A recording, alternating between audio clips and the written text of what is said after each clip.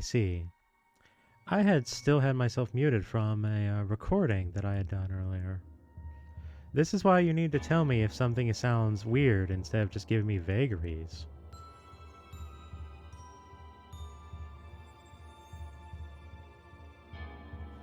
So let's try this again. La-Mulana 2 opens with a similar opening to the original, but then diverges rather clearly, which I think is probably the most summary way I can describe things.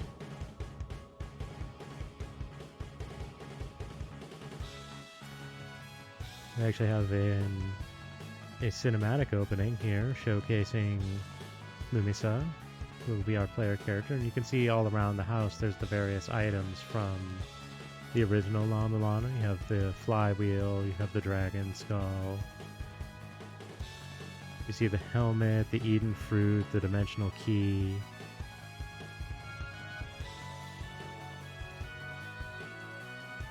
In a way, this is a game that very much knows where it comes from, but is also very inclined to diverge from its roots, which is, you know, pretty in theme and on point.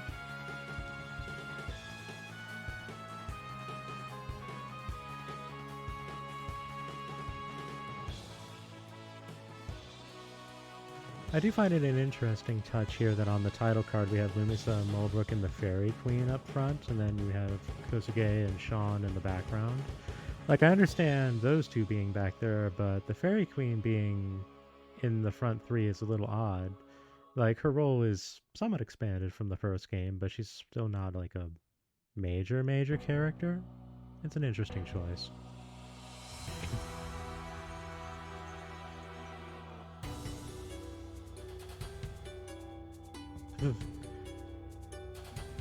Well, that's an interpretation. I wouldn't say it's accurate.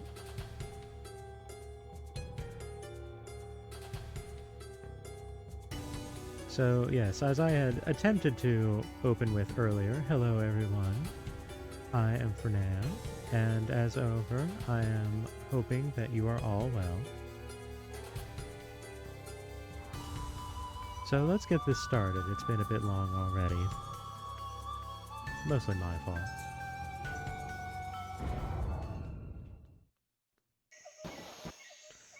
So just like in the opening, we open to Lumisa just kind of sliding down a cliff face,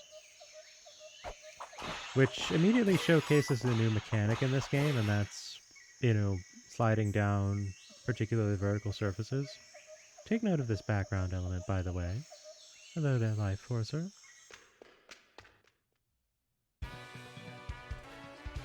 So we can see Elder Zelput over there waving us over to his tent. Except it's not much of a tent anymore now, is it?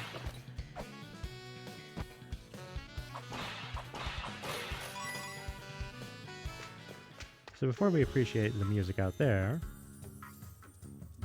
well, evidently Zelput is rolling in it now. A tourist spot, he says.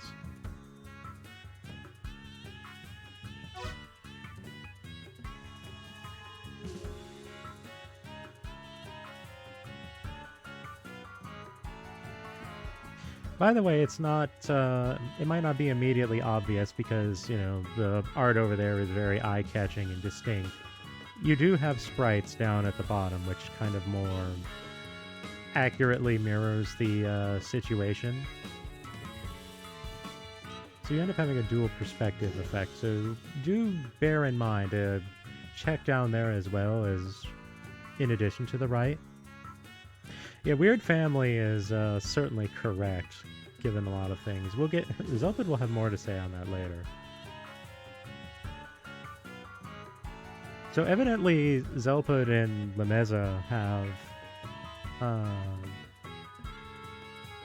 kept in touch. Because I don't think that Lemeza and Zelput knew each other prior to the events of La-Mulana 1. But now it's known that the Kosuge family are ninja archaeologists. So, weird family.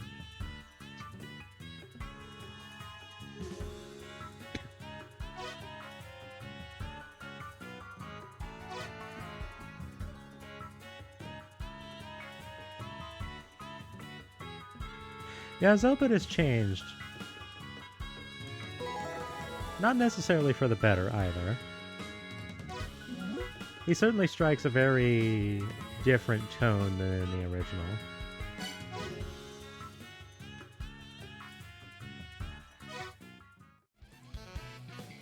Now then, the music. This track we're hearing right now, this is called Miss Explorer. And I think it is a worthy successor to Mr. Explorer.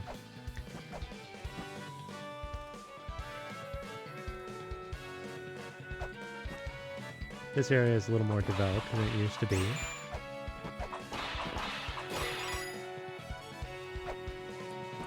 The hot spring is still there. All goal is gone. The shrine is still here.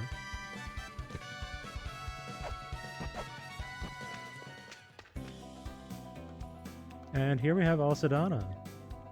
He was one of the 4 philosophers that we needed to speak to in the original game. He was the eldest amongst the philosophers, and, well, he doesn't have a lot of time left.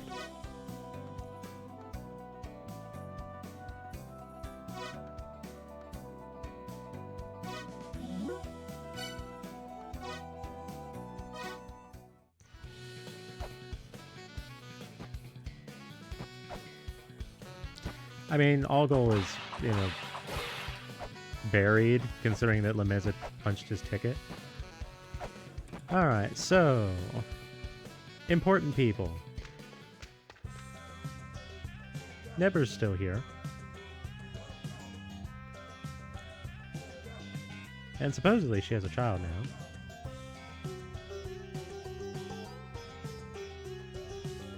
It wasn't the ending, true.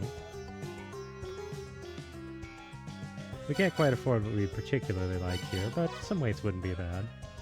Of course, never being never. The child seems to particularly enjoy her freaking out. She makes the same hand gesture as she did in the original.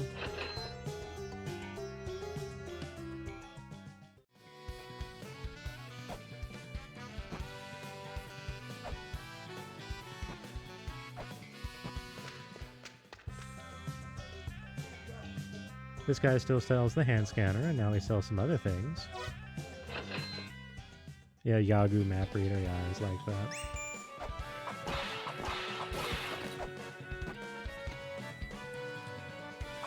So La-Mulana 2 is very much a very direct sequel, to the original, that is similar in many ways, but distinct in its own way.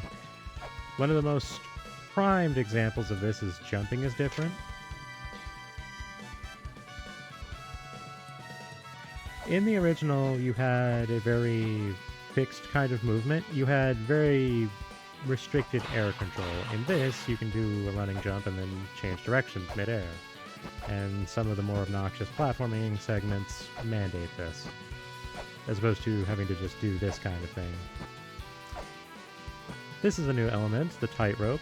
You can walk across them slowly, but if you try, and you can jump off them slowly, but if you try to jump onto them, you just go right through.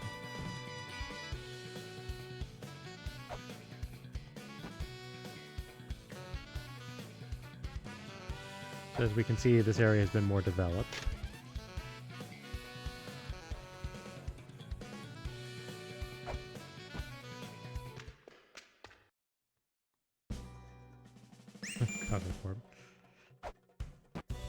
So I'm ignoring all of Zelpud's like tutorial things right now. Now, if you haven't played the original, the game actually does a fairly decent job of catching you up to speed, or if it's been a while since you've played the original. Within the refurbished Gate of Guidance here, which has basically the same layout, but similar tablets, you can check them out and see what they have to say about things, also. Zelda seems to have an impression of himself. Right? Yeah, like... This is actually a plot line in Final Fantasy X-2 where Cid wants to turn the ruins of Xanarkand into a tourist spot. And it has that same kind of vibe to it, where it's just kind of like, you sure? Is this really okay, dude?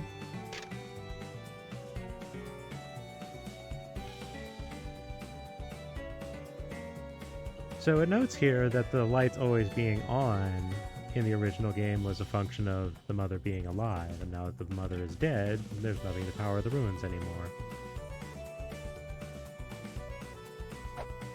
Hey, there's Skitch. Another control difference is that you can now jump onto a ladder. You can also press jump to disengage early from one. This is a very nice QOL, and I appreciate it greatly.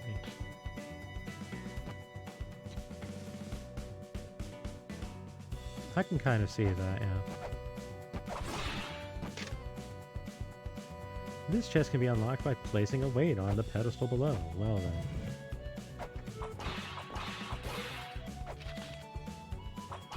Well, here's a familiar toy. And Zelbud knows immediately that we just got the shell horn.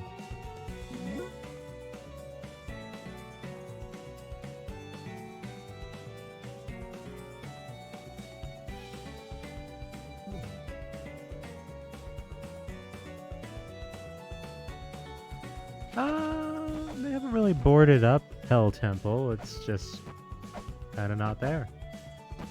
Also, we have a lineup here.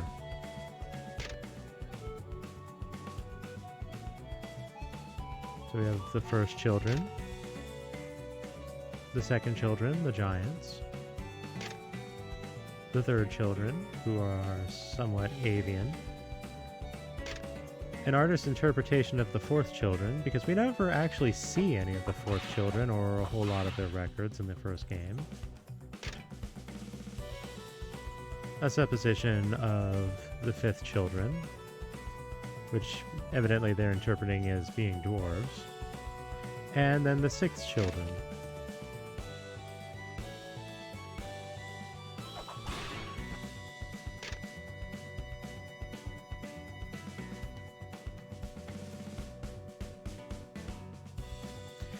I like to imagine. Actually, I think this very much is very specifically Zelbud writing these. There's an add-on. There's a software that you can get later on that tells you who very specifically is the writer of a given tablet, and these are all. You can imagine all of these tablets here in the ruins being in Zelbud's voice because he wrote them. So he's actually just straight up dropping the absolute truth that we, the villagers, are the seventh children. And you, our patrons, are the eighth. Certainly gives you a tone about Zelda, doesn't it? Bat, get out of the way, please.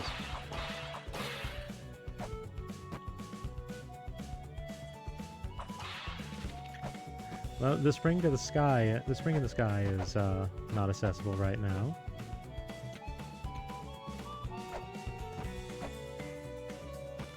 So down we go. I like how they fixed up this Olmec.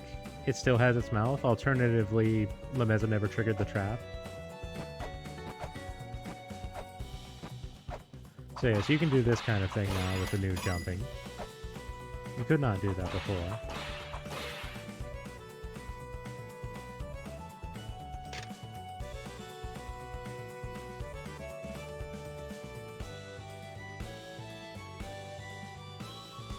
A strictly tutorial tablet here as opposed to one kind of being informative to the general public.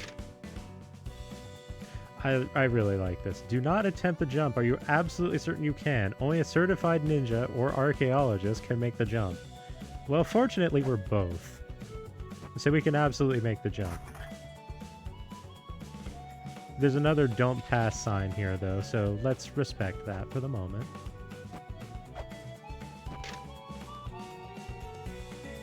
Ah, so they put the Holy Grail back where it belonged, and oh, what do we hear?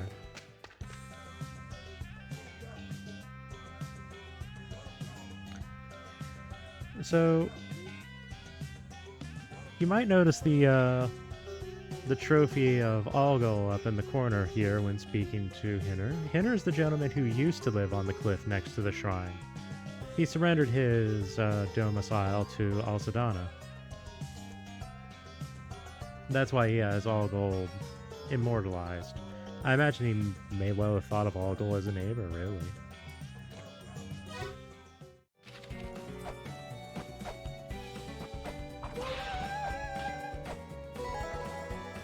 Alright, so now we have the Holy Grail, and again, Zelpid immediately knows.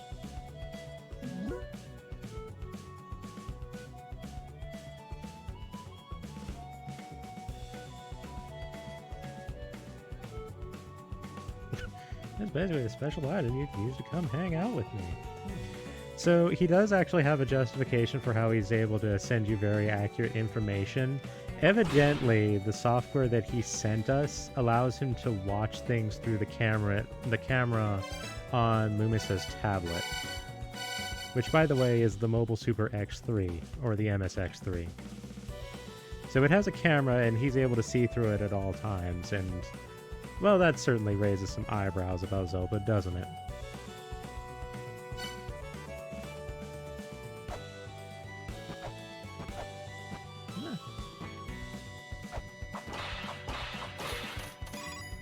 I like the, just like the tilted texture here of the part that used to constitute the pit in this area. You can also see the block down there that falls in the escape sequence of La-Mulana, cutting off that particular path. Which I had nothing to do with, by the way. It's true, the state of the ruins is functionally Lemeza's fault, but I mean, really, what was he going to do? Not?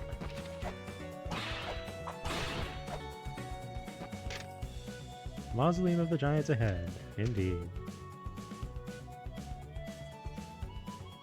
Oh, there will be girder climbing, we're just not going to do it right now.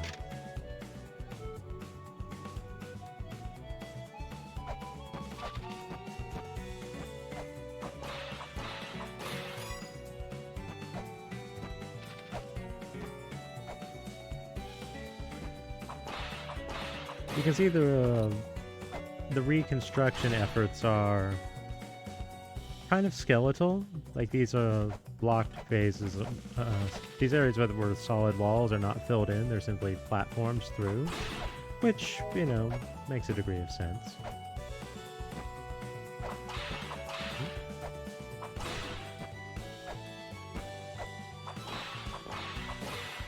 By the way, if there's something that the Mausoleum of Giants is known for, it's tablets that people regret reading. There's another blockade here, but this one we can break. You are forbidden from laying eyes on this tablet again. Those who do not heed this warning will suffer pain of death.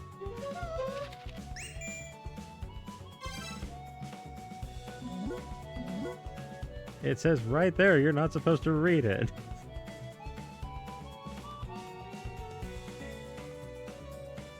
So, a lot of people complain about the hard mode tablet in original La-Mulana. They make it very, very, very clear, don't read it a second time in this one. I don't feel it's ever... I never felt it was that much of a concern in the original in the first place. Just, you know, heed the tablet and don't just read every single tablet. You know, when you get stuck, just like think about things clearly. But apparently a lot of people did that, so their response is just, alright, fine, we'll make it more explicit, don't read this unless you really mean it. Yeah, exactly, it's a concern for tourists, precisely. Now this one, you might notice, is shining. You can actually save at this one. It's not, strictly speaking, a Holy Grail tablet, but we're still in intro mode.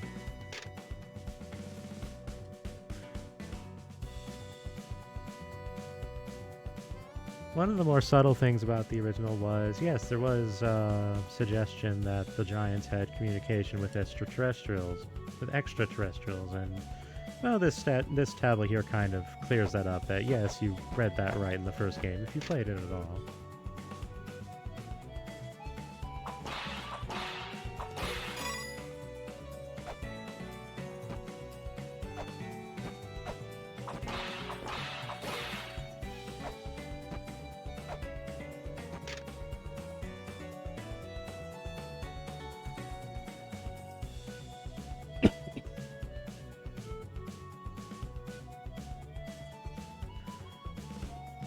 So as you can see, we do not have the old path into the Twin Labyrinth here. Presumably they filled that off and didn't really know what to do with it.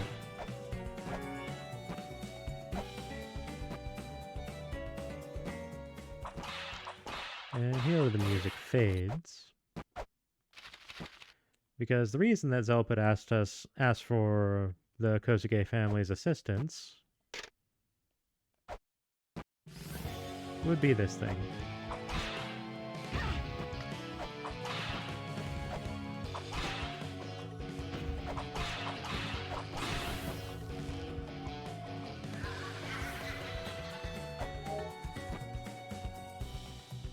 And there we have a friend over here.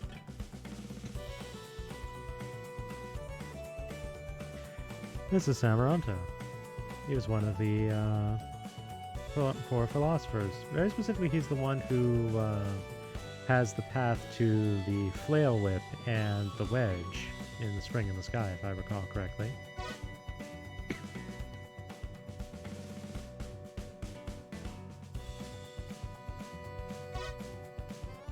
So the path to the Fairy Queen in the Infinite Corridor exists still, but the rubble's blocking it off, and that's his ongoing project at the moment.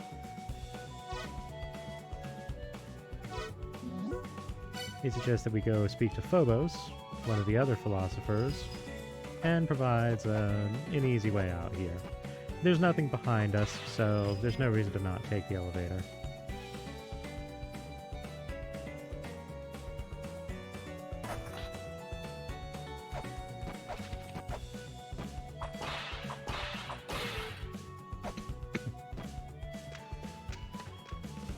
Samaranta doesn't have anything to do with the Crystal Skull, I don't think. Yeah, no, you get the Crystal Skull in Shrine of the Mother.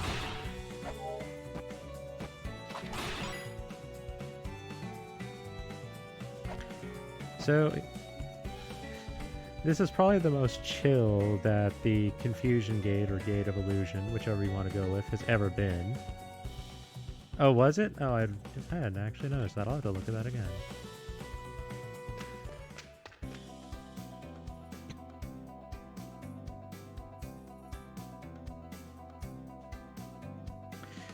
So note Phobos' headdress there. If you've ever looked at the album art for the original La-Mulana, one of the images is a statue with a headdress like that. The implication is that that's Phobos when he's not yet been awakened. It seems he's taken to modern technology fairly well, all things considered. That being said, it also seems like he managed to blue screen a Mac.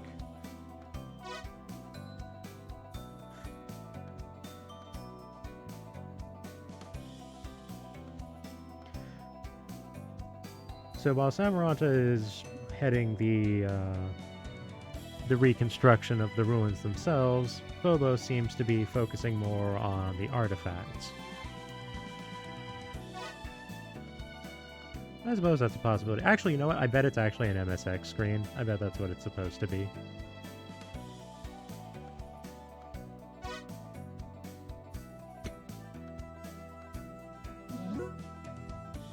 So if you want to have a catch-up on, everything, you have these questions that you can ask here. We'll skip all that.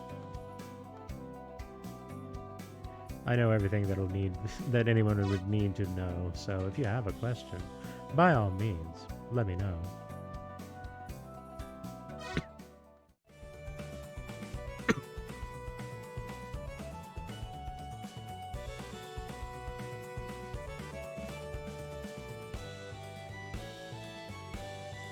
Alright.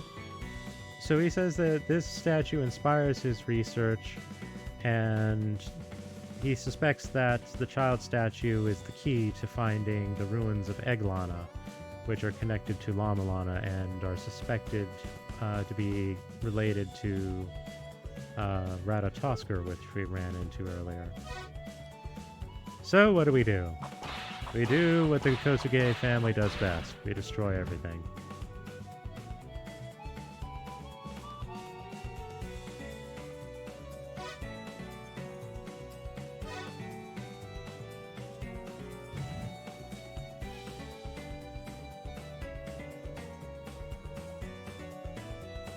So he specifies that the 7th children can open these particular kind of doors without issue, but seeing as how Lumisa is an 8th child, she's going to need to open them through a different means.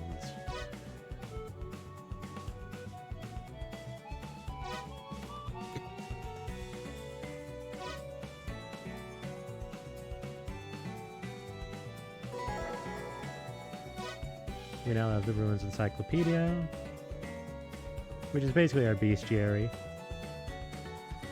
And so we begin the game properly.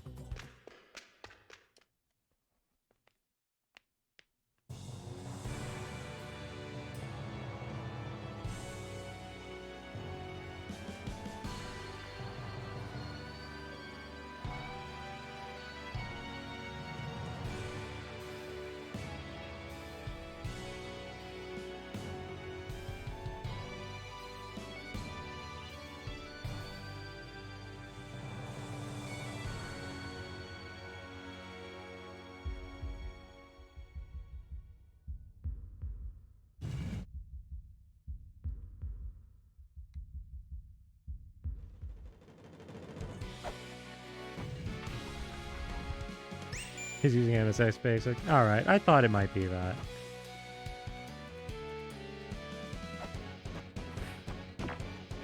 I could go in that door, but I want the music to play for a little bit. So, immediate Sacred Orb. Very pleasant to heal with, since you have to fight Ratatoskr. An immediate instruction on hit walls.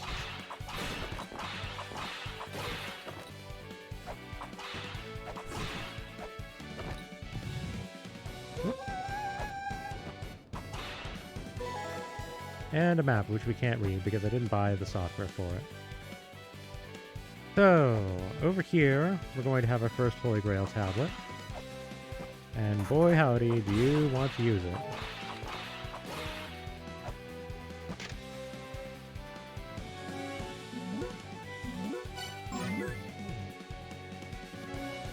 So, before we proceed further, it would behoove us to go back and pick up the software that we haven't. So let's go do that real quick. They don't really give you the money to afford everything until you reach this point, so this is a bit of a dip.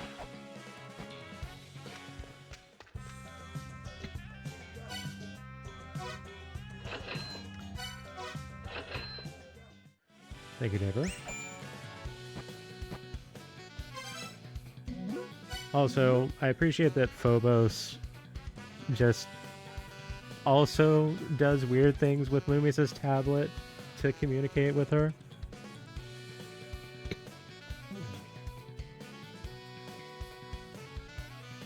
Everyone's just like messing around with her hardware and without permission. It's just very weird.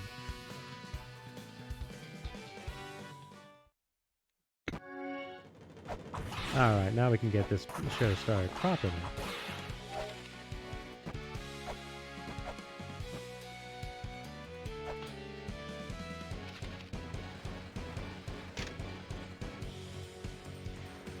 So I'm not going to need to read tablets in the early game because I more or less know what to do, particularly in the Roots of Yggdrasil here. But eventually I will reach the point where I will actually need to have them inform me of the puzzles, because the later puzzles, well, I haven't played this game as much as the original. I do know that this is related to one of the long-form puzzles of the game. I've already got the screenshots needed for it, so I don't need to worry about that.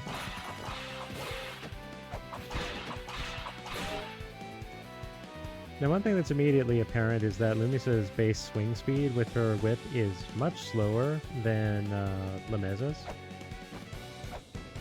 I don't think I have actually done the thing I need to yet. Oh, it doesn't matter. So there's the proof that this is Unity. Also, hello again, Ratatosker.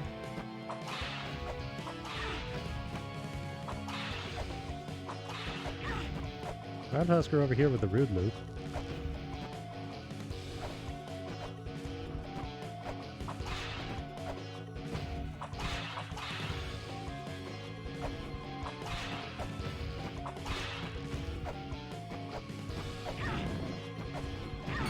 Ugh.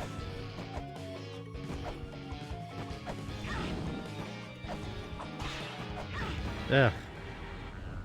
I do not have the shuriken yet, so dealing with Ratatosker is kind of a pain in the rear, honestly.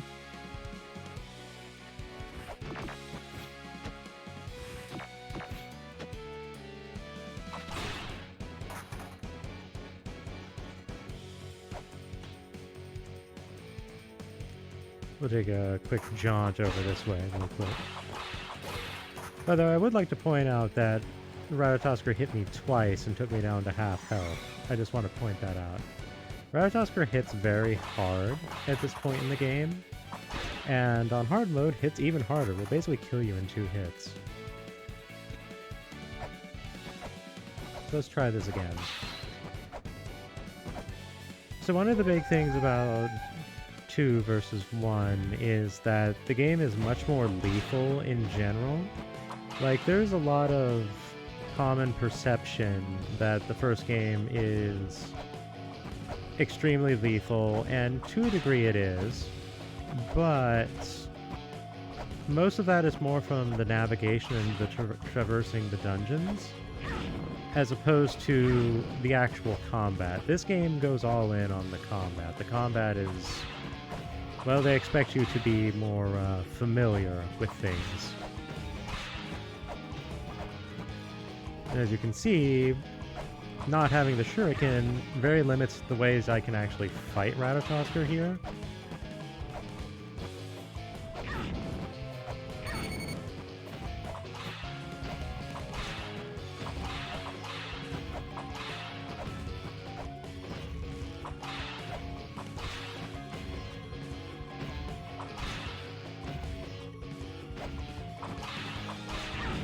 Ah, I was hoping.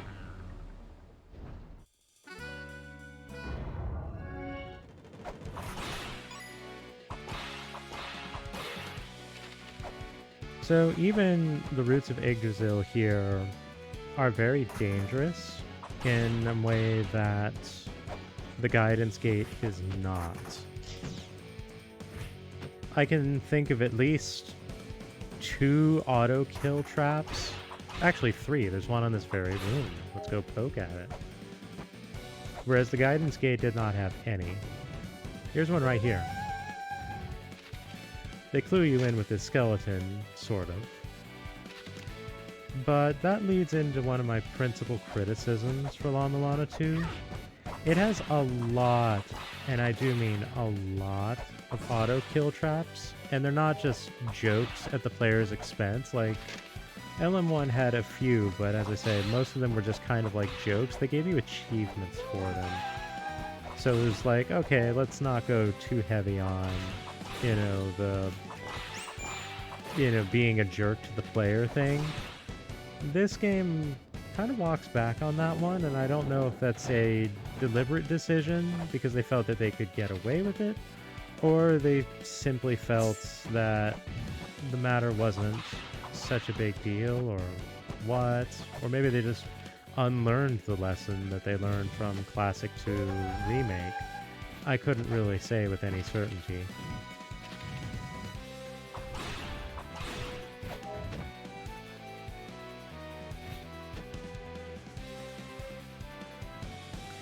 But regardless, the end result is the same, and the game is very, very lethal as a result. And as such, I don't really enjoy it as much as the original.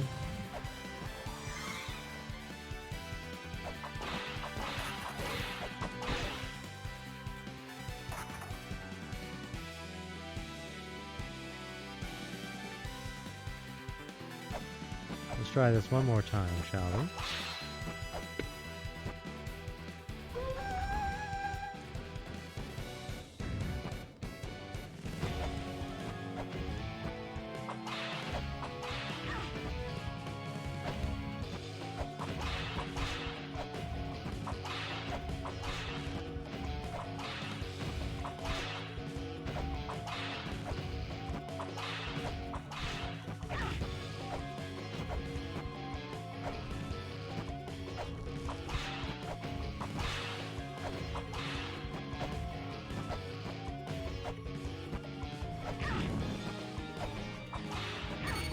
Ugh, this is going poorly.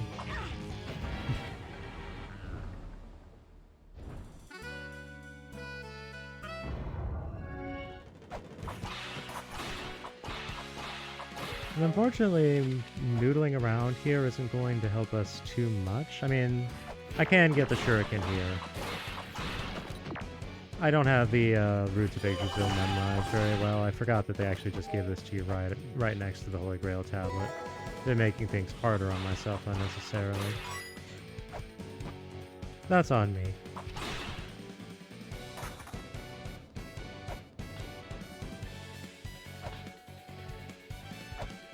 As you can see, though, not having the sub-weapons makes this mid-boss considerably more difficult.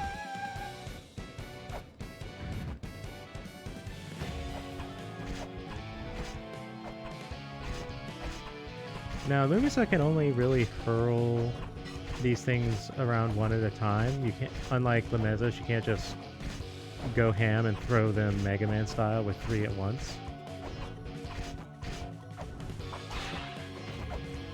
They still do only 1 damage, as far as I'm aware.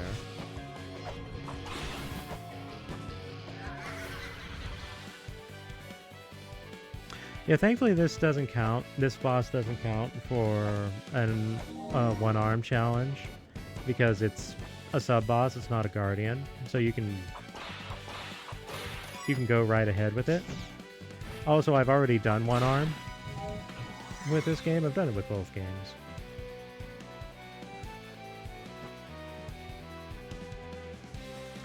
Now, the tablet up there says to, you know, basically come back later, more or less.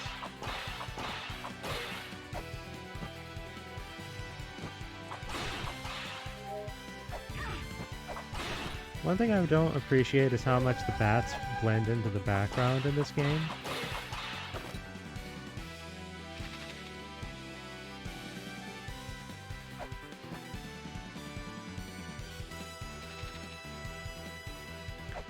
So this tablet here says to not jump onto that platform right there. It's very subtle, but if you see, do you see like the little bit hanging out from the bottom of this wall here?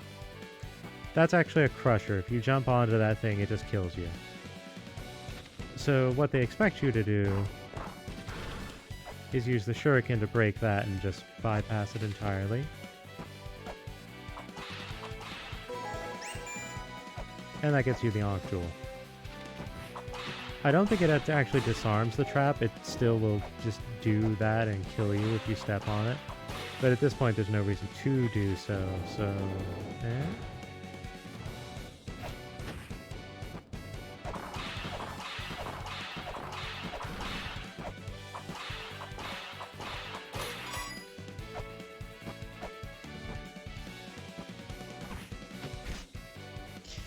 As you can see, the shuriken do less damage than the whip does, which is kind of eh.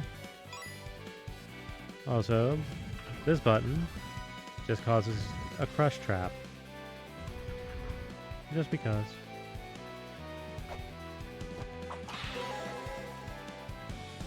Oops, I walked off of that. I did not mean to do that. Abort! Abort! I pressed the wrong button.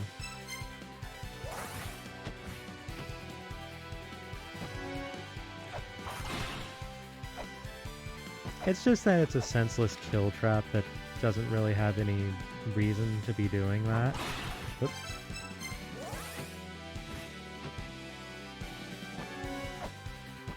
And the game is loaded with them. So, we'll take things as they come. Some of the kill traps are more unreasonable than others. Like, these early ones aren't too bad. I don't really feel they need to be here. Nope. And so there's the slide, quote-unquote, in action. And a bat that I can't see because of the color palette.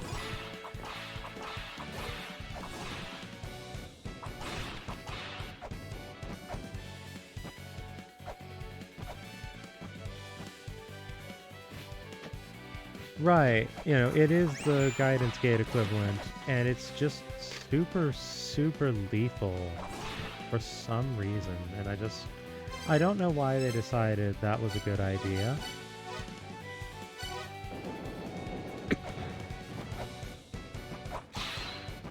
If that's even how they were thinking of it, they probably knew it wasn't. Could be they just wanted a game that had a lot of kill traps, in which case, you know, mission accomplished. Not the direction I would have gone, but...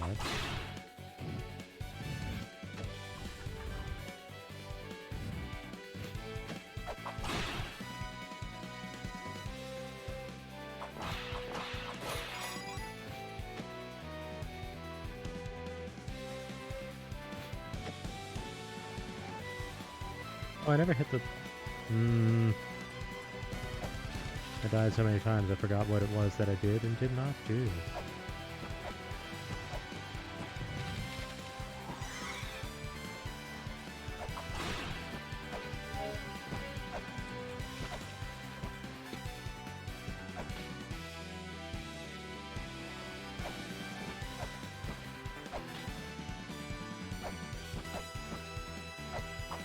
So another thing that this game does that I know a friend of mine does not appreciate, I'm a bit more lenient on it. You don't need to fight this.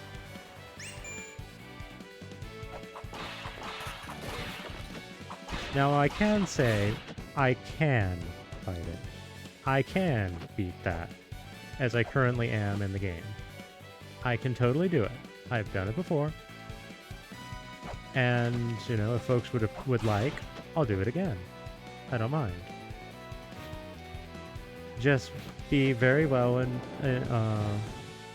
aware that fighting Nidhogg at this point is extremely optional and not necessary. Confound it, I slipped off again. Ugh.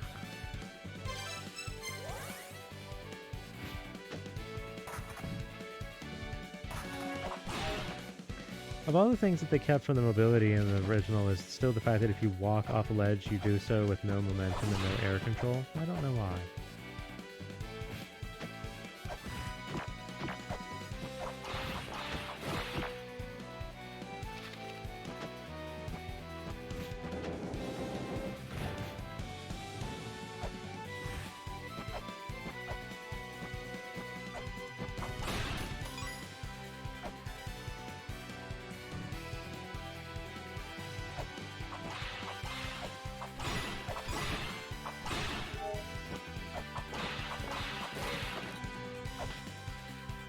There's also stairs, which are original Castlevania stairs. They make it so that you can jump on and off ladders and whatnot, but you cannot do that with stairs, and that's a very strange decision.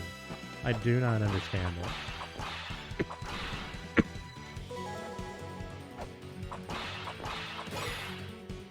Also, this is our first shot.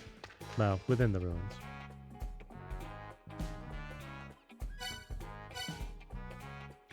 So it's worth noting that all of the inhabitants within the ruins are not just like statues or sarcophagi or skeletons or whatever. They are, in fact, living individuals.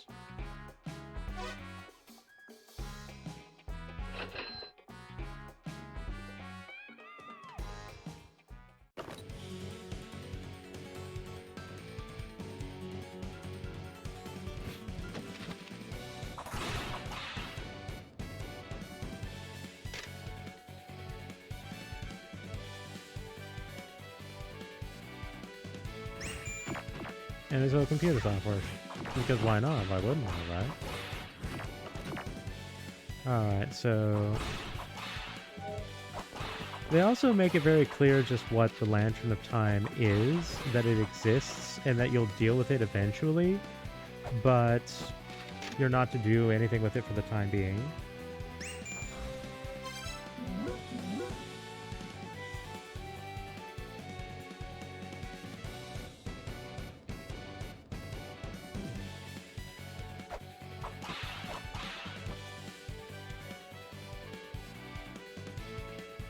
Let me see here. Here we are. So this column is important for the sake of getting back to these lower areas without a hassle. This tablet is important. You can note that it has a bit of a different design to it. Now, one QOL that La-Mulana 2 has over 1 is if you've not read a tablet yet, you'll see that they actually glow a bit, so you can know that you haven't read it. And I do appreciate that. But this one is also distinct looking, and it doesn't look like the Holy Grail tablet.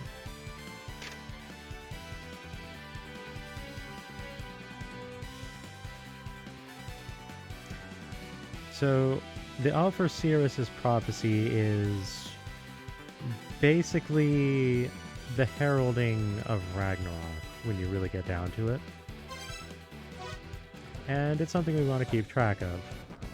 Not going to be pertinent yet, but we want to keep track of it.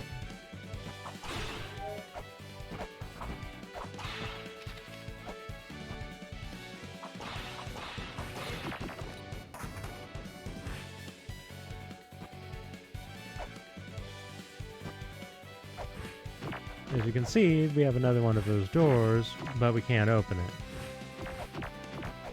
It wants a total of 1 guardian to be slain.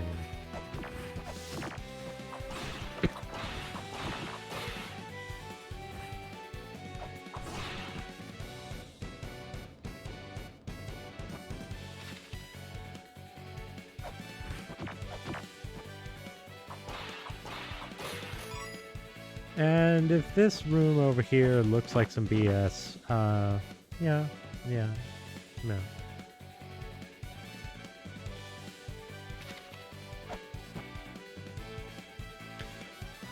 You will note the Eye of Retribution over there. If you hit the rock, you get blasted.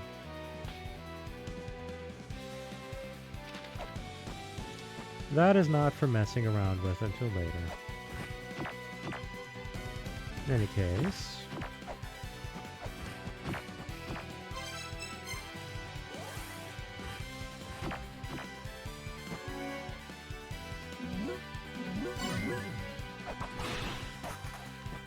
So before we move forward, there was one door that I didn't go into. It was semi on purpose. I'll go into it now. A cursed bat that I can't see.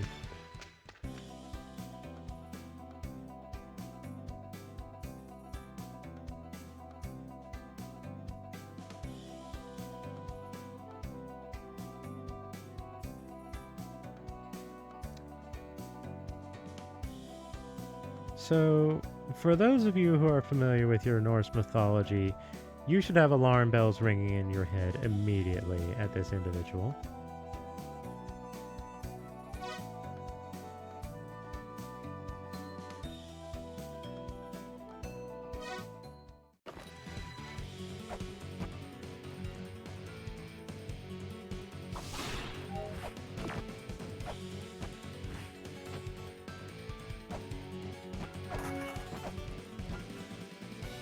And for good reason.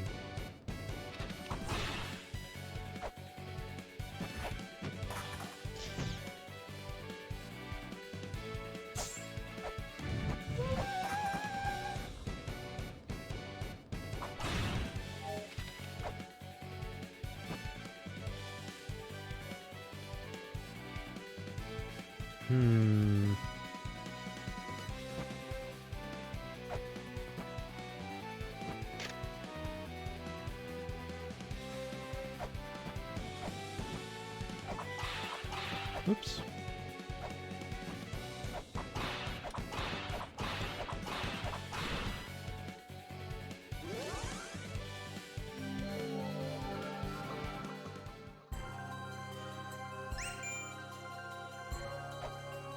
So then, do you feel like we've just set something in motion that we maybe shouldn't have? Oh well.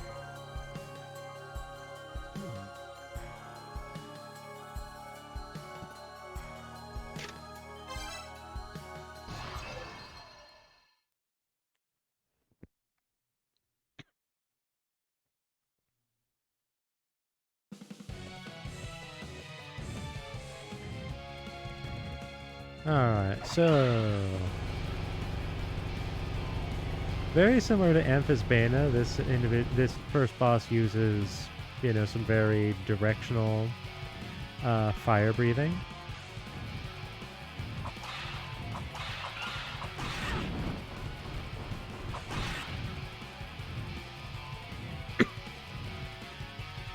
Fafnir will just kind of show up from each given corner and just kind of start projecting his mojo in a given direction. Now, something that usually works, but not always, is getting behind him. Doing so when he's on the ground like this is bad, because you can see, like, the spike is there. Like, the talon. It's okay to do it when Fafnir's coming from the top, but from the ground, I don't recommend it.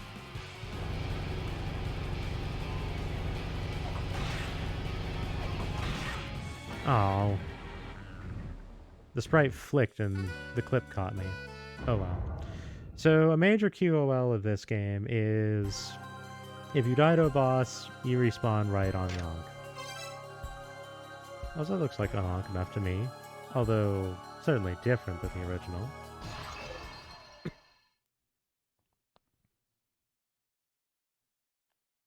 Hey there, Taxdark. Welcome back. It's been a bit. This is La-Mulana 2.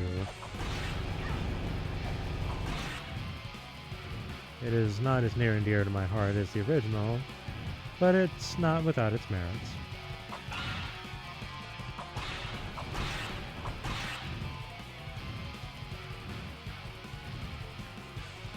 Now, I'm not super inclined to be going for a one-arm challenge on this run in particular, but right now the shuriken are not a very good damage source.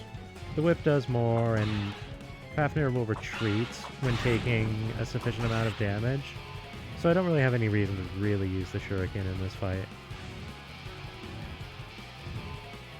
How have you been doing, Taxdark?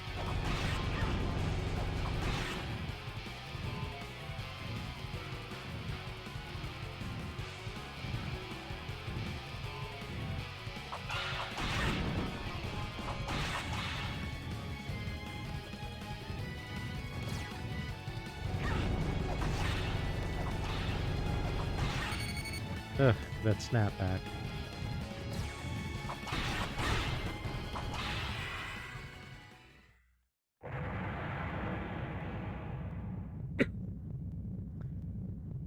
It's a bit more dramatic when a Guardian gets taken out in LM2. Just a bit.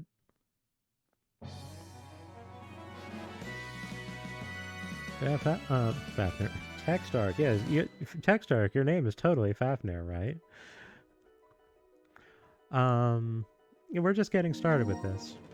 We've not really missed much. Now, another thing in this game is when you take out a Guardian, you do get an item.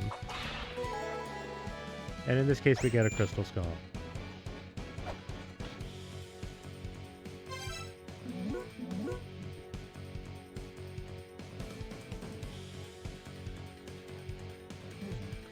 Phobos asks that we bring it back to him sometime, so eventually we'll make our way there. We could do so right now if we were so inclined, in fact. So before I go do that, however, let us throw a save over here. And I have a question for you all. Do you all want me to go fight the very extremely optional and not recommended sub-boss right now? Because I can do it. I have done it before, and I'm confident I can do it again. Might not get a first try, but I can do it. Or would you rather I come back later with a little more material?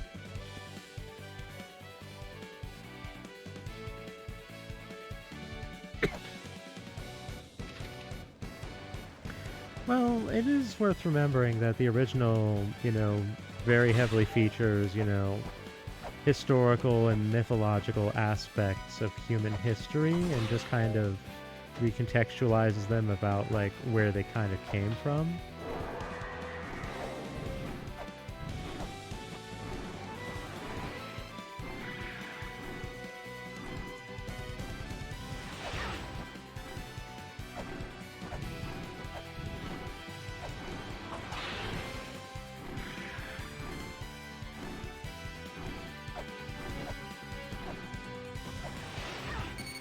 Oof.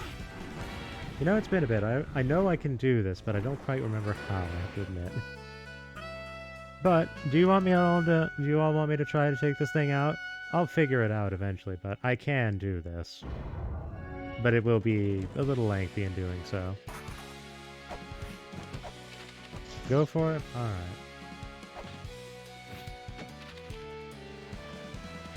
Basically, there's a specific pattern you can follow that guarantees that you get in a hit.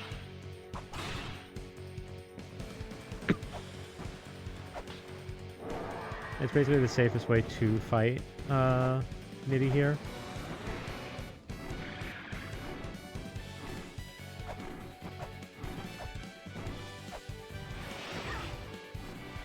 Oh, right. I remember now. Okay. Or at least I remember part of it. Alright, alright.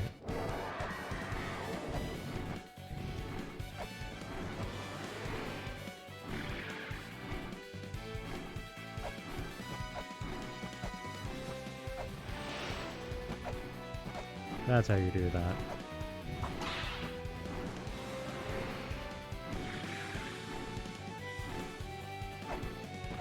Whoops. Skill.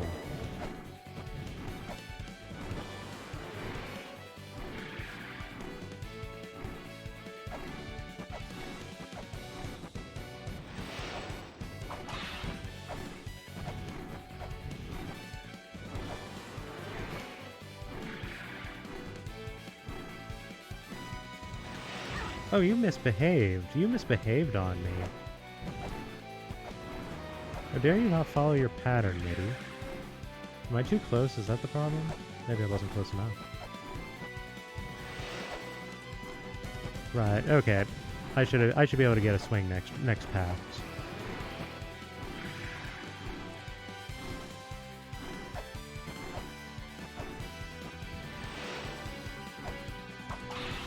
Ah. I missed, but I think you see the idea.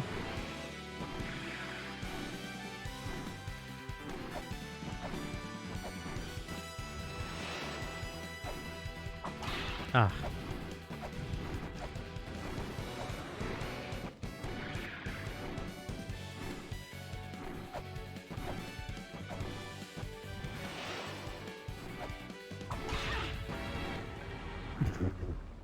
Okay. That was a little odd. He's not supposed to do that. Well, anyhow, you see the idea. Perhaps it's best I don't waste all of your time with this. But, provided he doesn't do that nonsense, which is very strange. I'm not sure why that happened, honestly. You can absolutely just get hits there and never get hit, keeping him in that loop. And, you'll be fine.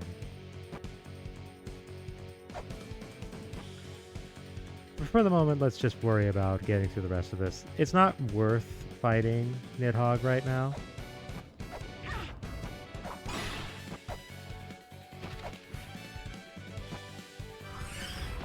In any event, we have defeated a Guardian, and so the door opens.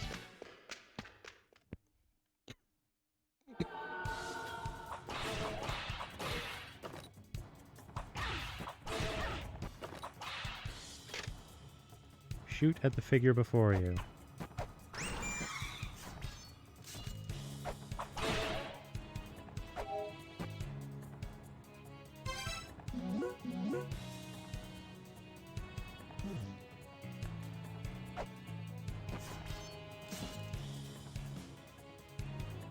Yeah, it does kind of have a PSP look to it, doesn't it?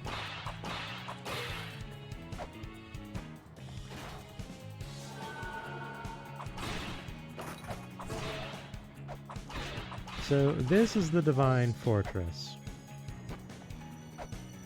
I particularly like this track right now.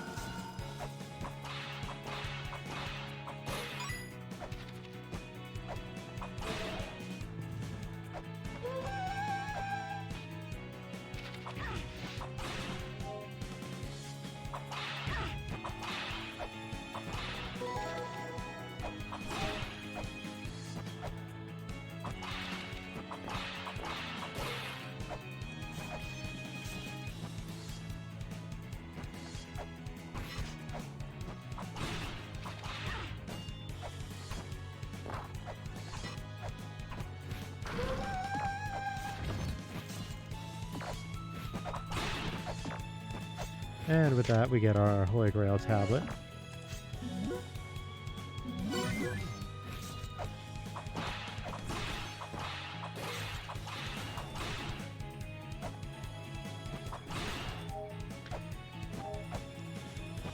So, now that we've taken care of that little detour, let's have a poke in here, shall we?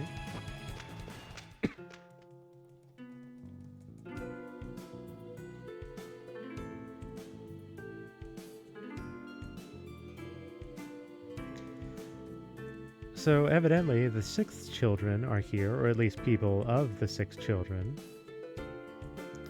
And it would appear that the figures in Norse myth, I can speak, are figures of the 6 children.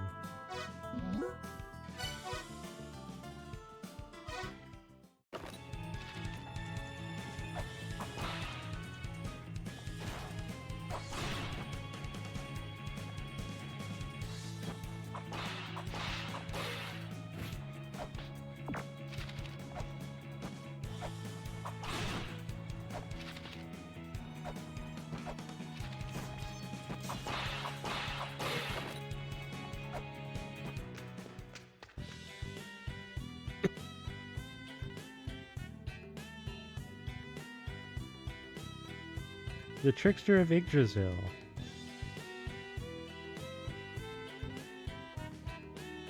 The beginning of the end,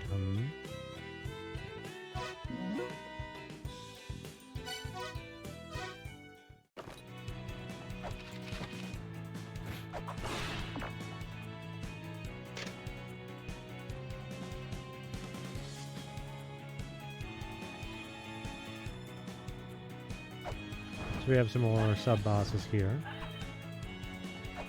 Hugin and Mugen.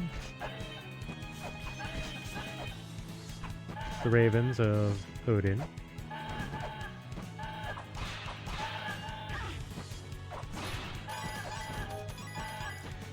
Now, an interesting interpretation on La-Mulana 2's part is that you see, like, this figure back here you see with, like, the pointed helmet is a depiction of Odin, but the idea here is that the Odin are an organization that operate under the intent of doing, you know, good things for the world. So it's more of a peacekeeping organization rather than a single individual. But, you know, myth could misinterpret such a thing as being an individual. Which is an interesting idea, although it's a little fan fiction at the same time, I feel.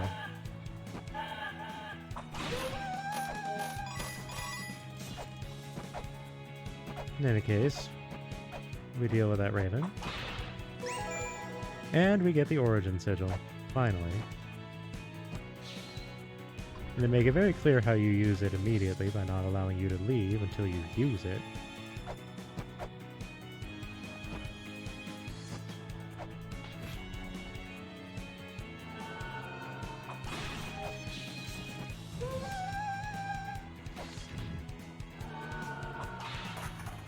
This is a little cool as far as unlocks go for the seal.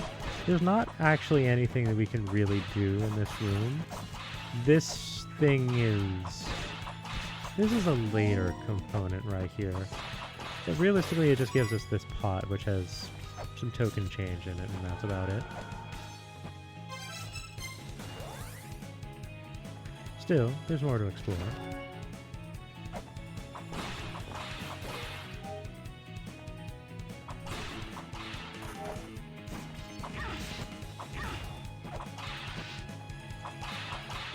Ugh. The extra delay on the whip in this game versus in the original throws me sometimes. And this looks familiar, doesn't it? Oop. Excuse me, madam.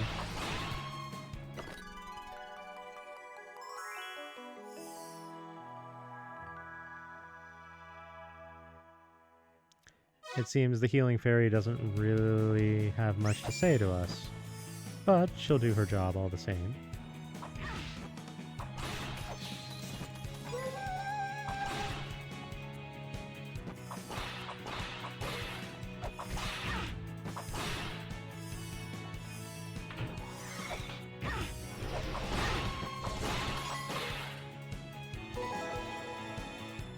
This gets us our Ankh Jewel.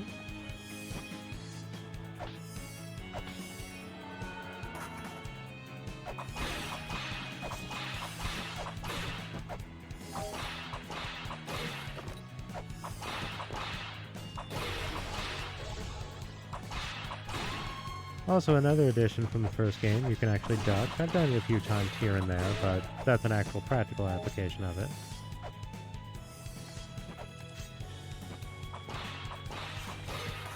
You might notice that we did not need the Pendant of Isis or the Fairy Queen's particular approval for the fairy to be helping us here. That might actually be a contribution to why she doesn't really have anything to say on the subject. What am I doing here? I'm doing something wrong. Ah, there we are.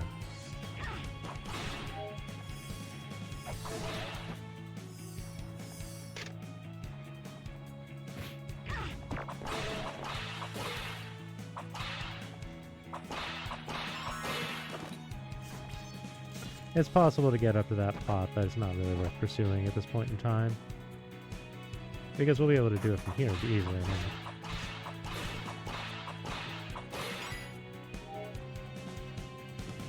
Let's just open up this path permanently and have it cease being a nuisance.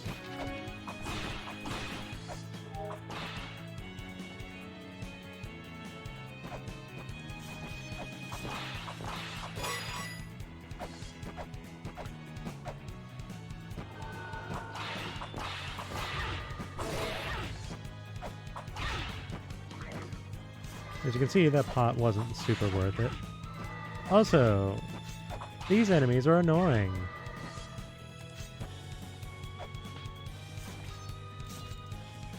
We will hit a point where they become trivialized, but that's not for a while.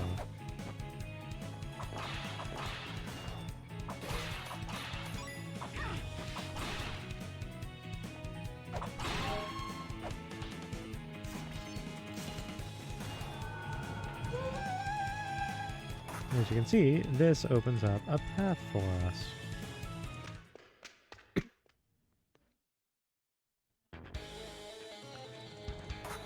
So if the former area was the Divine Fortress, and we see a lot of Norse mythical figures, and this claims to be Valhalla, then this is clearly connected in some way.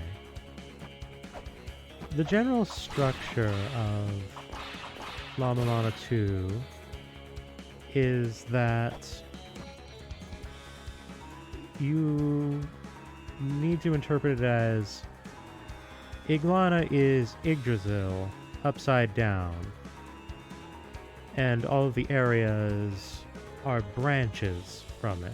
So this is the outer branch of the branch that constitutes the Divine Fortress.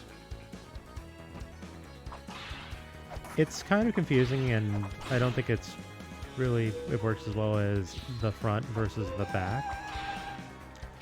Regardless, You might notice that thematically, Valhalla doesn't appear to be very Norse.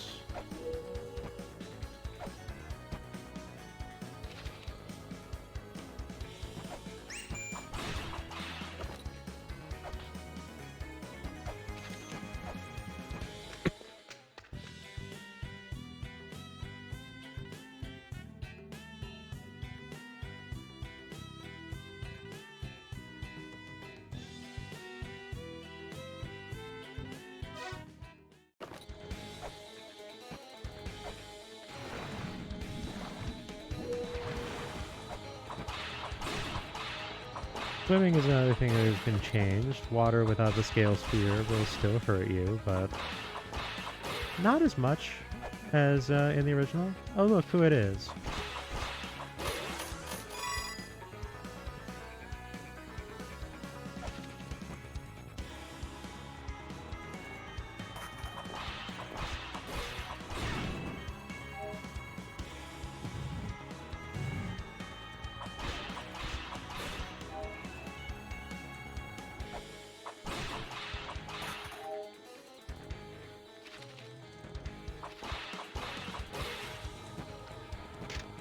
Sit to proceed, it claims. Have you used the new mechanic to crawl?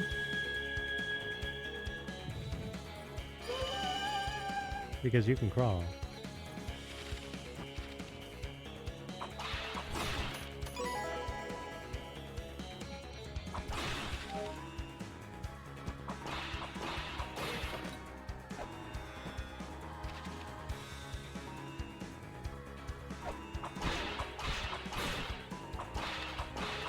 Now, interestingly, the Divine Fortress doesn't have as much in the way of lethal traps, and indeed, Valhalla doesn't really have much in that way either. It has its traps, sure, and they'll hurt you, but they don't really have kill traps very much.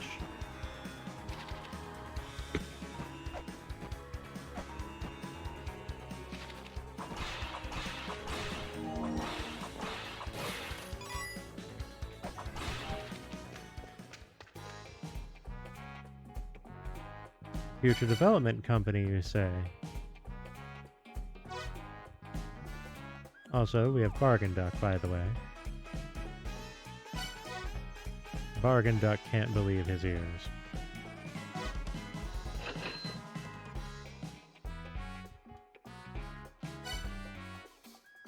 You might notice I only bought 10 weights at the beginning, and we have a bit more of a better weight economy right now. We still have more than we started with at that point, and we haven't needed to invest it in more. LM2 is a bit less, you know, gotcha about its weights. There's more weights to be had in pots and whatnot through the whole thing, but you do still want to just kind of keep on top of that. It can get away from you.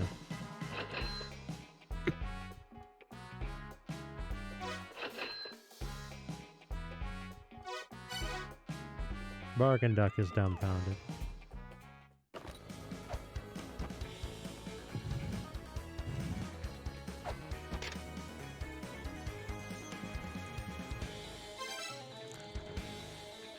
Hello there, Kayamek.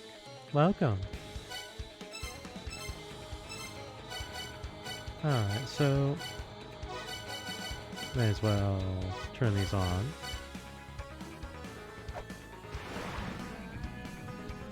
Now, fortunately, I got a health recover before this, so this isn't going to put me in particularly dangerous territory. Come on, work with me here.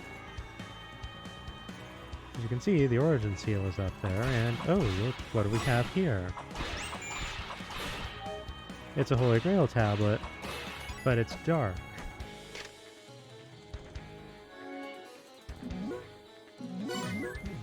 We can save here, but it's not here, except it is. Once again, you need the Mirai software to get the alternative warp points. I can only presume that it means the outer branches in this, but you're going to find that it's not nearly as clean as the front and the back from the first game. So we'll worry about that later.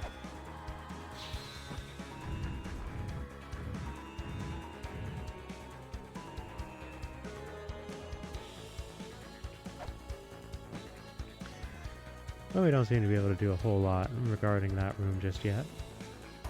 Oh well. We got our save, that's what's important.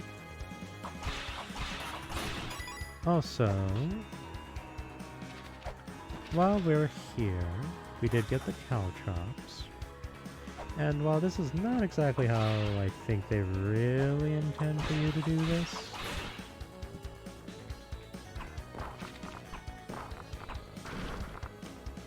we can still get this little secret here.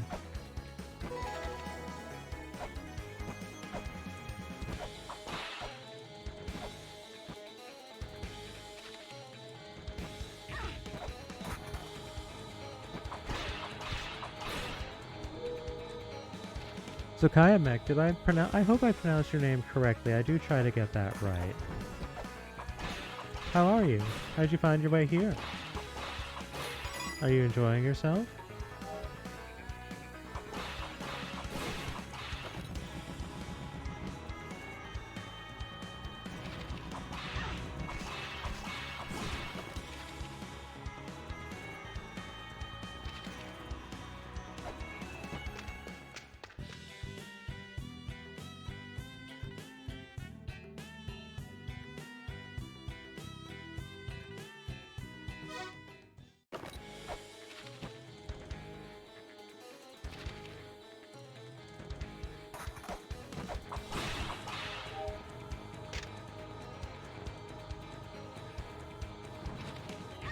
Right, I forgot about that. So, right there, there's a bit of a blink and you miss it. That's another thing that I have contention about regarding La-Mulana 2 versus its original. In the original, if you have mercy frames from taking damage, then falling onto a spike means you simply pass through the spike.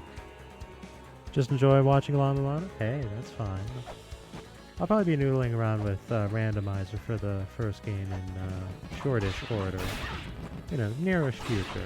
It's not on the docket, but I'm definitely inclined. I'm very fond of the original. Anyhow, in this game, if you take a hit and you have hit stun going on and all of that kind of thing, then you have the rather distinct problem of you can still be harmed by spikes, which I don't really appreciate. You'll end up getting juggled onto spikes very frequently,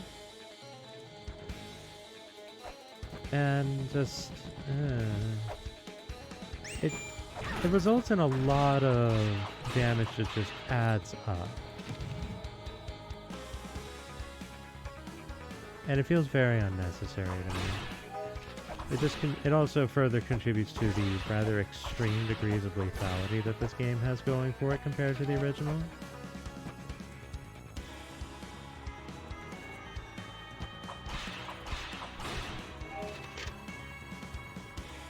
The Corridor of Blood, you say?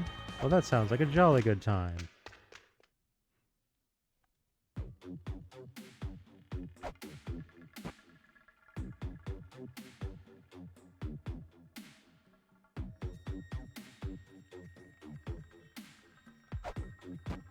This is quite the area, isn't it?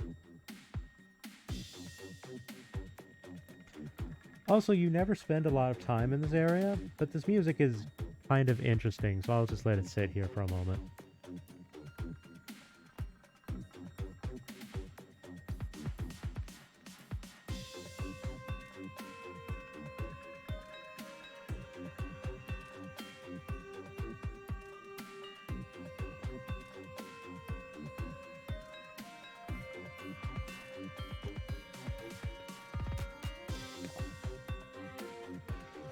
And Text Arc, that's basically the issue. It basically is the Sonic 1 spike issue, more or less, yeah.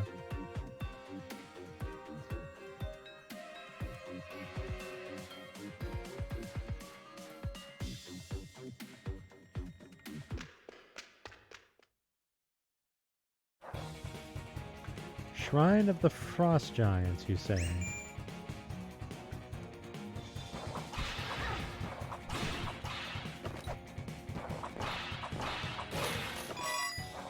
So I'm not going to be super proceeding from here. Short order, I don't have what I need to do here. So I'm going to fall back. But fortunately, it's not that much of a trip. Just kind of file that one away. For all of its weirdness, the Corridor of Blood does take us to another area, and that is an important mechanic to be aware of.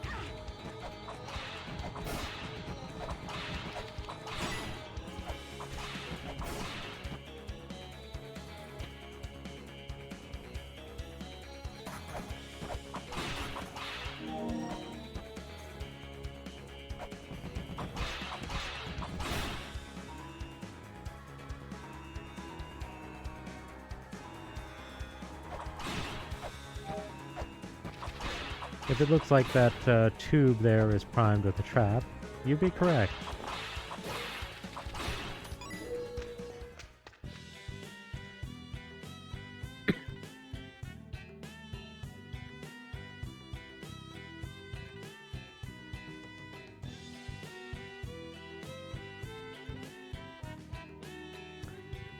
This individual certainly has an air about them.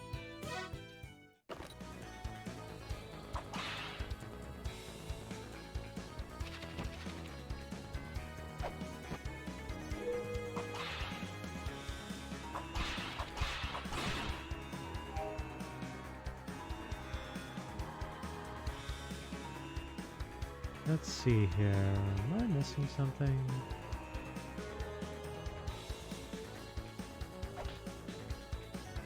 I know there's one aspect I'm missing. Ah, there you are.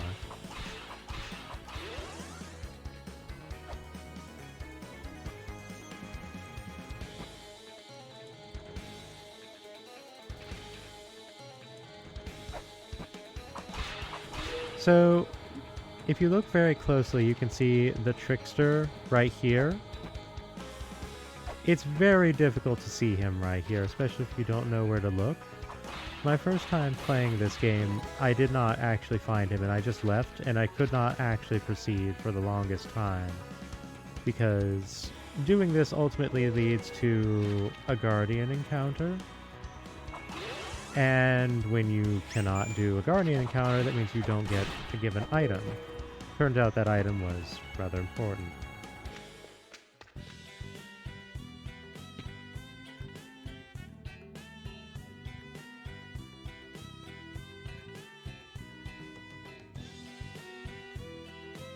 Stop the trickster? That sounds like a reasonable plan.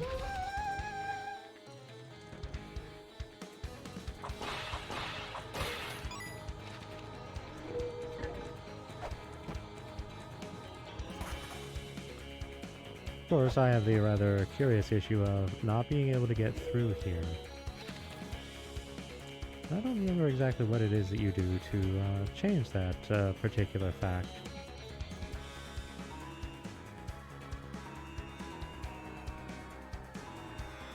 Oh well. Oop. Got me again. Oh, alright, well that'll settle it now, won't it?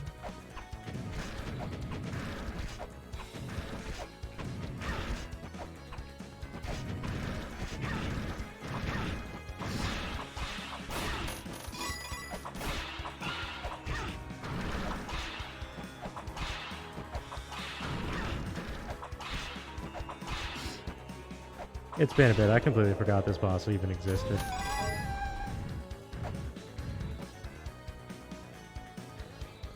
Well, in any case, that opens up our path here.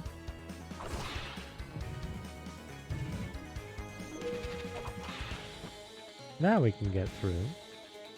Although fighting in this condition would not be especially wise.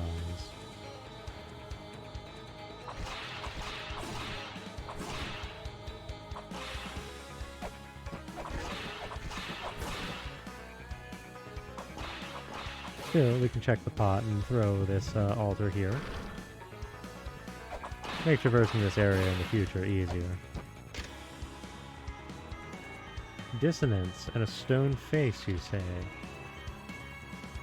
Thinking about, do I actually have the Ankh? Okay, I do. I have the Ankh tool. So I can do this. Let's take the moment then, however, and head back to the village.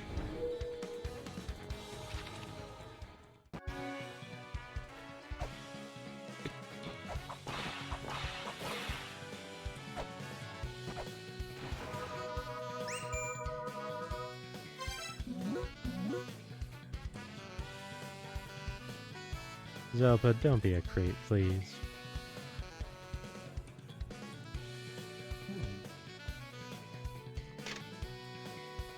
Also, the hot springs still cause curry addiction.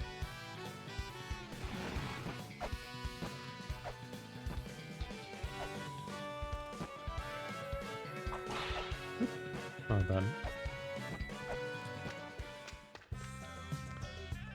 As you can see, this gentleman still offers illegal arms.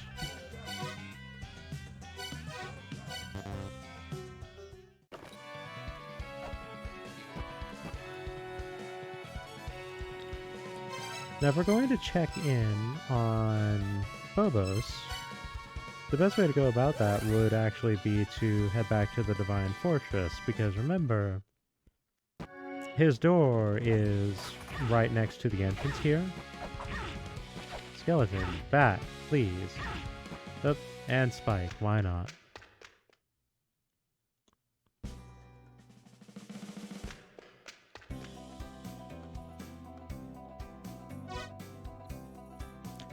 They actually made a little model for it.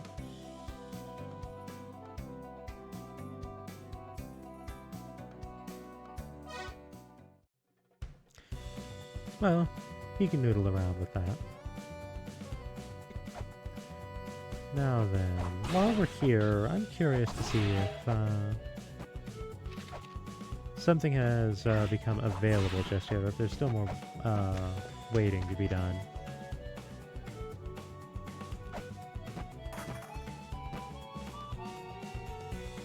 By the way, I do like this track a lot that's playing right now.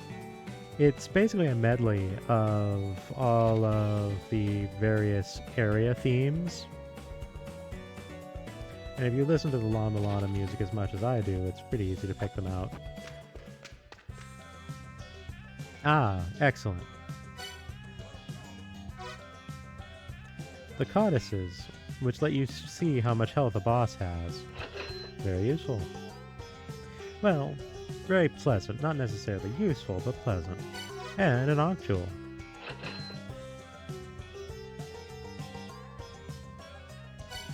By the way, watch the picture of Algol up there.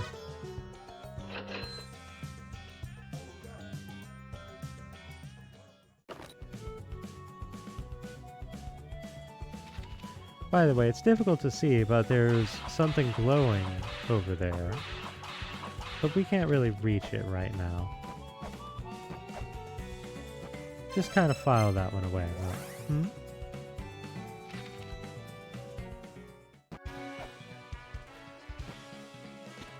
Alright, well, since I took an embarrassing degree of damage, let's fix that real quick.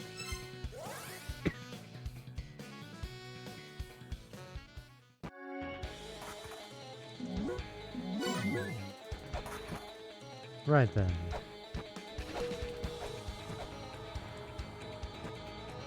We have a throwdown with Ritra.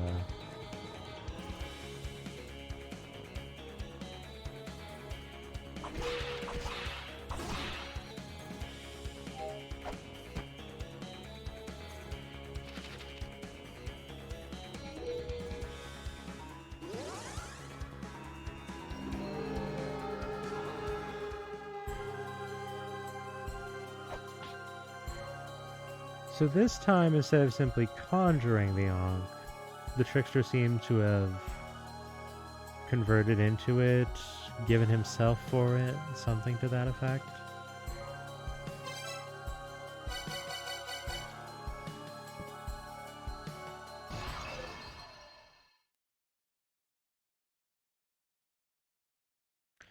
We'll see if I can actually pull this off with the equipment I currently have.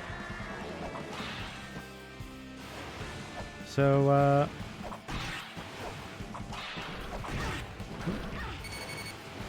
As you can see, Ritra is an auto-scrolling boss. And touching Ritra hurts a lot. Don't do that.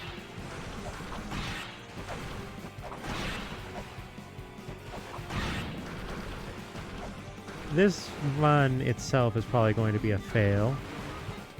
Unless I can no-hit it from this point out, which, I don't super favor my chances. I'll try. Oop. Nope, there we are. Now let's try this again without touching the boss and losing half our health immediately. Curiously, there are significant loading times before a boss occurs in LM2. I'm not quite certain why. I suppose it's a new area, as opposed to just repurposing the room. Oh, really?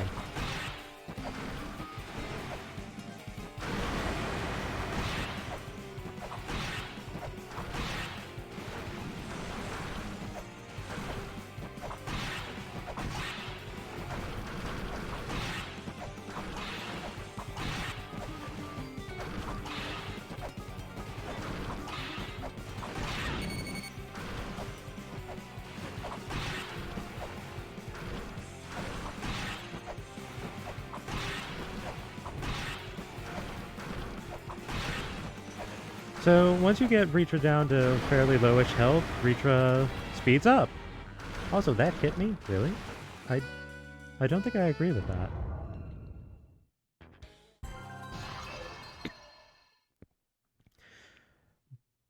Ritra is somewhat similar in the sense of the way that Vi is, in that bringing Ritra to low health makes Ritra significantly more dangerous by basically doing one very simple alteration to their operation.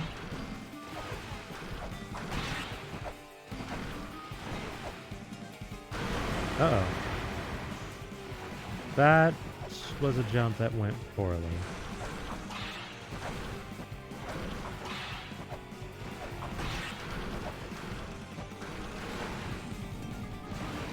And as you can see, if Ritra manages to get that particular fireball off, you run out of platforms and not the problem. So you kind of want to be sufficiently aggressive with this boss, but not so aggressive that you collide carelessly into it. Ugh. I whipped late. Dead.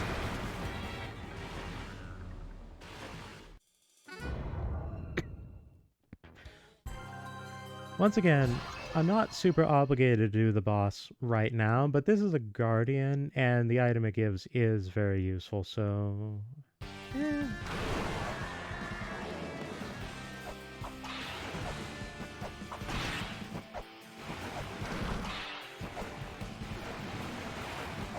They also changed... I mentioned earlier they changed the swimming physics in the way that movement within swimming and out of swimming is.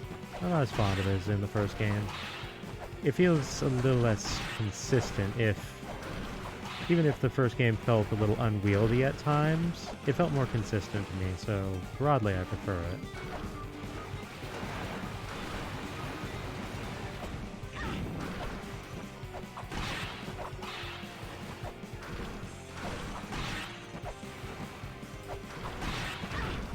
Oof.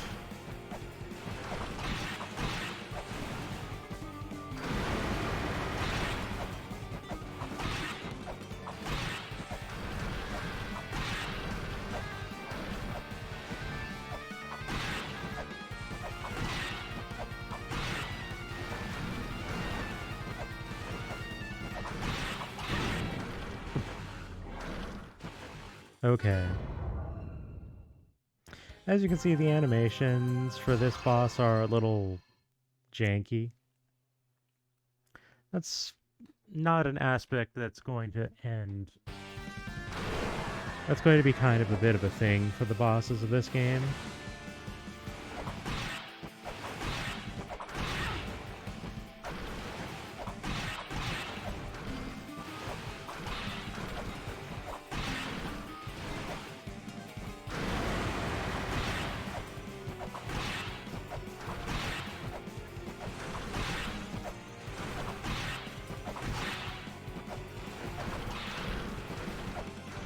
Ugh.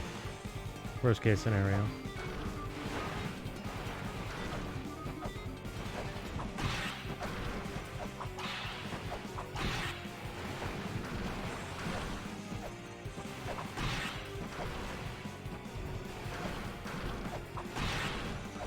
Alright, one more hit and I think we'll be in fast phase. 2 then. We're near there either way. Ooh, I think I want to wait. I don't want fast phase while I'm lacking platforms. There we go.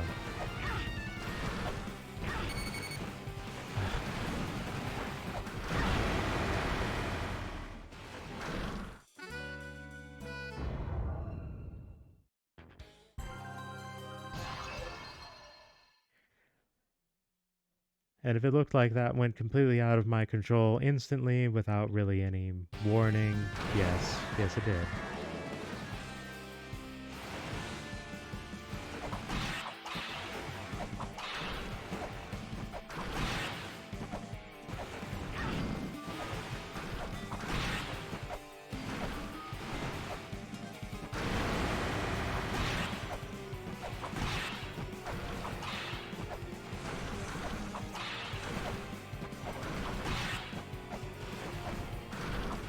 Ugh.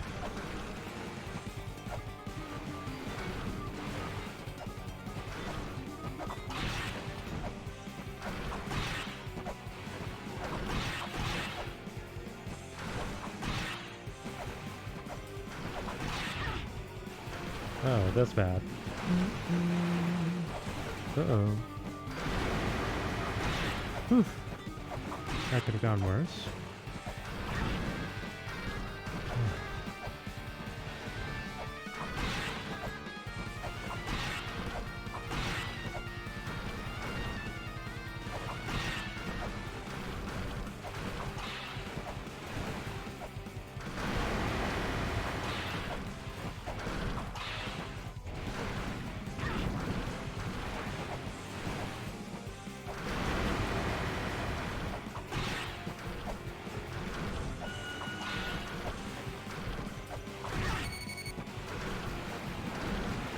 So yeah, Redrive just kind of keeps generating new attacks. It's just like, oh, you didn't think I had enough attacks? Oh, I'll be glad to oblige. Ugh.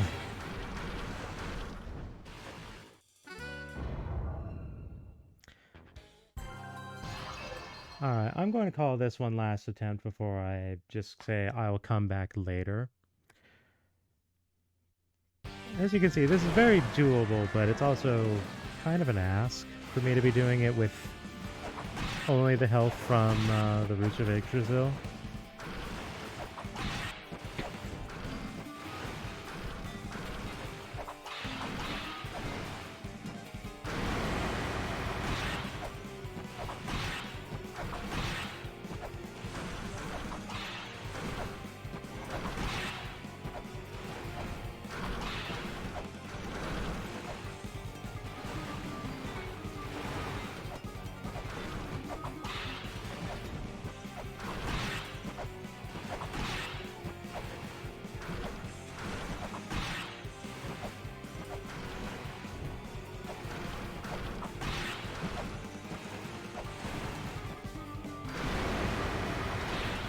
Oof, I blew that.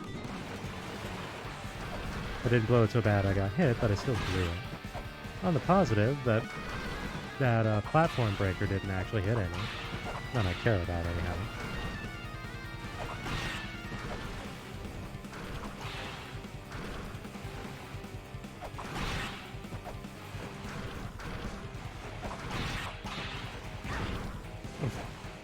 Okay, buddy. Sure. Like, the instant snap frames when you're just a little too close, I feel are a bit much.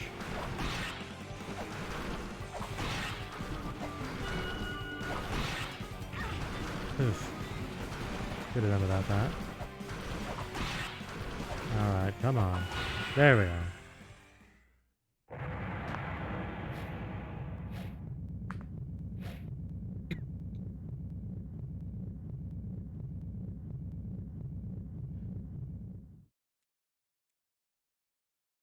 Yeah, Reader just speeds up and it's just like, alright, that's enough.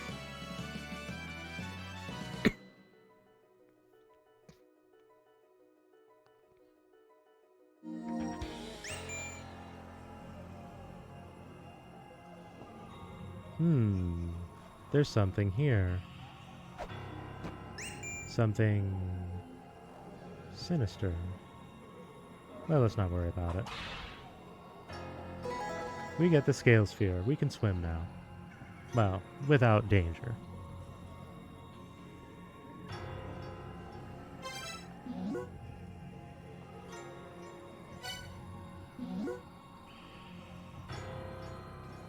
Alsadana has something for us.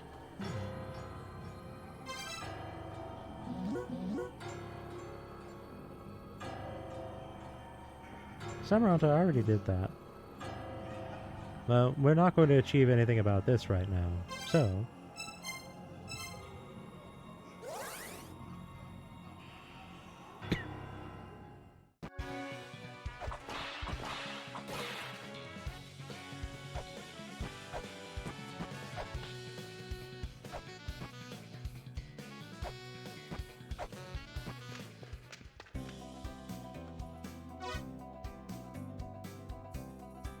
Did anything strange happen? Did you see some sort of reddish black mist?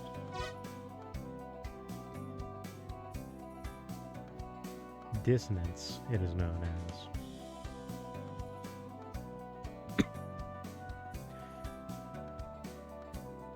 So, the denizens of La-Mulana were the people of the old children who fought each other so much and so bitterly that the rest of their generation of children just decided to lock all of them up together so that they could fight amongst themselves and leave everyone else alone. The irony is that they're the only surviving children now.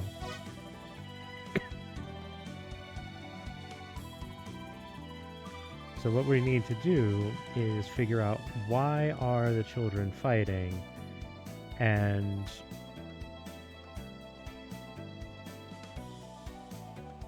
basically root out their dissonance.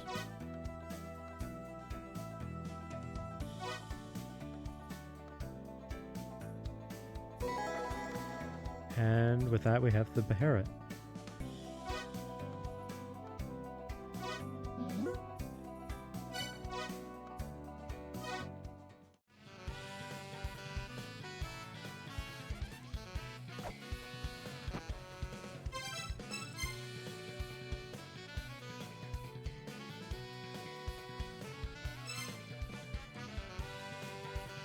So before we proceed further,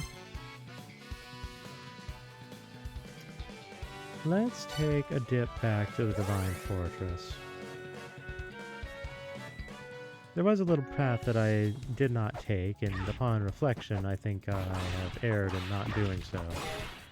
I think I've done myself a disservice. A disservice of forgetfulness.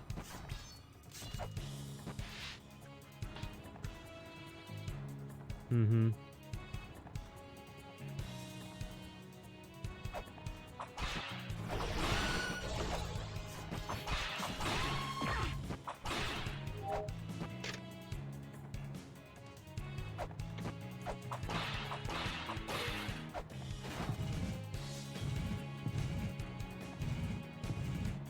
Weight check.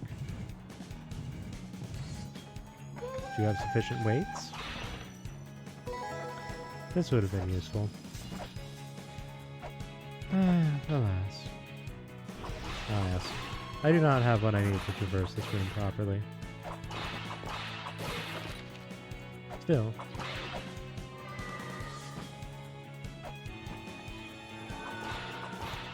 We have another one of these rooms.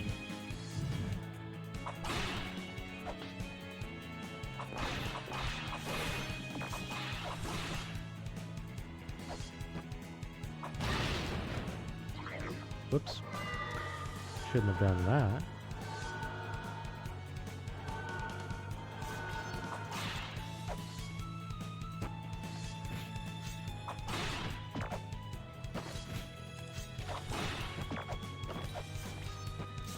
Hmm.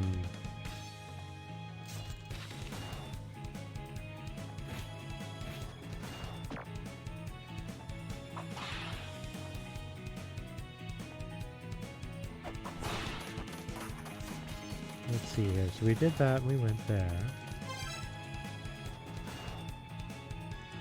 I'm pretty much officially at the point where I'm like, okay, I have to start thinking about what I'm doing as opposed to just going, due to my relatively unfamiliar status with this game.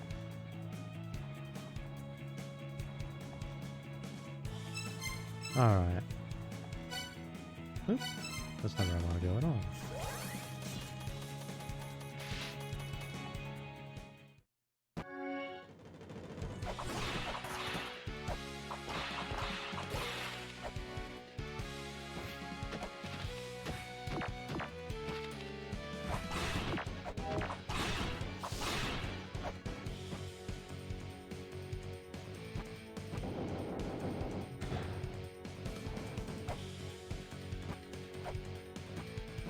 Let's see here. Is this open yet? Oh, right. I don't have the grapple file. Right. I use this to open it. That's right. So, yes, functionally speaking, it is open. I could have gone here before dealing with Ritra, but this saves a little bit of trouble.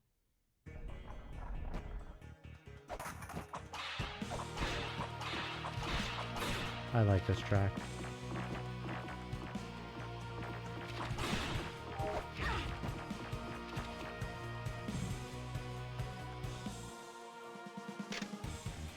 This is Anfuin, or at least I presume that's how you pronounce it.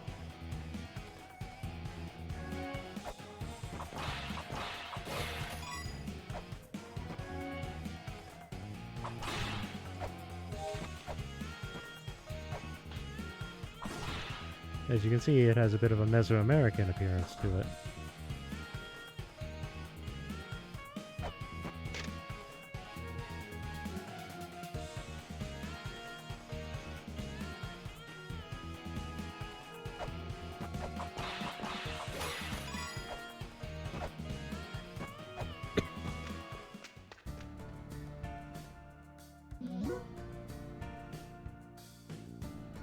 I mean, maybe.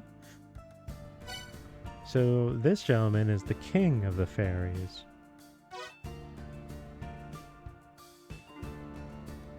So presumably his sister, Freya, is the queen of the fairies. So Freya actually, the queen of the fairies actually has a name and is a somewhat important character in this game.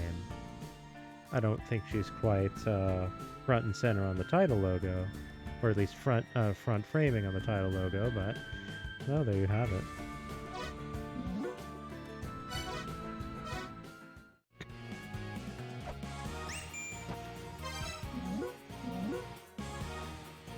Well, thanks for timeliness on Samaranta's part. We can now go to the Endless Corridor. And I would like to do that before we begin our explorations of Anfuin in earnest.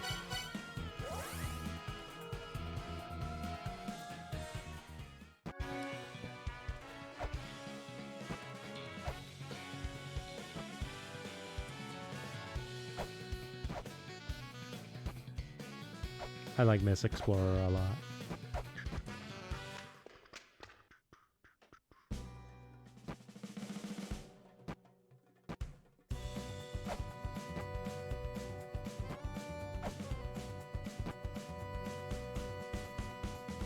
Now we could go all the way down there to the Mausoleum of the Giants, or we can just take the elevator.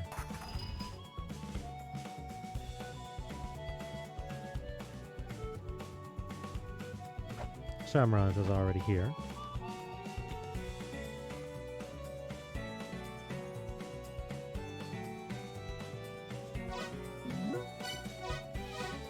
Thank you for your work, friend.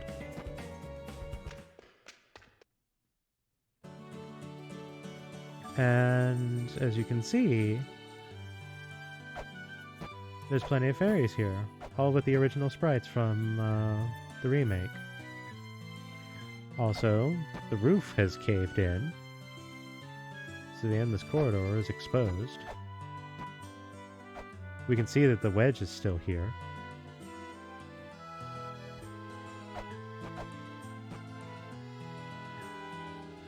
There don't seem to be any threats. It seems that the fairies are able to live in peace.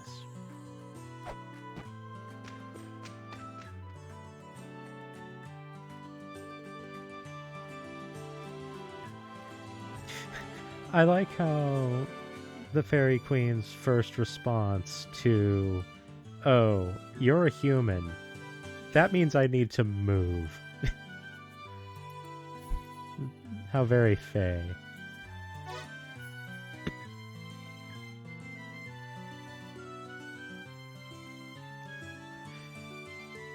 Evidently, the Fae are particularly olfactorily adept.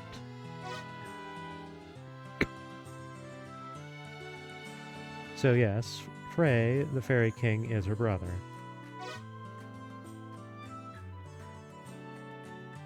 And it seems that the fairies are of the 6 children.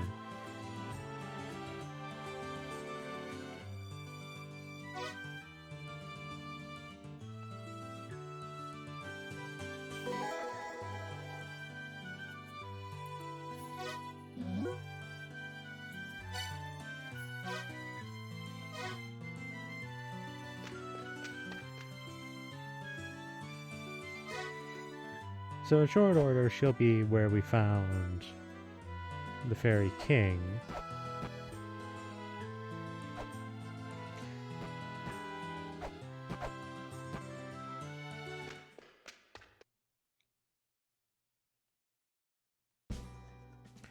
At this point we can simply warp. There's nothing else we need to do on the ground. Although I will take a quick dip in the spring since I fell on a bunch of spikes ever so gracefully upon my entry to Anflin.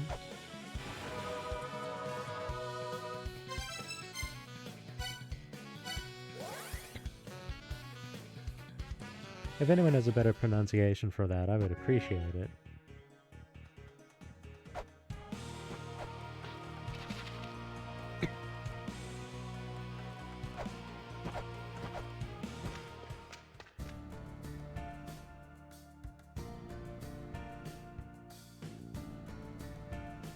Now, Frey is saying to bring forth the end. It seems that that motion is in motion and isn't going to end. Cannot be stopped. So we need to see it through.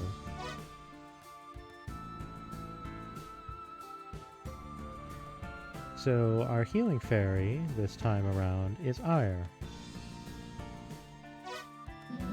Or perhaps Air? I'm not quite certain.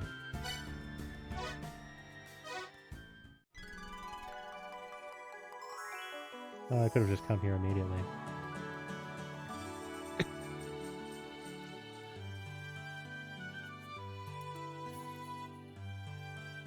It seems she's sufficiently professional.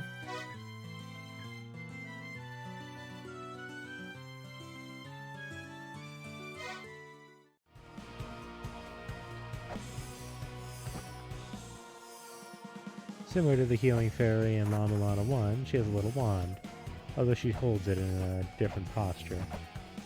She also continues to wear red.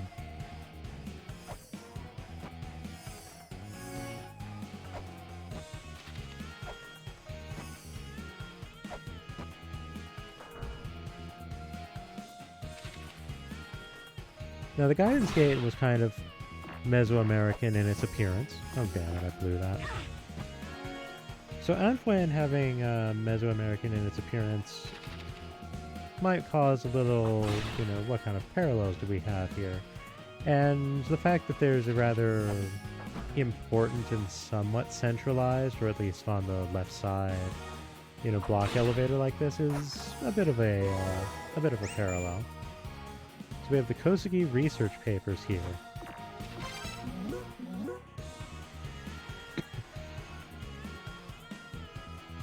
So Zelpid immediately notices that this is Lameza's journal.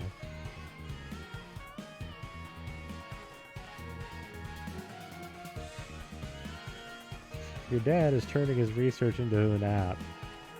That's pretty baller.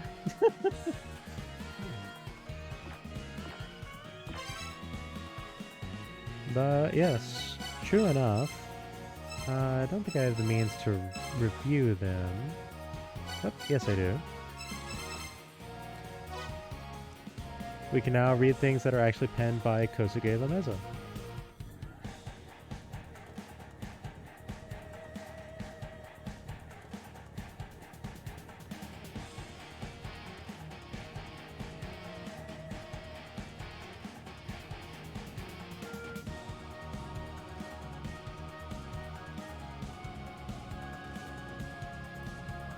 So it seems that Lameza and Lumisa have been working together, at least to a degree.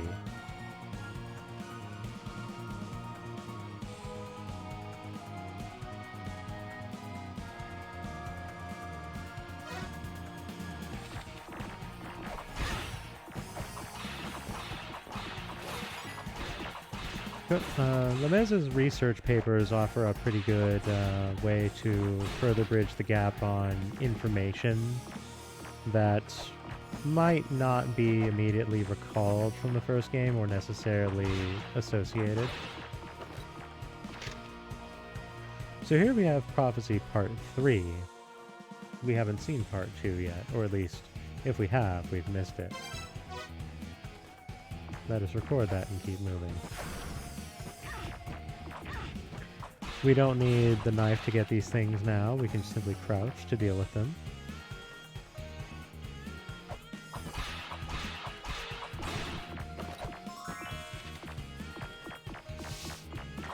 There are false doors in this area. Be very careful about them. They hurt a lot if they hit you.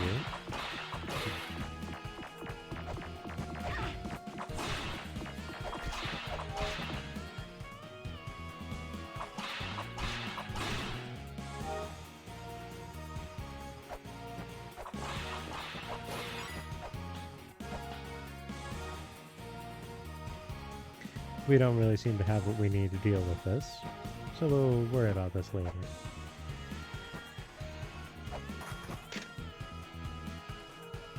The Virtual Wise Men. That's a familiar phrase. Oop. Little trap over here.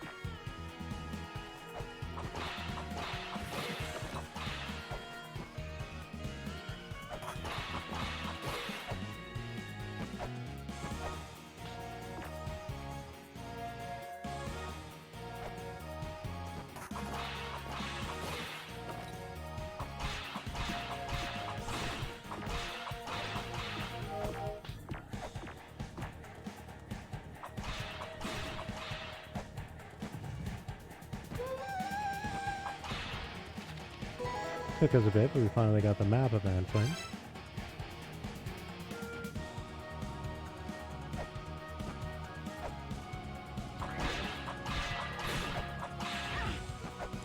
Those are familiar looking ghosts now, aren't they?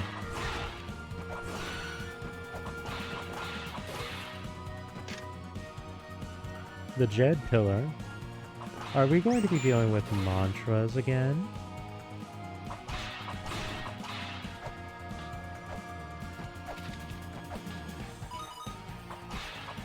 A hidden shop, you say?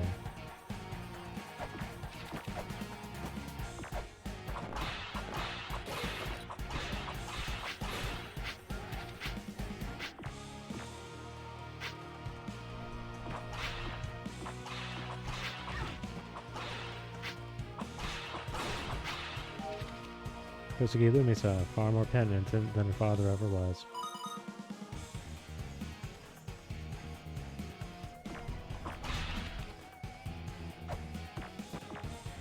As we can see, Antoine is rather vertical, very similar to how the Spring in the Sky was.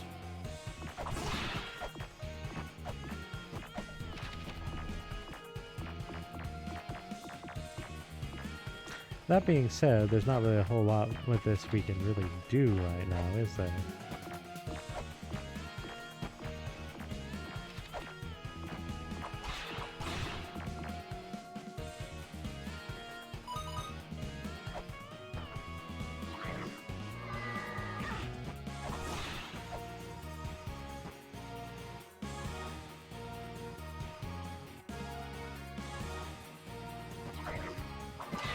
That being said, that's not to say that we're without options.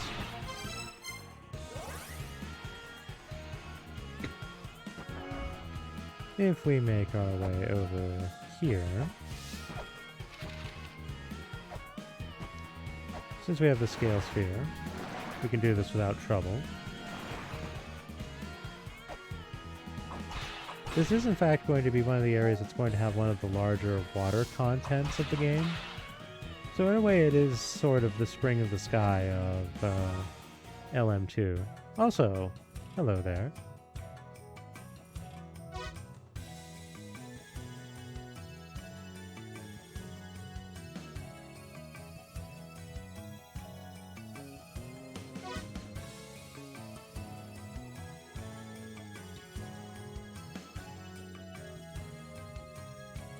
Seems Mulbrook is enjoying freedom.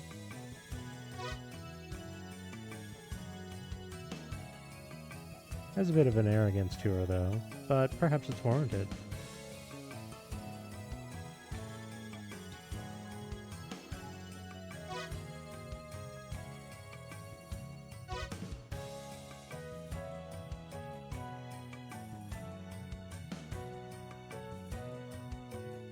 Taking a nap, you say?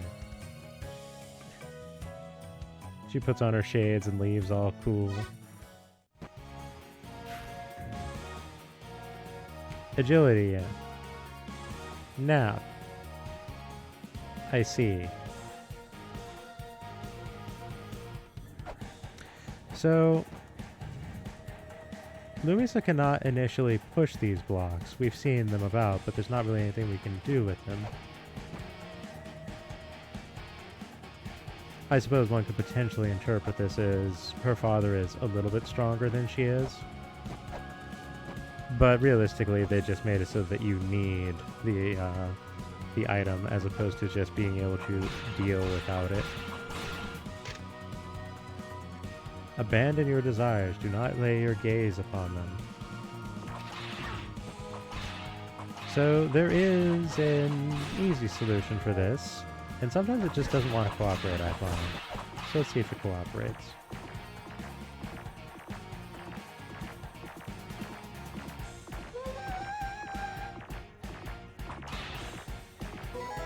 There's the glove.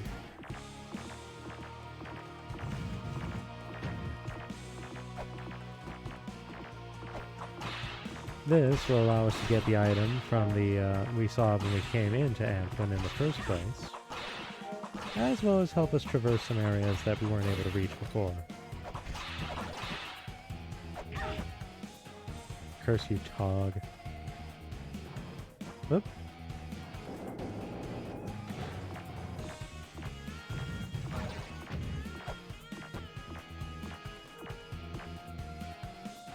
LM2 not afraid to do the trapdoor dance on you. Another fake door right here. However, this door over here is not.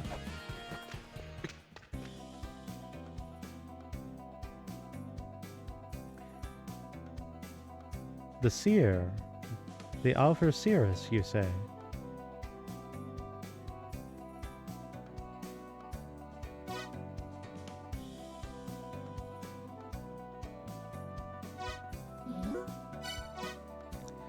So this lady is the one who wrote the prophecy that was inscribed upon those rather special-looking tablets that we've seen.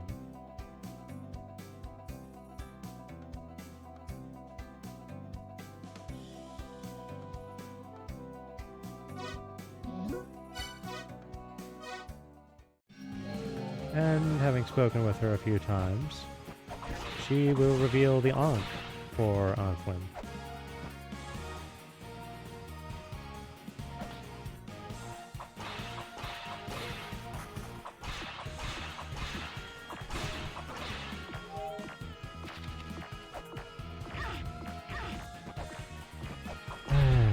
Spike juggling. Hooray!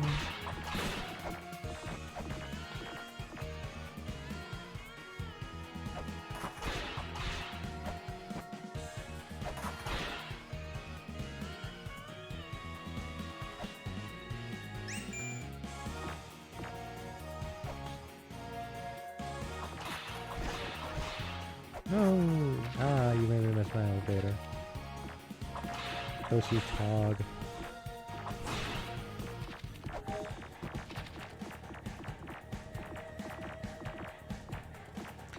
You can see in the background waterfalls.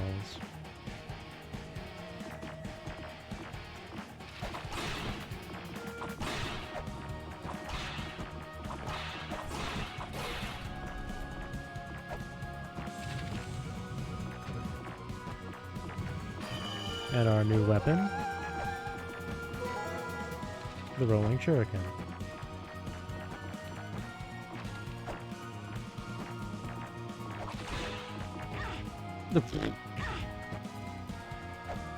Thank you.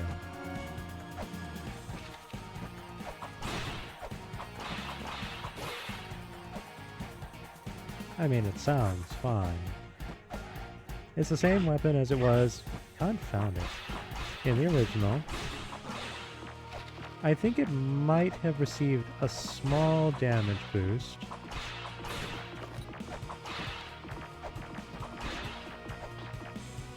However, you might remember we ran into a situation where there seemed to be an area we couldn't quite pass. Like, there's no crawling past this. Well,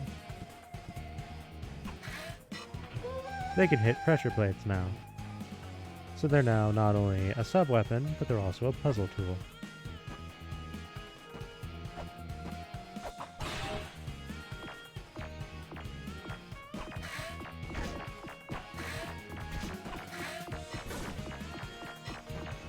Remember how we couldn't pass by this barrier ourselves, but we were able to hit things with the shuriken? Same idea. Oops.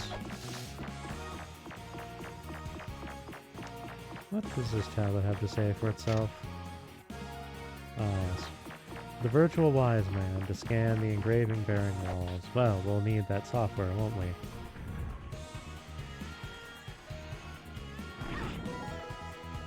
Oh, thank you for your software. If I recall correctly, yes, this one, as long as you don't stray too far, can't actually hit you. It's only the head of the staff that you have to worry about, in addition to their body. Spacing yourself properly can be a little tricky at times, though. Still, not a huge concern.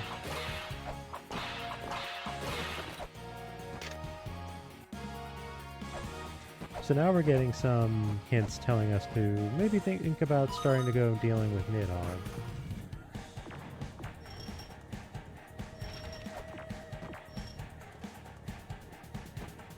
The behemoth is back, and seems to have lost a lot of weight.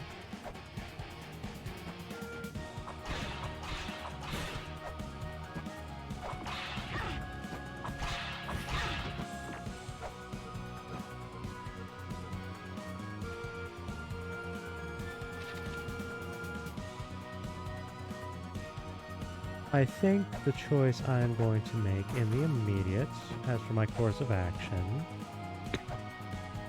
is going to be a little bit of a spicy one.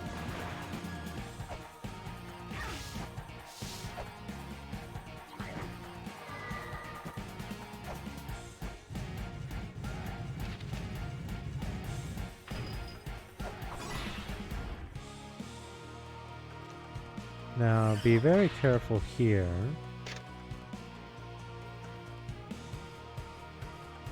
These bones are letting you know what's up. Namely, another arbitrary kill trap.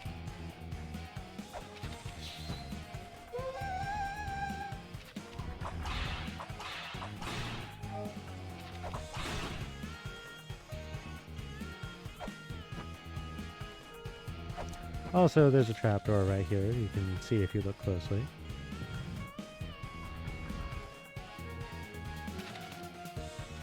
We have two guardians down, so we can actually use this door.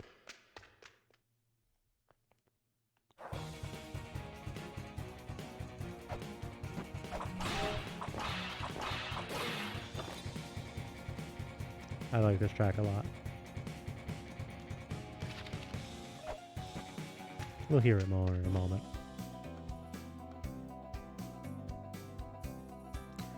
So it seems that the 6 children now occupy the space that the second children inhabited.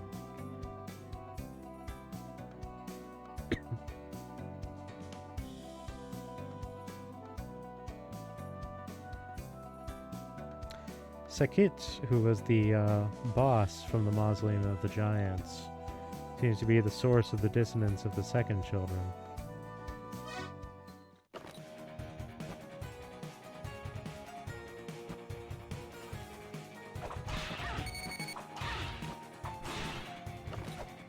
Well, that's unfortunate damage.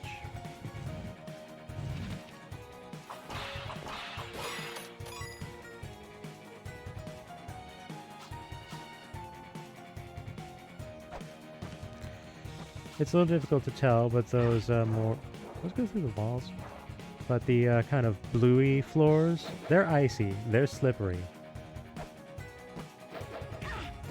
Also, this frog with the boomerang. Very annoying. Nemian is in the lion. Let's see here. Right. Now, Shrine of the Frost Giants has a lot of spots that ask for multiple...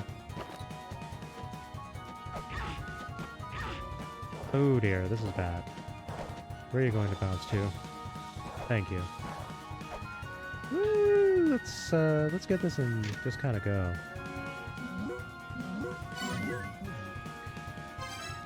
Hot springtime. Hey there, Funky. But at any rate, the Shrine of the Frost Giants has a lot of things where they want you to insert weights, which is, you know, it's something you can do, but it's not necessarily a good idea.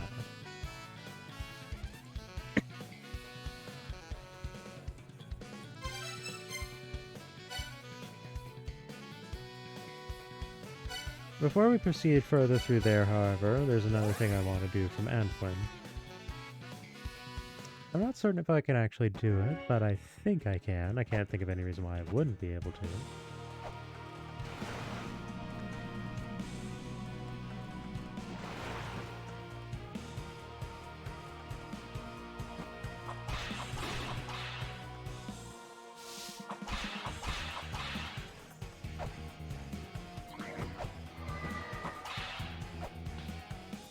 Oop, what am I doing? Oop. Ah, I see. Okay, that's what I need to do. How did I miss that? Oh no, not a huge concern. Ugh. Tog, please.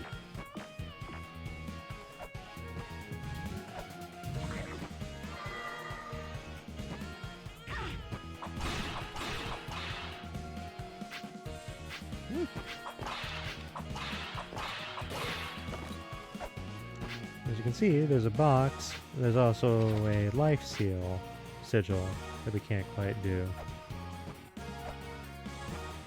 So this is kind of the big icon of the game, this big 6-pointed wheel here. The 6-sided star of La-Mulana is more officially referred to. In time, these signs will become more familiar. Also, we have a friend here who just seems content to just kind of chill.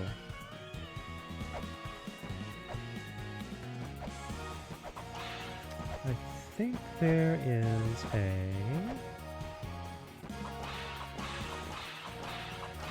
secret right here. Heimdall. And if you look into the encyclopedia, yes, this friend here is Heimdall, the Herald of Ragnarok.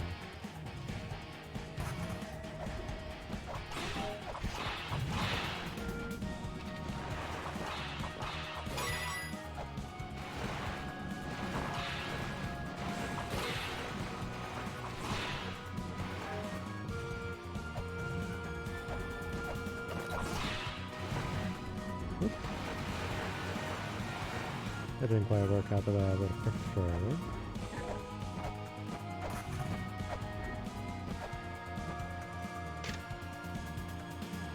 Heimdall will watch over the end from his perch atop the Rainbow Bridge. He will demonstrate his power when, and only when, the end begins. The blast of Heimdall's horn will mark the beginning of Yggdrasil's end.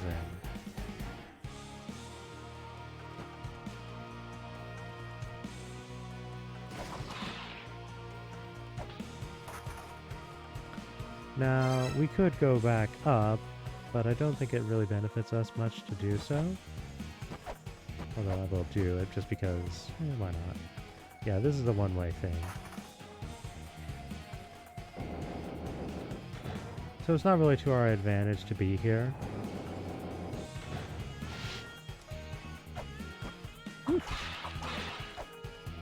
I'm pleased with that jump. The room we do want to be in is actually the one that Heimdall has. So if Heimdall is guarding the Rainbow Bridge, and we consult our Norse mythology and realize the Rainbow Bridge is what connects the world, Asgard to the other worlds, namely Midgard, the realm of the mortals, then this should lead us to someplace else.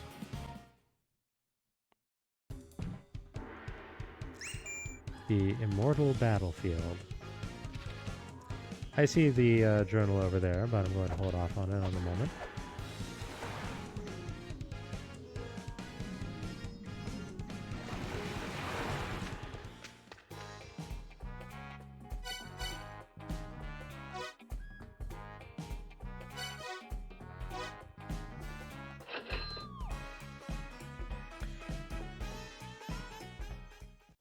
A jolly-looking fellow. So now when we scan a tablet with this software, we'll have a better idea of just who did it. You can see up there it now says first child Anunnaki.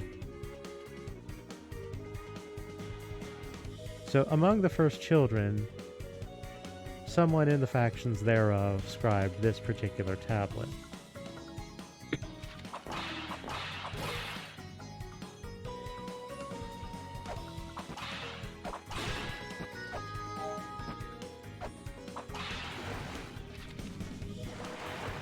Also, there's a mini-boss here.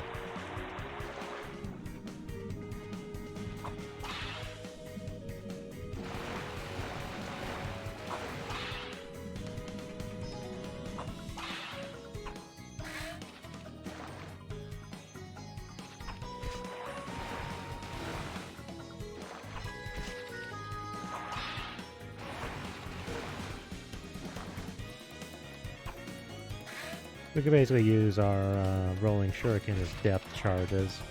I think they're the strongest hitting thing we have right now, realistically speaking.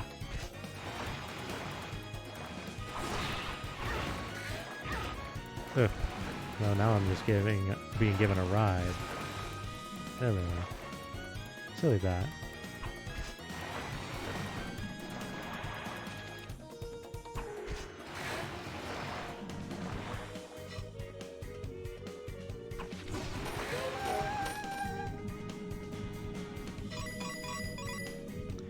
Alright. One less threat to contend with. Oh, look who it is. And they just run immediately. Also, there's a trapdoor right here. Curry is splattered on the floor.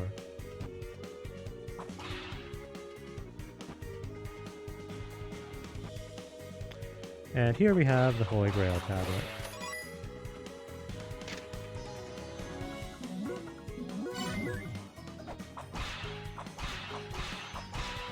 And we have a rather certain patterned tent right here. An eye-searing combination. And look who it is.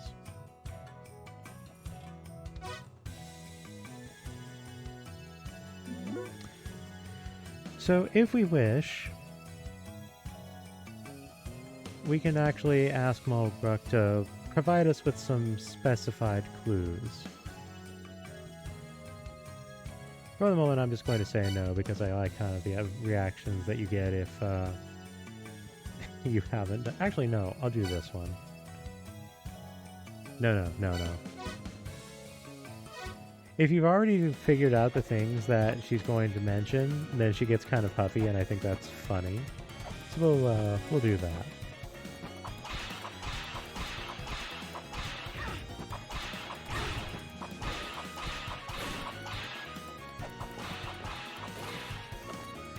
That all being said, there is something I very, very much want from this area. There's a reason why I've opted to kind of make a point of coming here.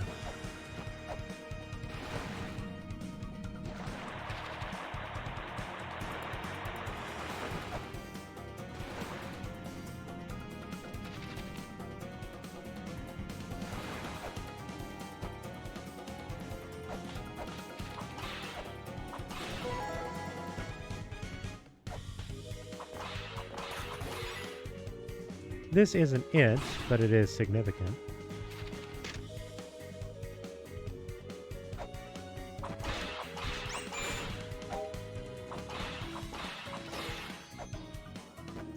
I think this is just a tutorial about pressure plates.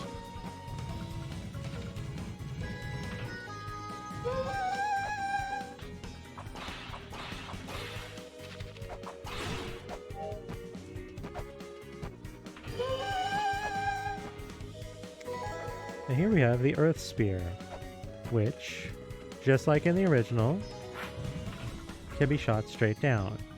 However, unlike in the original, you can also hurl it. You can even angle the shot. Its damage has also been heightened to the degree that it does quite significant damage. It is very comparable in utility and efficacy to the chakram. It doesn't hit as hard, but you get many more of them. They're far more usable and much more flexible, seeing as how they go through walls.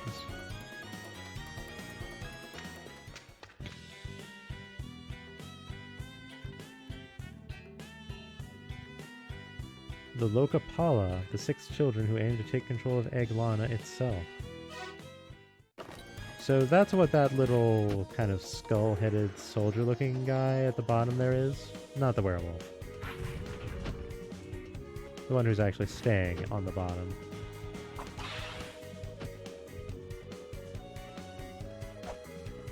These things. They will just kind of patrol the various areas of the ruins.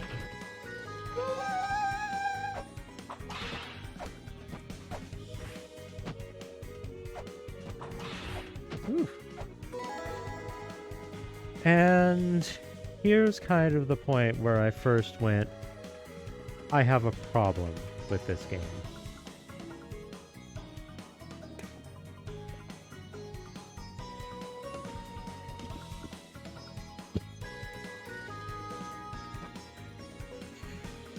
So, the Gale Fibula. It makes you run really quickly. Completely out of control. And when you hit a wall, you crash into it. You can jump, and that's it. You can't even tell yourself to stop.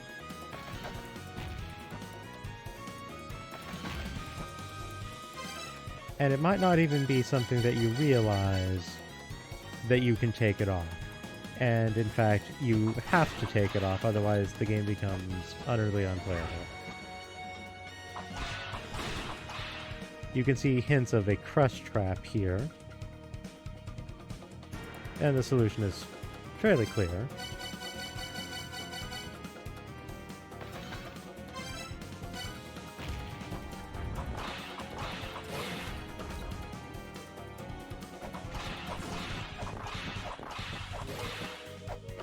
I will take a lot of ammo, actually. Thank you very much.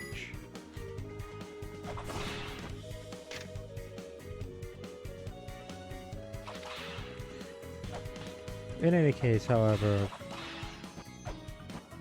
I don't know why they didn't simply provide you with a run button so that you can use the Gale Fibula more like one would use the speed booster in Super Metroid or something like that. Because then it would actually be a useful item.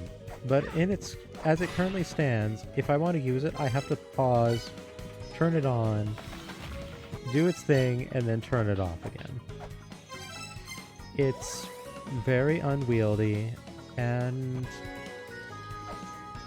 I don't know why they did things as they did. It just seems like a very poor decision to me.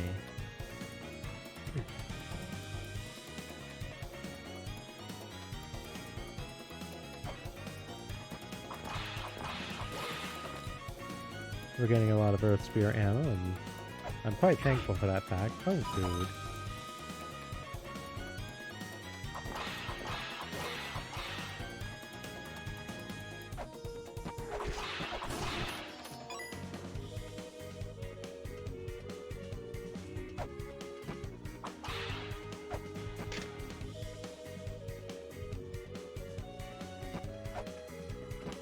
Alright, so I want to go someplace rather specific. Ah, right. This area still exists in this state.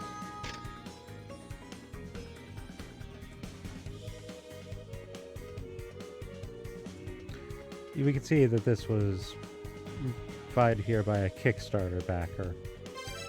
Most of the corpses are going to be Kickstarter backers.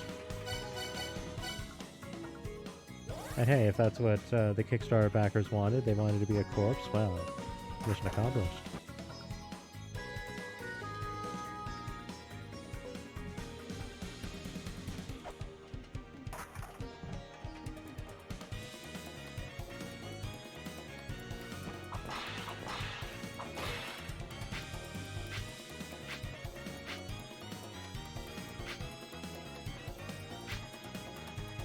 I would prefer if this jerk would turn around, but it seems like they are not inclined to do so. Unfortunately, they got their whistle off, which means that these things above me are going to cause more of them to show up.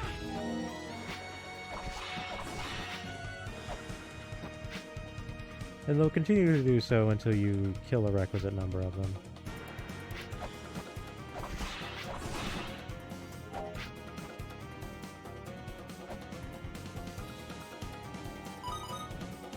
Right, I can't quite do it this way.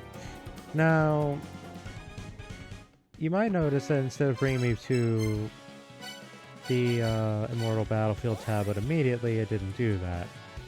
I know why it's not doing that, and it's kind of a frustrating thing. Hey there, Brett. That is, in fact, the Kraken, as it would turn out.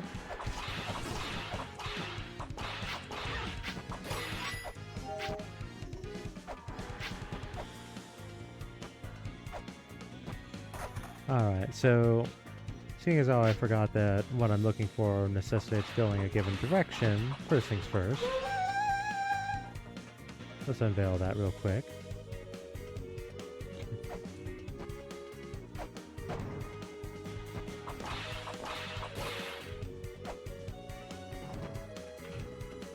There we are. Well, I don't like werewolves just in general. I do kind of like their shuffle strut.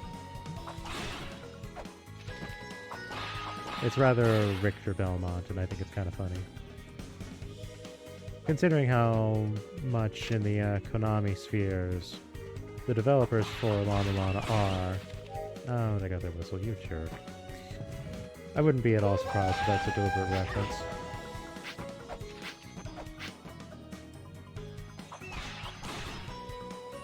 Kindly no.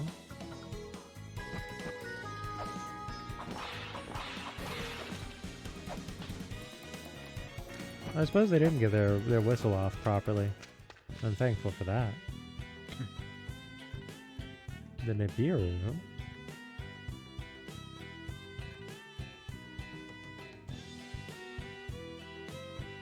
Nibiru is said to be on the other side of the Dark Star. Interesting.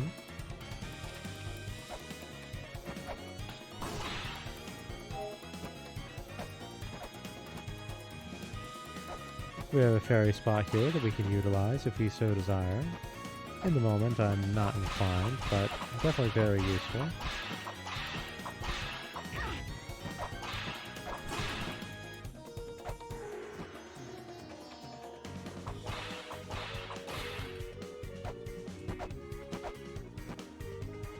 Come on, turn around, you jerk. Thank you. Oh, I don't have the sigil yet. Ugh, that's annoying.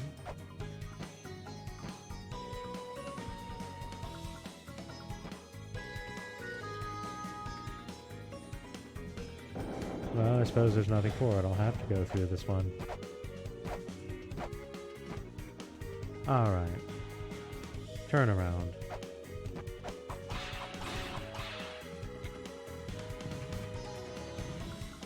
Now, as you can see, there's a lot of that crushy kind of thing, similar to what happens with the Gale Fibula.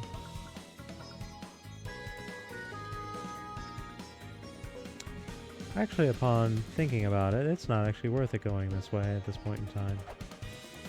So it's not. Instead, we'll say no to the Whistle Club.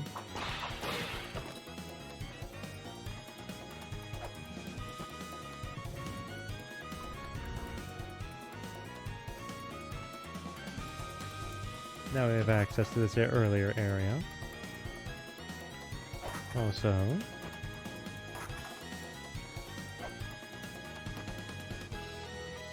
well, this certainly looks like something now, doesn't it? It is something, and I'm going to not engage immediately, actually.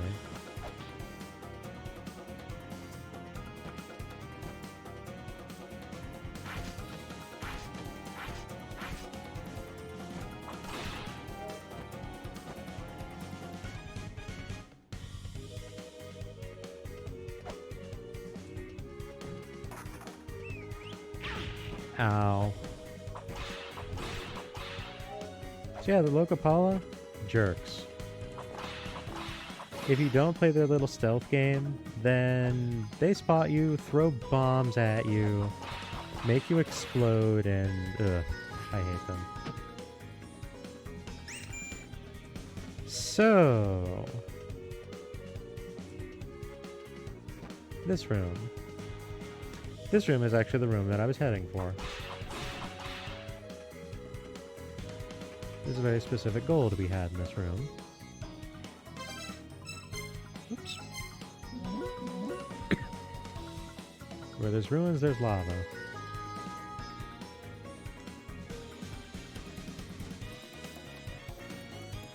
Maybe you can pass through that lava with pure vigor. Well, why don't we see how that works out?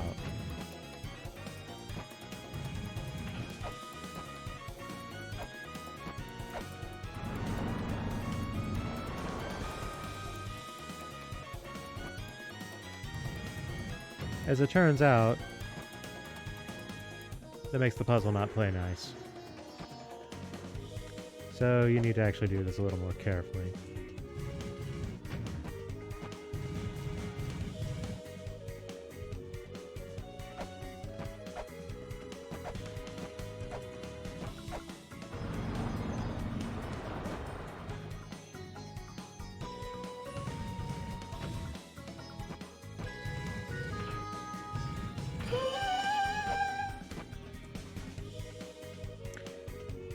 I think you can see why I wanted to do this.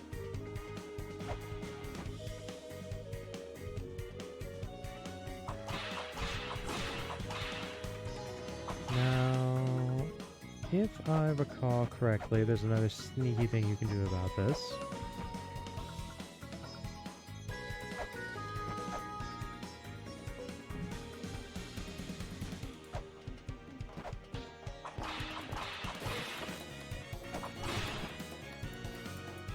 There we are. Now we have a real weapon.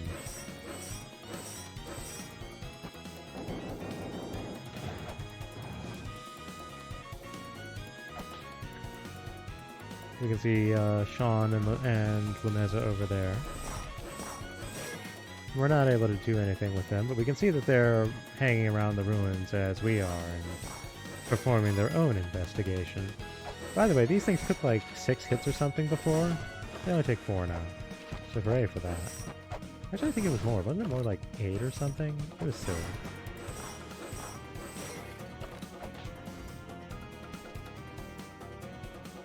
Ah, yes, this room. Nothing to be done there for the moment. Well, we have our weapon.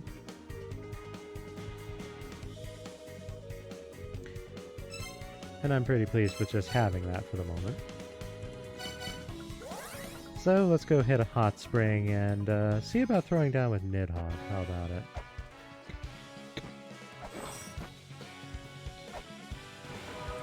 I realize I have not gotten very many of the sacred orbs, and that would definitely help. But realistically speaking, I kind of want the health more than anything else. That being said, there is another option.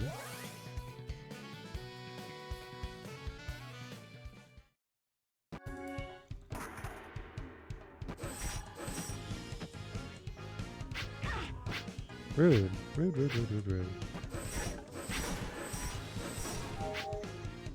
So, it's not necessary for us to use a weight right here, but for the sake of simplicity and sanity, I will.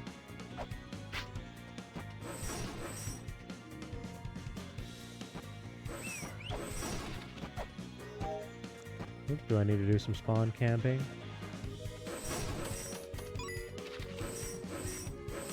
Previously it took 2 hits, now it takes 1. Hooray for the chain whip.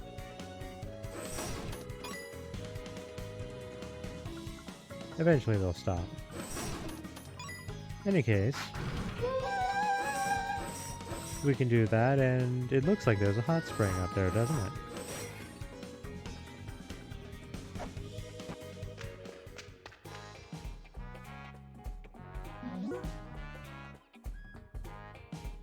$30G for a hot spring? What a ripoff. Well, in truth, there's a reason for why you would want to use this hot spring in particular. And I will use it, just not immediately. I would like to try to do something first.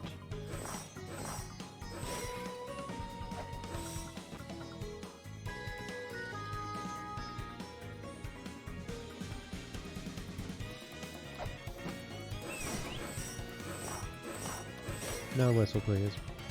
Also, that button, don't press that button. You'll be sad.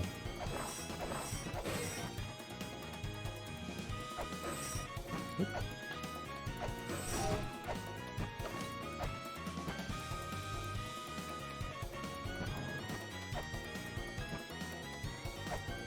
Well, it seems we can just go through that floor and reach the pot that way.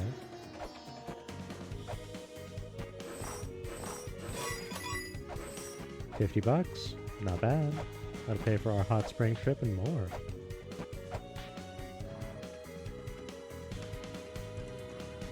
Alright, so there's not really any reason for us to be in this room in particular, although that's quite the statue in the back now, isn't it? Also, we have these really irritating UFO things. Whoops. Let's not deal with it.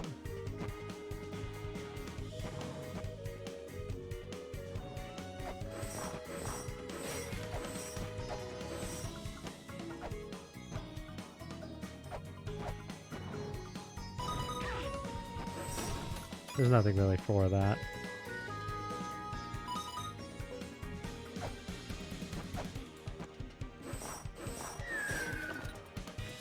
Some more sub-weapon ammo.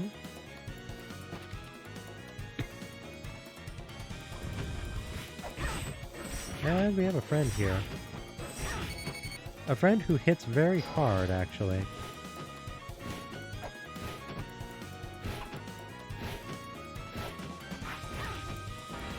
And can overhead.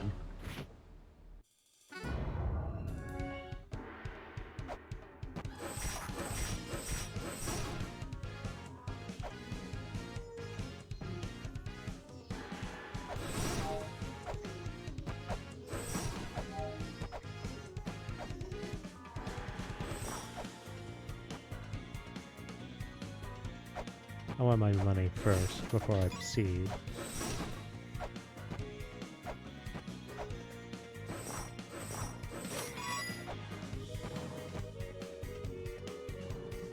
Alright, take 2.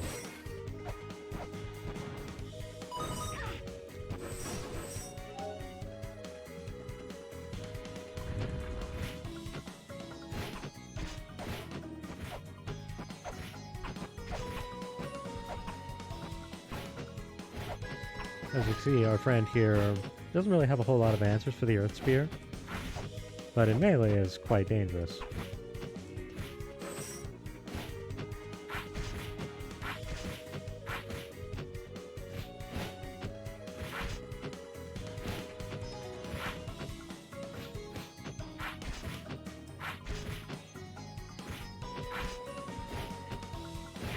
Oop.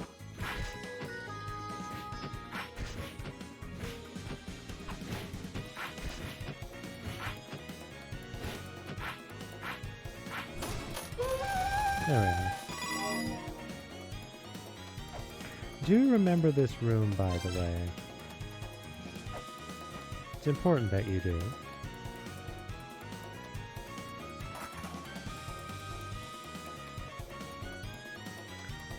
We don't have the seal here.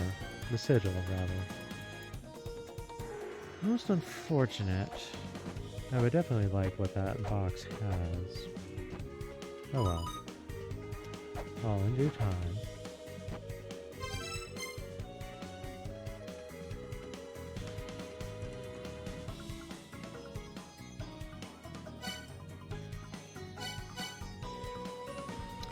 Where is...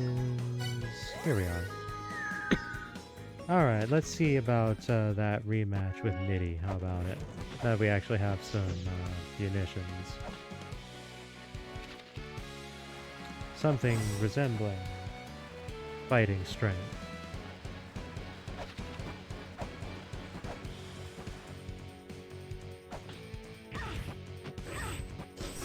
Thank you. By the way, look here. This sigil I'm standing on, doesn't that look familiar?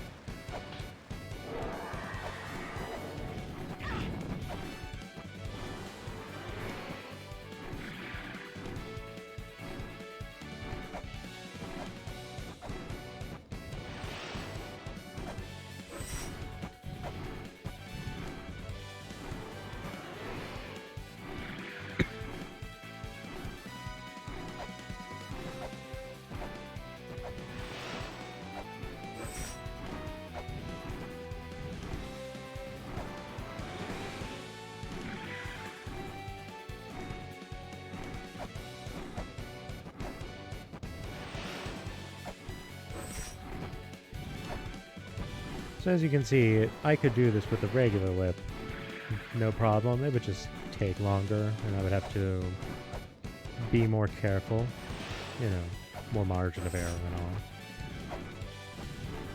Doing this with a chain whip is about the time you want to do it, because otherwise the prize that you get out of this ultimately is kind of eh. It's not that it's bad or anything, just like you don't really benefit from having done it.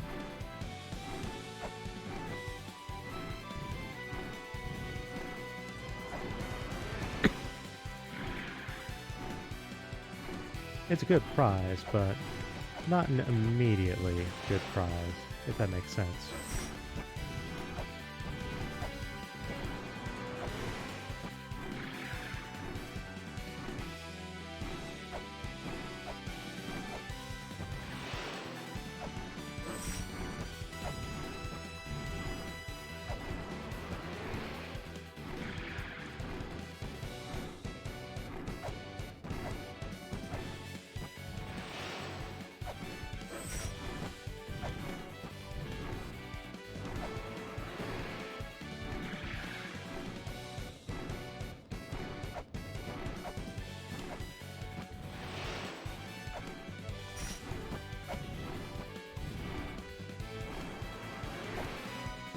One or two more good hits should do it.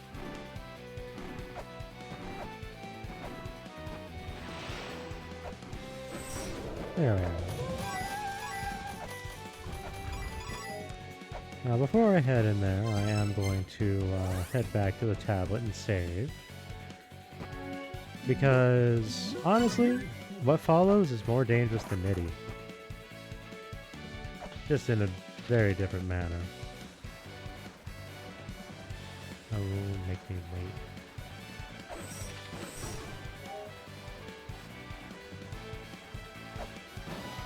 late.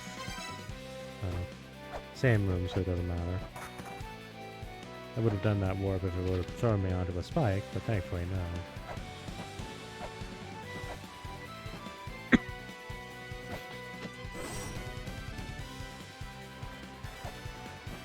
Say now, would you be doing that to me?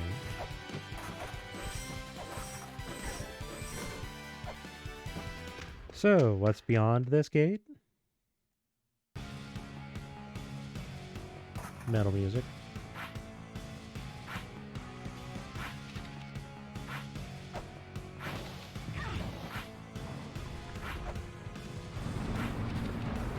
Also, lava.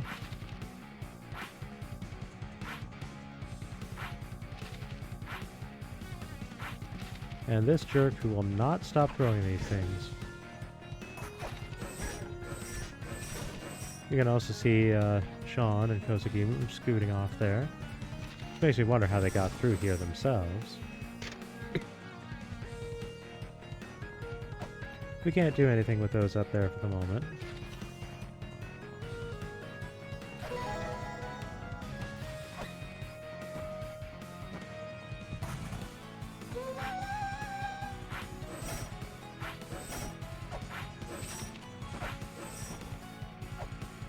In any case, this is the reason you come here and do all of that.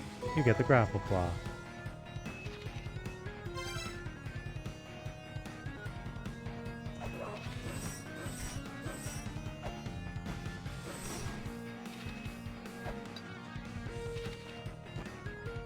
If we come back through here again, we can do something a little extra, and you know what, I think we will.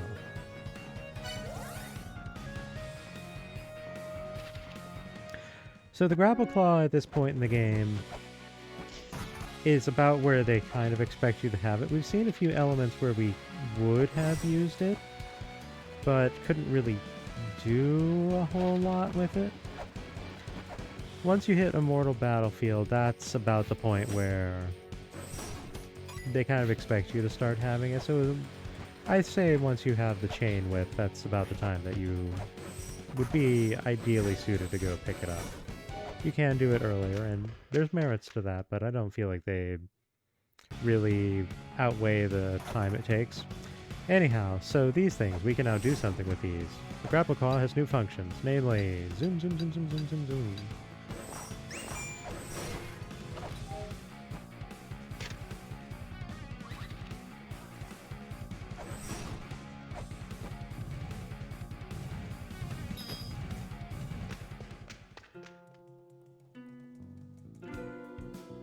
So we haven't really seen the snake-bodied people, but you might remember from the beginning of the game that it was prospected that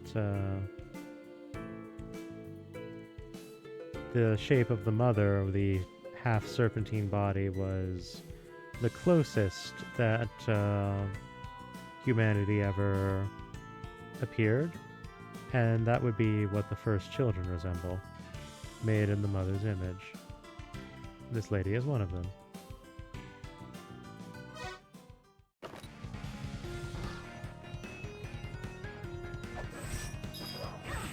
So another reason why I don't think it's worth coming here until you have the chain whip is everything in here has a lot of health and they're very dangerous. You also have icy floors to contend with.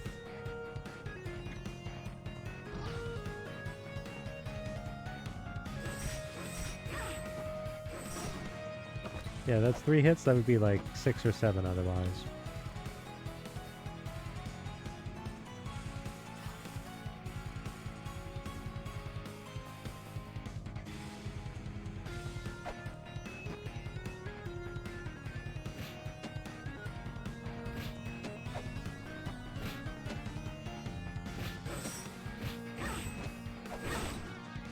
Oop. That's not how I would have preferred that go.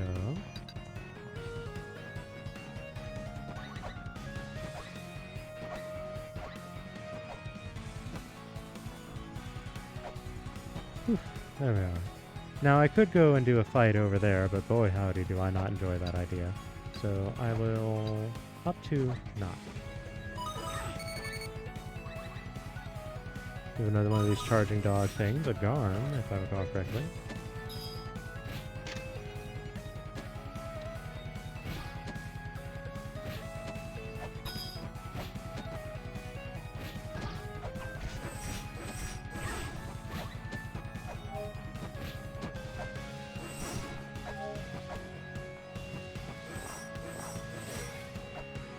Now, if we look here,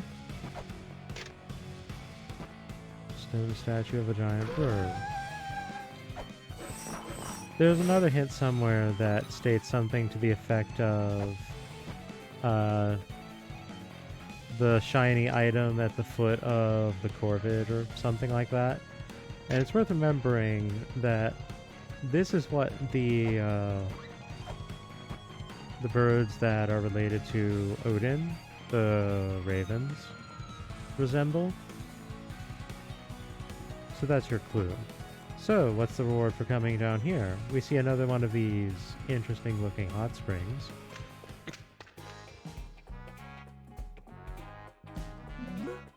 Impervious to water and lava, you say?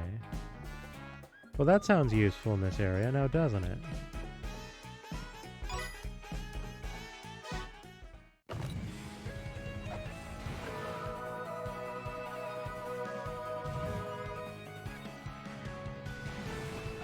You can see we have like a bit of a sparkle going on. That's how we know the effect is in play. So now we can jump into lava or chilled water and be fine.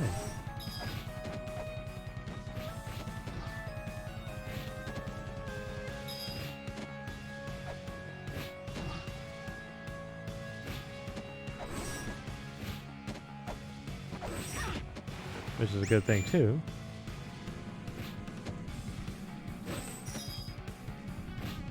So this is actually a problem here. I didn't actually want to come here, but I'm not taking damage as a result, so hooray for that.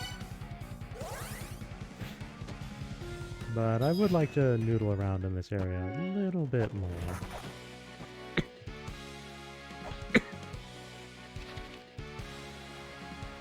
Oh right, that's right, you have this little indentation here. I always forget about that one. You don't have to wait for the wheel, you can just do that.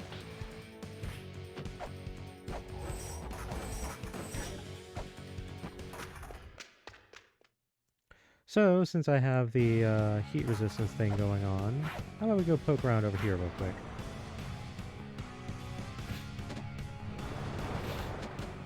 A trek that would otherwise be extremely dangerous.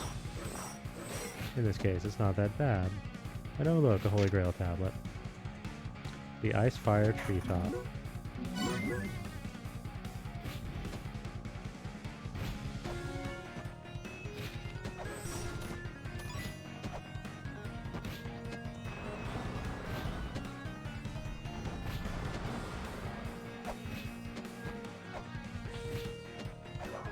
It's a little sneaky, but you can get in through here via that method. Of course, being in here doesn't help us much. And down here, at Fulnir, we have a mini-boss. Who is actually kind of nasty. Very specifically, the enemy is this tiny bird, not the big one.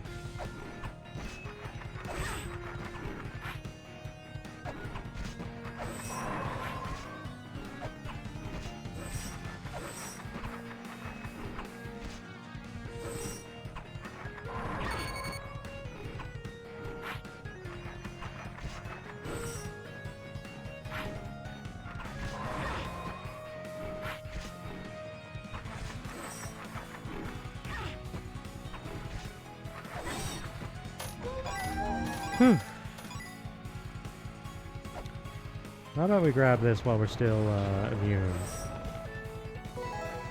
And that's the Ankh Jewel.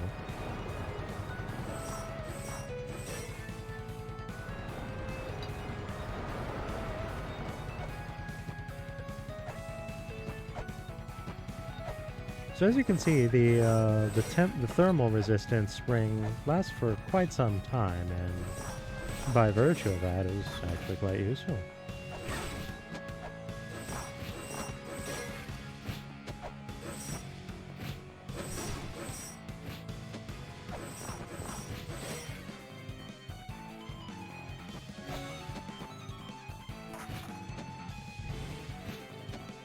I think at this point it's actually properly worn off. Yep.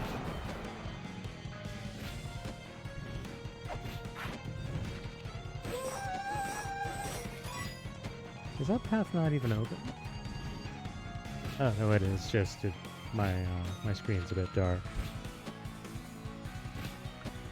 In any case, I think you all have seen just why I feel that the Earth Spear has some rather significant value in this game, as opposed to its first game counterpart.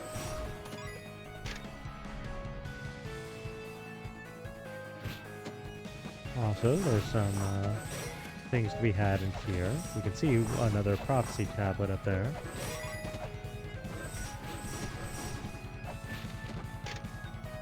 Part 5.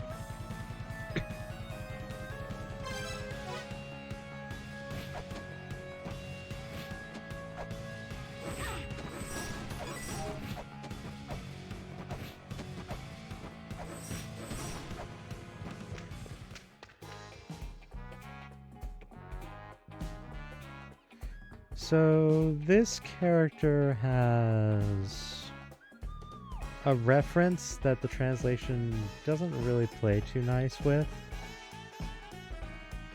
She also has a software that is extremely expensive.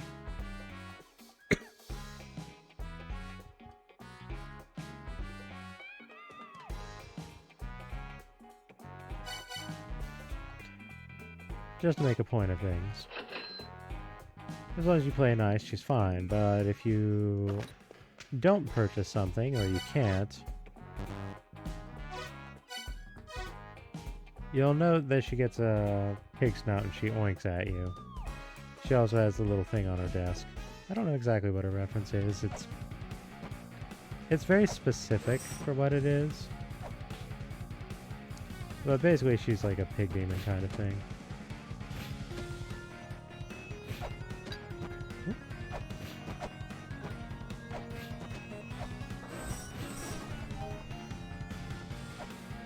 Hey, this room arrangement seems kind of familiar. I wonder how we get this box.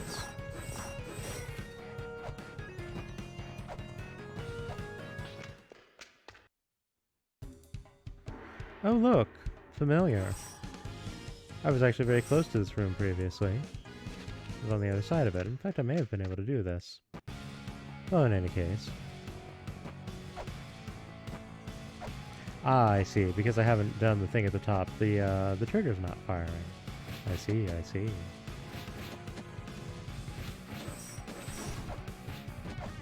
Also, don't walk across this. That's actually a trap. A very unkind one at that. Oh, dang it, skeleton. How could you betray me like this?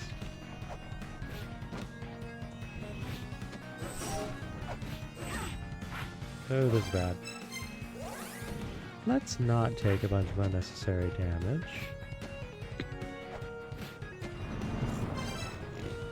I say.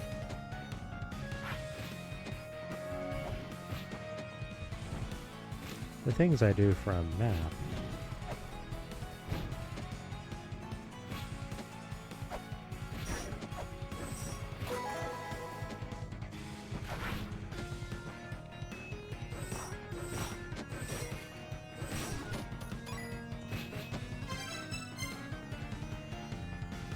Alright, so with that settled, there's still some things to noodle about with, but honestly, they can wait.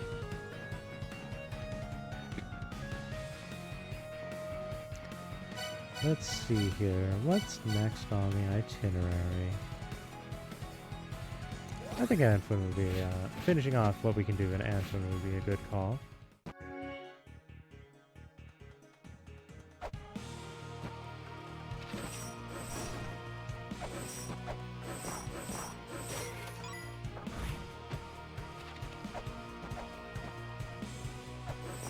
Now that we benefit from having the chain whip, a lot of these creatures are a lot easier to deal with.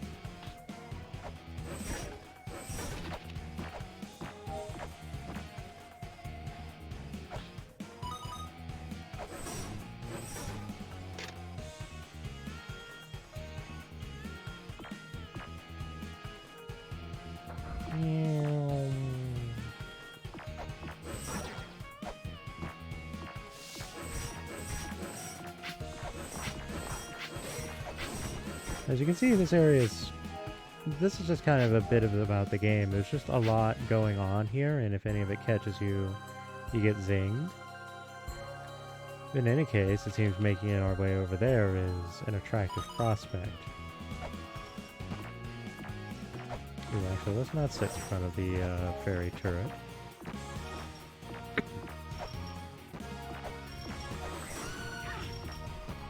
Really? Well, in any case.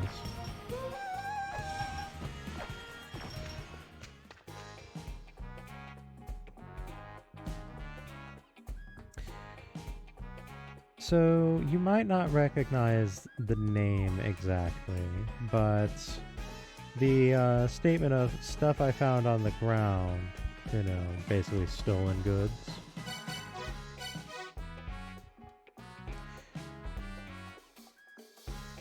Back in the original Ys 1, Ancient Ys Vanished, Part 1, Book 1, the pawn shop dealer's name is Pim, and he claims to have found things on the ground, and he hunts his stolen goods. So, that's the reference that this guy is making, although he certainly looks different. But take photos and read hidden ancient texts, the digital wise man. We want that.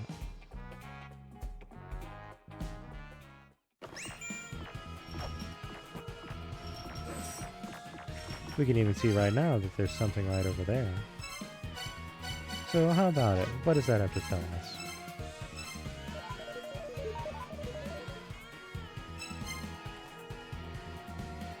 "10 mantras and the virtual wise man who has mastery over them are carved into the wall." So not exactly something useful, but it does tell us something. It does tell us an important detail.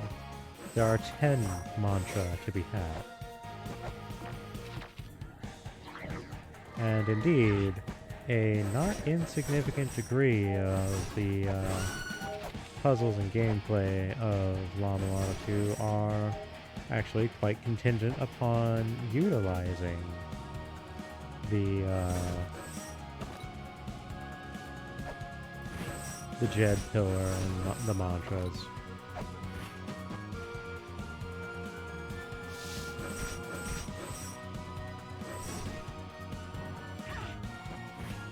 Oh. I needed to mess with my eye and that snuck up on me. I forgot about the trapdoor.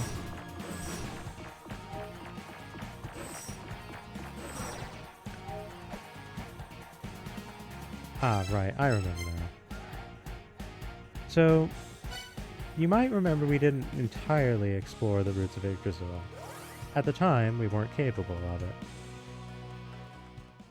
At the very tips of the roots, basically around the area where we fought Nidhogg, but on the other roots, as it were, if you look at this, it looks like an upside-down tree, a tree stump, so you can interpret the top points there being the roots.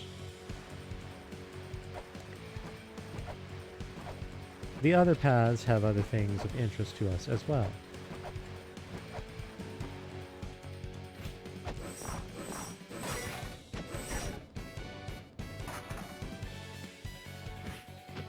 Also, we can do this now.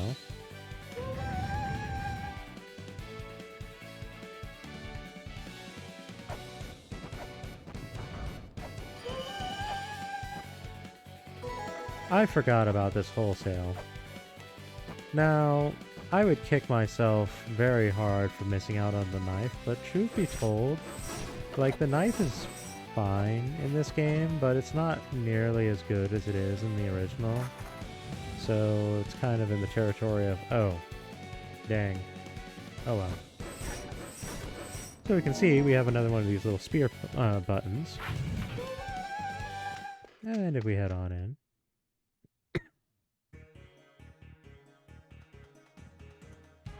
Well, we're in Anflin.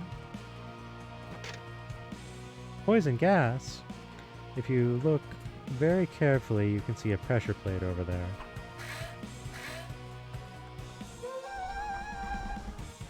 And that disarms the trap.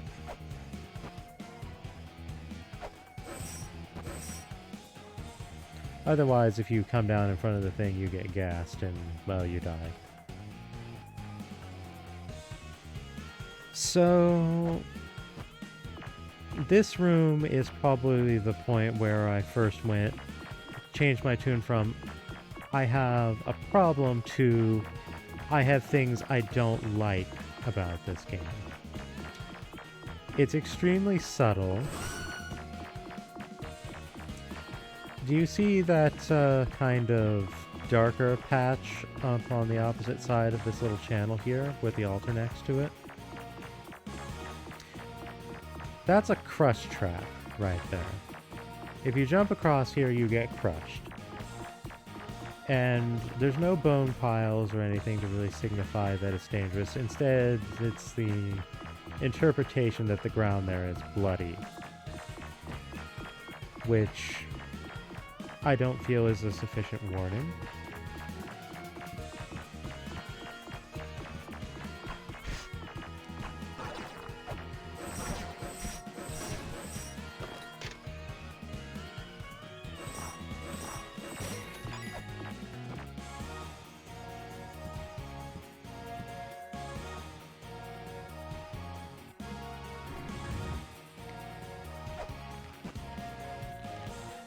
So here we have a mini-boss with an interesting mechanic. This lady will just kind of drop nooses, and getting noosed is bad, but you can strike the nooses and make them go away.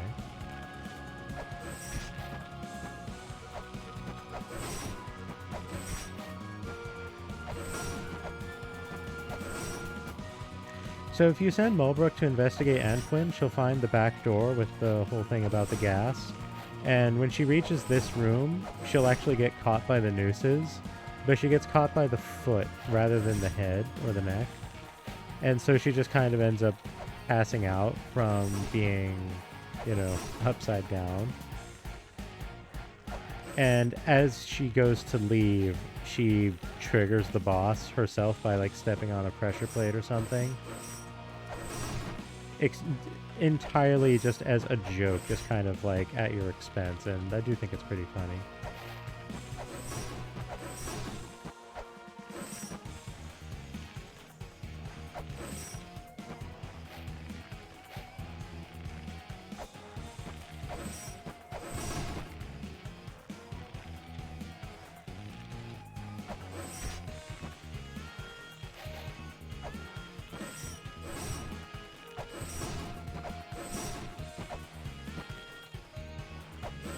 Because of the kind of swingy nature of this boss, sometimes they just don't really line up in a way that makes hitting her very convenient, and that's kind of not great. Especially if the nooses drop down at an inopportune time, which they are wont to do.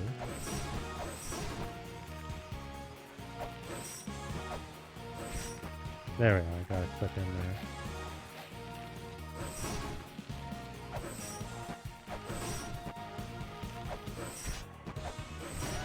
There we go. So first things first, let's settle that altar without exploding. Well, getting crushed. Right. Trapdoor that exists simply to be rude, because why not? And these damn monkeys are back. Don't jump too far or you'll be similarly upset and displeased. This gives us access to the above area.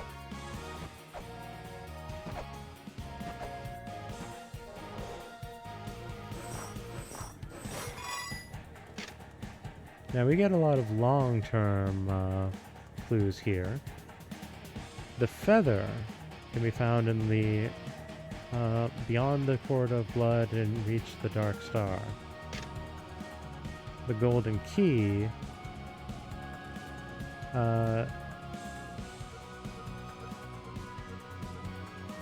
is necessary to deal with Jormungand, and the Power of Storms is to be found there. And then we have the need to bear a cog at the Pit of Time. So we know some of the elements we'll be dealing with.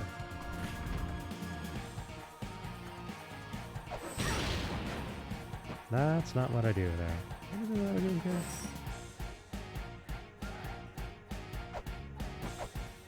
Is it from the other direction? I don't remember exactly.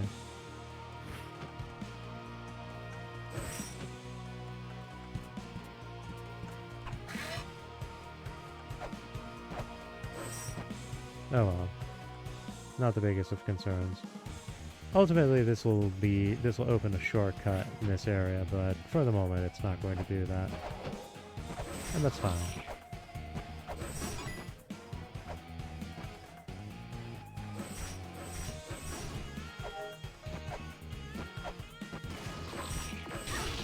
Now you can see that there is a path down here, worth checking out.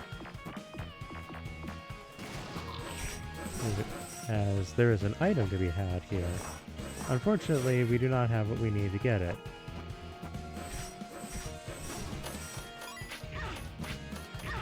Oh. I wanted the money, and the fairy just said, have spike.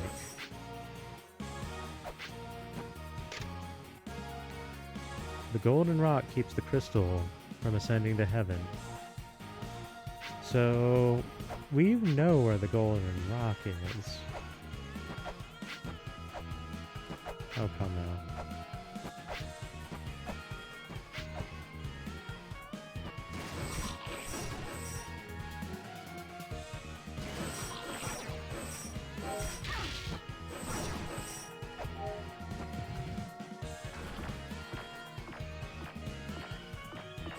So that opens that, but we can't really do a whole lot with it.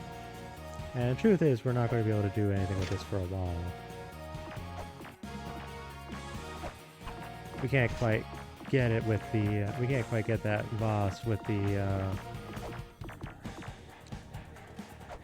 earth spear, and we can't even jump atop this other one to really get the hits in we need. So we kind of have to come back to that one.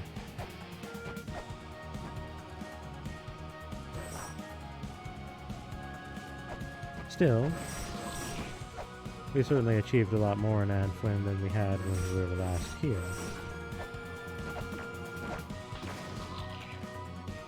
And we end up on this side.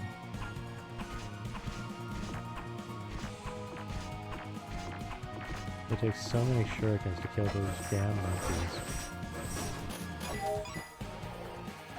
Now, you might be wondering, hey, we didn't do anything with that box. Also, its glow from the interior is not blue.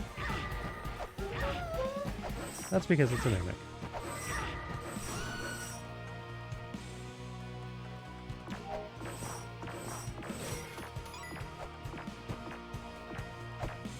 You can once again tell there's a bunch of corpses nearby.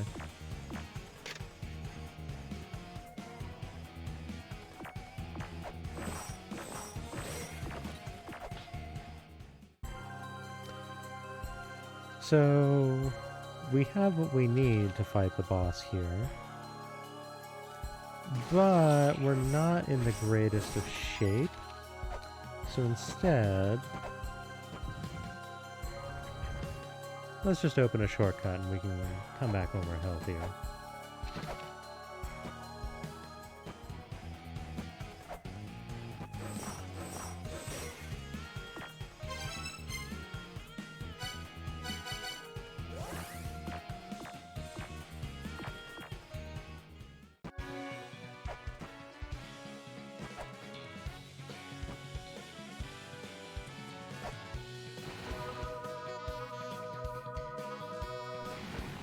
Alright, Let's go for it for real now.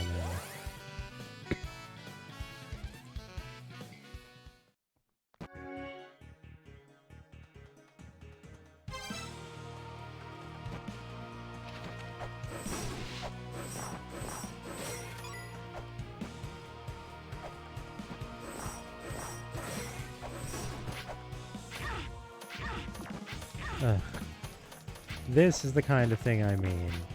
Like, I ended up taking 3 hits there when, realistically speaking, I would have only taken 1 in the original.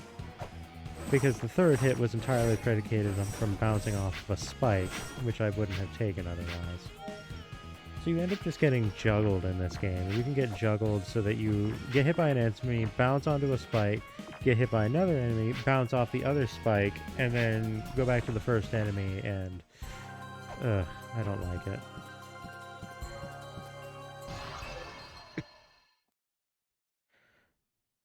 So, what do we have here?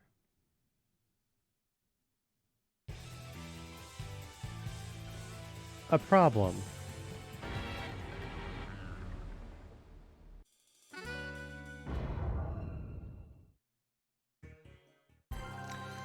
We can't actually fight this boss yet. We need to do something first.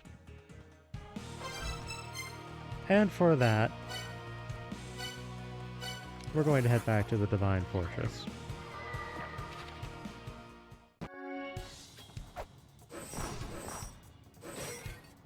We can also noodle around with some things that we couldn't access previously. You can see the knife does not go nearly as quickly as it used to. This is kind of what I mean. Like, it's still decent, and it comes out quicker than the whip does in front of you, but it's not that much better, really, all things considered.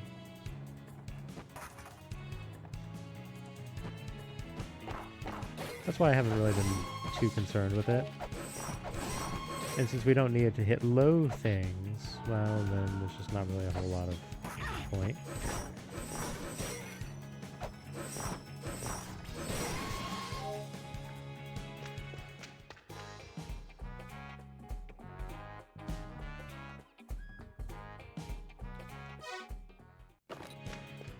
Rude.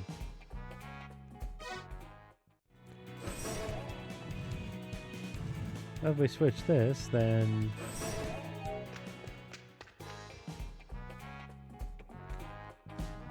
This one doesn't even wait. This one doesn't even ask a question before just yelling at us to get out. So it seems we're going to need to speak with someone else first before they're even going to deign to give us their attention.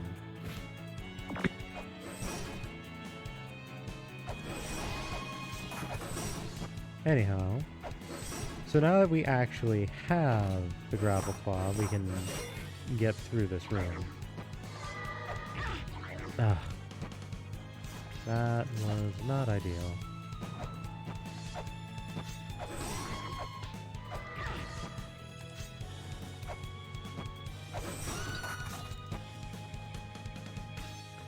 We wait for the Odin block to come down, and then we wait for the Odin block to go up.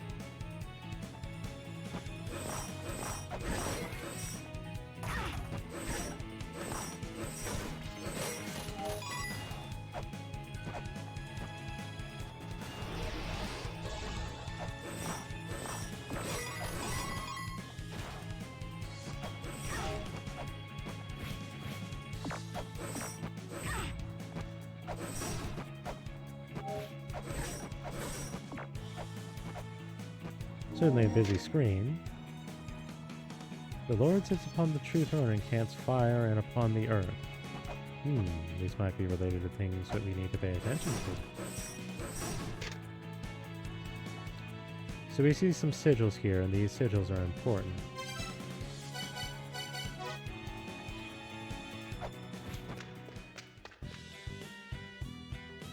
Hey, it's Thor.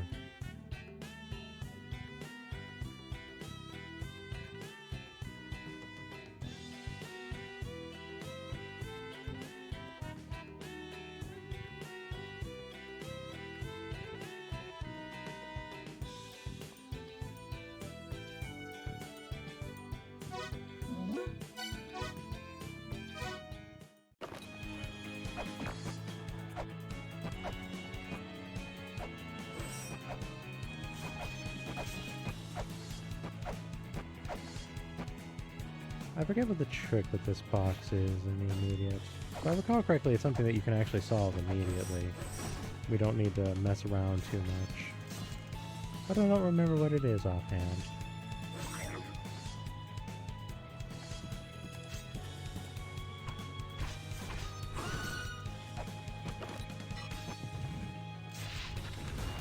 Either way, shortcut open.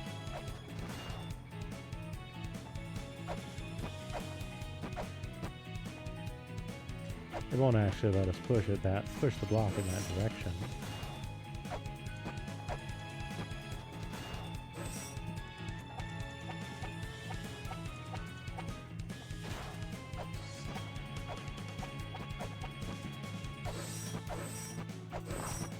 Ah, that's right. Because it's not actually a block, it's fake. Death Village. Ready for a software. And we have a very big chalice up here. Which is not something we really have anything we can do with. As you can see, it's like the grapple claw doesn't help us too tremendously. It's like, okay, it gets us a software early. It's not really software we can do much with.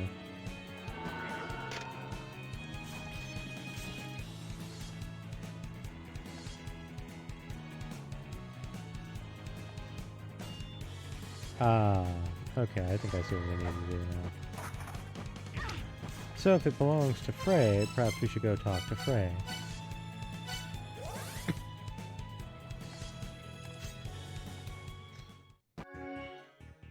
Let's see if that bears fruit.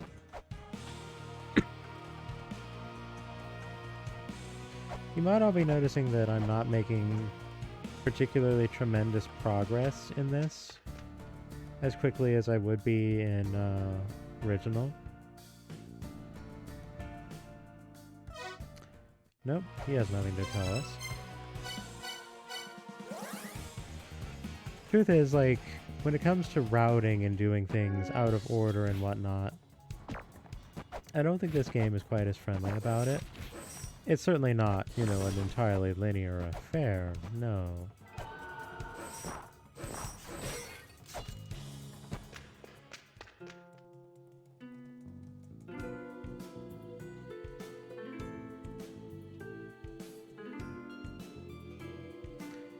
It seems that striking down these guardians has forced the issue, as it turns out. We may as well have made a mistake.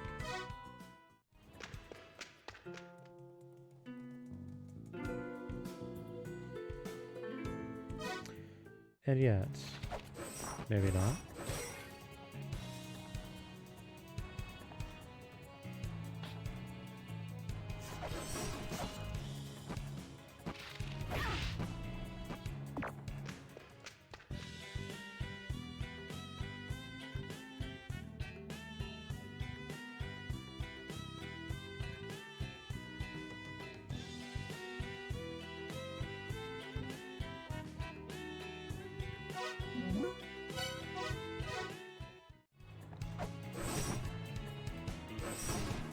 Now, I don't remember just what the condition it is to make the blacksmith brothers cooperate here. That being said, there is something we can do in the meantime. You might remember this.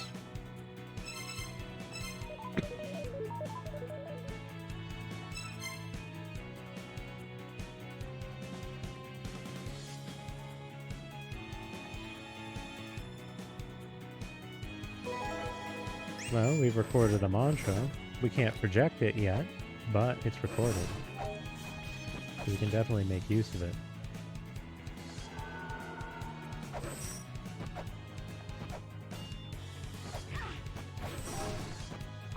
It's always the bat that I can't see, because it's like... Ugh. It's always in the spot.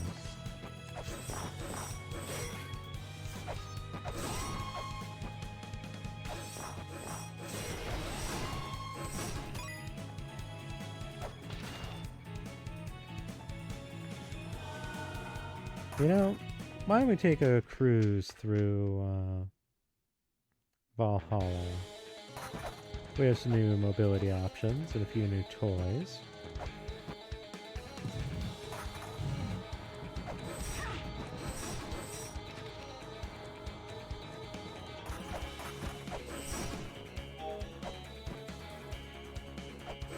And we never did pick up that dissonance either.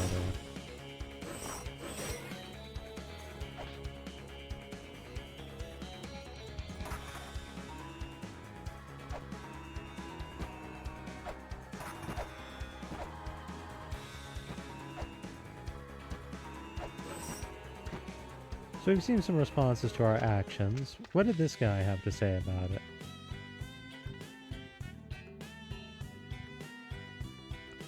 Ah. It would seem that causing the end was his goal. And we played into that hand. Well...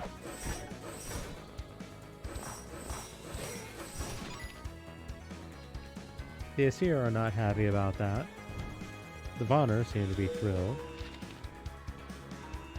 As for us, well...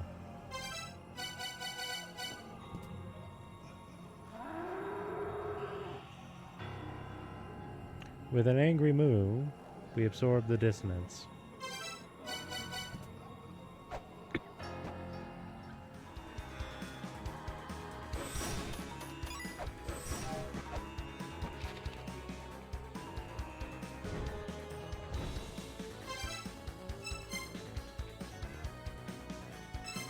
You know, we haven't really paid attention to the Shrine of the Frost Giants. Why don't we take a quick dip over there?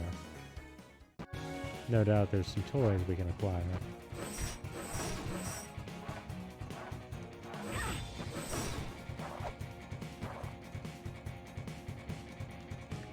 Case in point, there's one right here.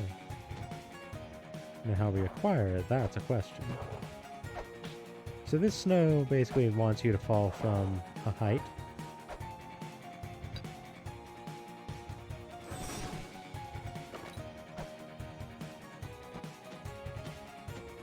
Oh right, I remember this room is a bit of a something.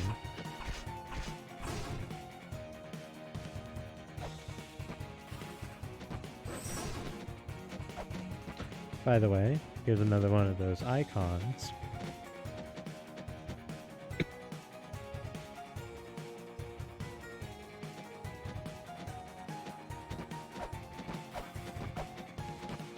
These bouncy little snow cloud things or whatever they are. I'd rather we not have to deal with them too intensely. Ah.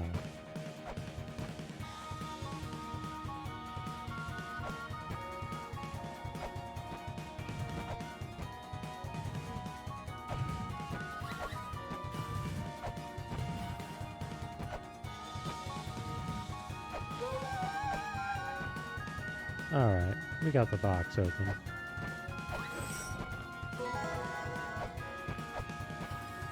A dangerous task, but nothing too terrible to deal with for an Ankh jewel.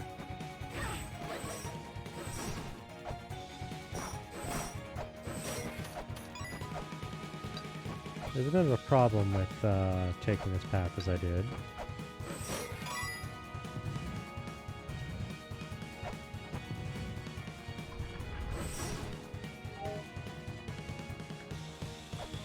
May as well summon a fairy, we've gotten some wounds.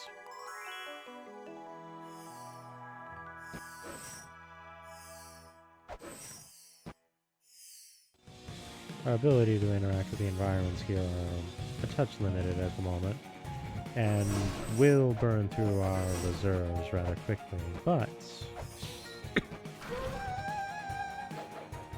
we're not without options.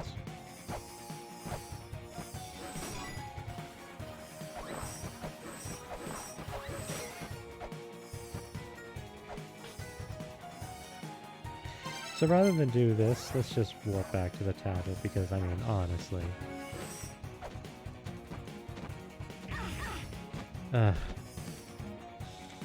Fortunately, we have our fairy to help with this.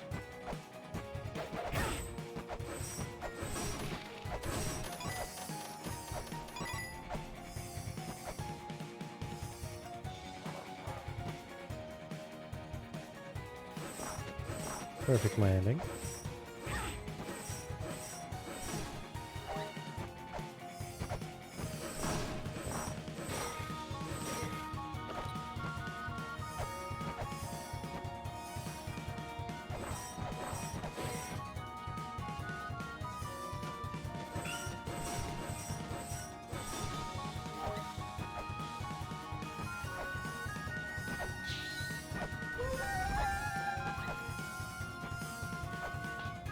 No doubt of surprise if you remain in that position.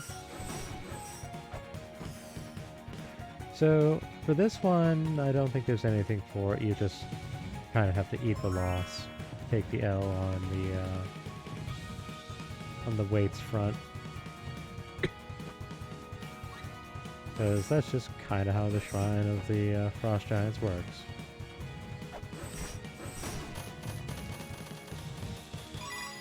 Fortunately, some of these enemies just give enough. That's not the hugest of concerns. And we get the birth sigil out of it, so it's worth it.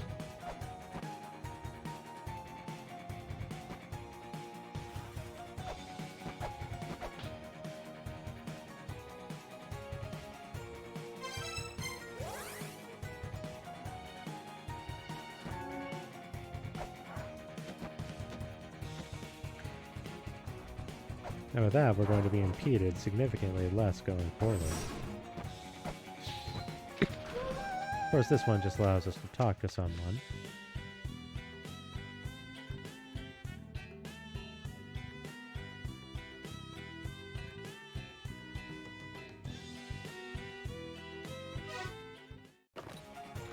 And true enough, these kind of checkerboard columns here, you can in fact just be inside of them.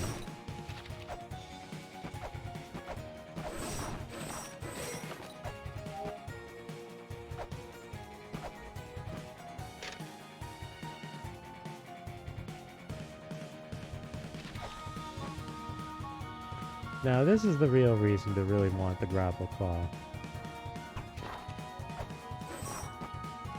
You see those shiny columns on the side?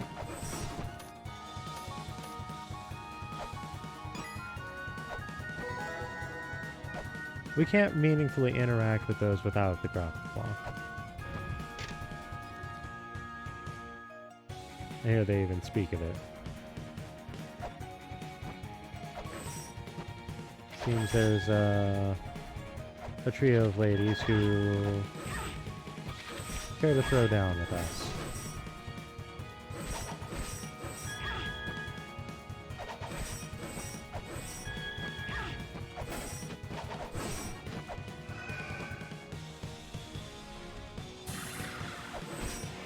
And they're not content to just remain individually defeated.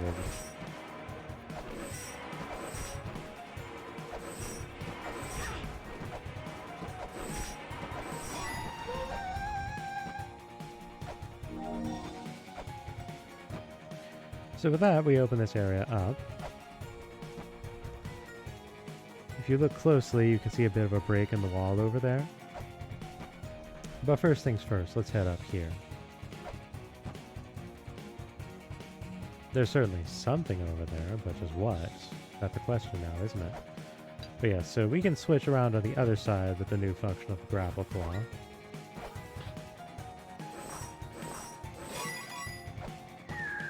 And acquire a not insignificant amount of money in the process.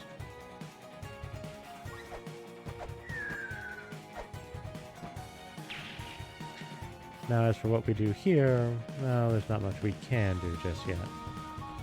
It's good to file this away. Oh, I'm in the way? I see.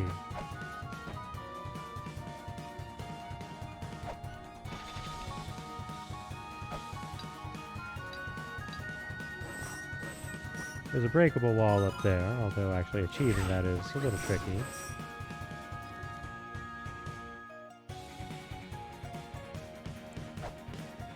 Either way, we can pass through here. A hidden shop, you say?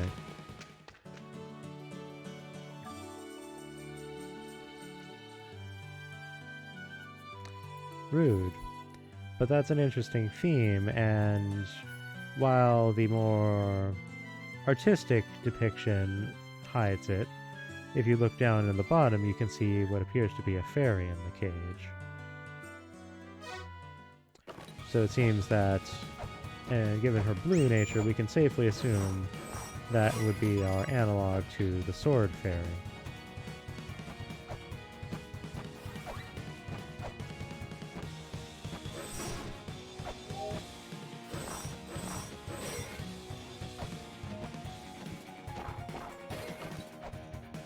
Now this is a bit of a one-way jump. If I recall correctly, this is not worth it. I don't have the map.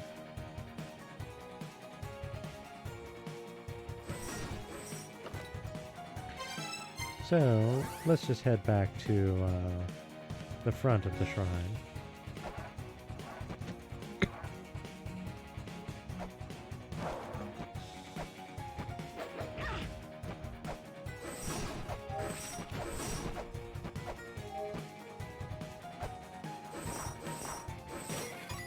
Ah, I see.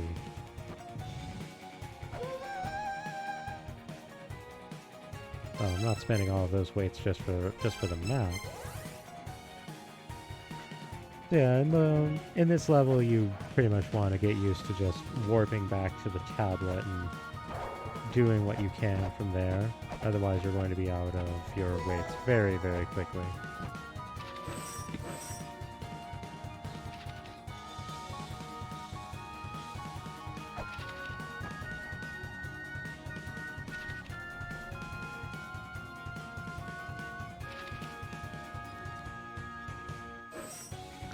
Y'all are being quite quiet this evening. I see a few comments from Ash, but not a whole lot else. Y'all okay?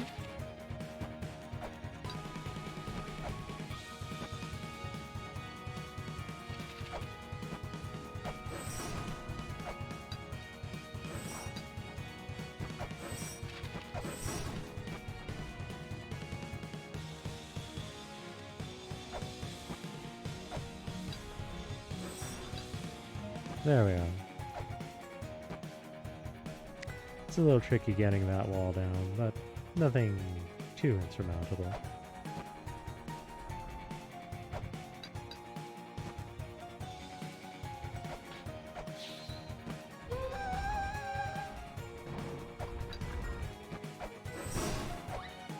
Well, well.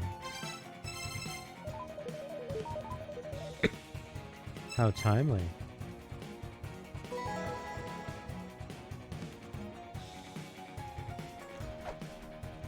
Busy night, Brett? Understandable.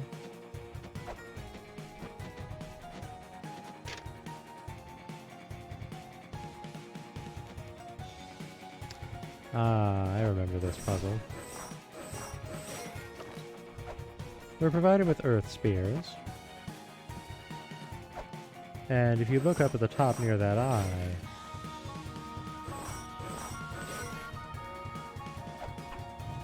we can just barely hit it.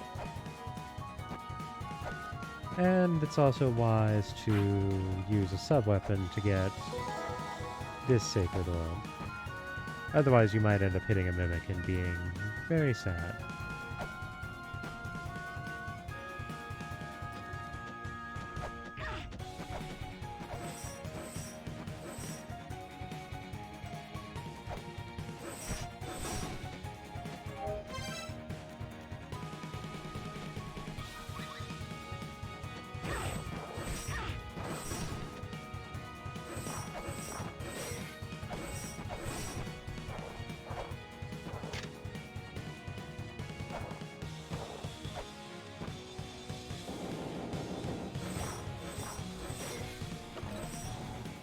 More earth spears are always appreciated.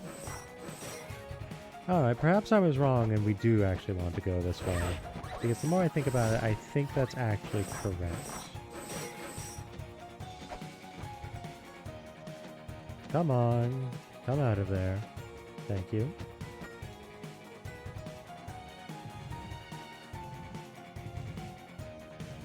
We're going to need to restock on weights at the end of this, but... Right, I think I remember how this goes. It's better to do it from the other way, but we can do it this way and get things done a little quicker. So we have a new weapon now. The rapier is the replacement of the key sword from the first game.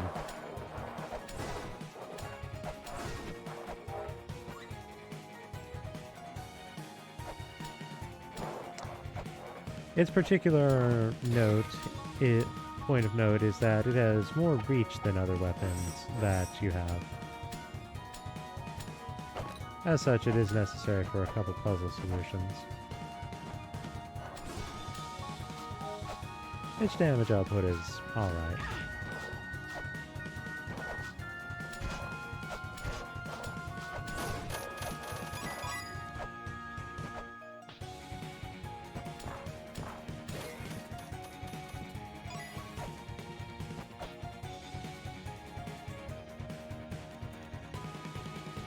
Setting up Twitch on your PS4? Probably not a bad plan, really.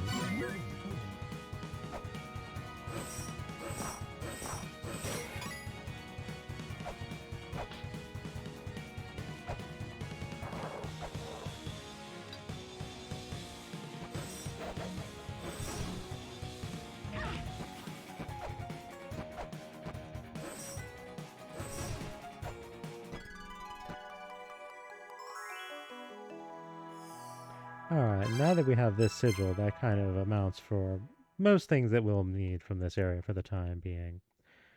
That being said, let's see here, it was... Where was it again? Ah, yes. Let's take a trip back to Valhalla.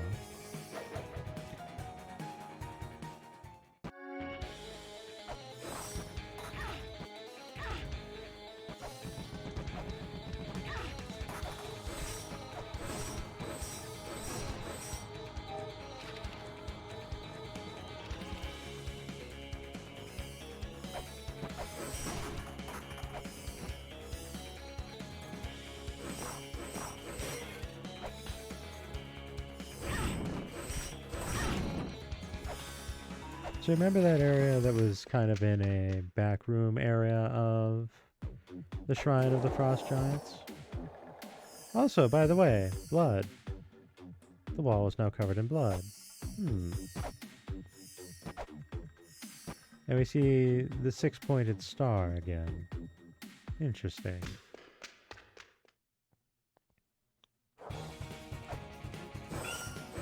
Well, let's noodle around here for a little bit. See, what I principally lack to solve this room is in fact the glove. Also, I don't like this idea.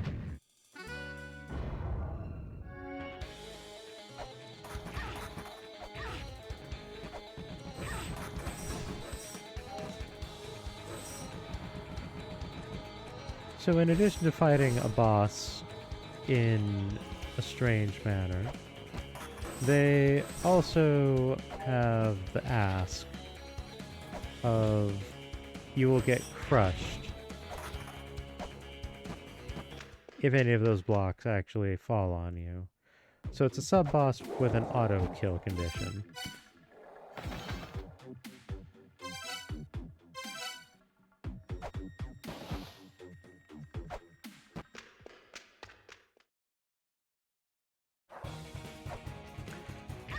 Let's try that again.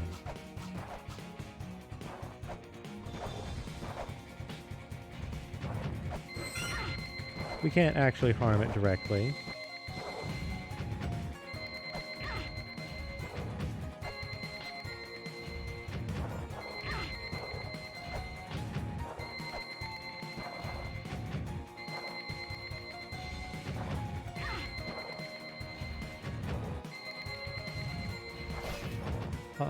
This is the only means we have of actually fighting it.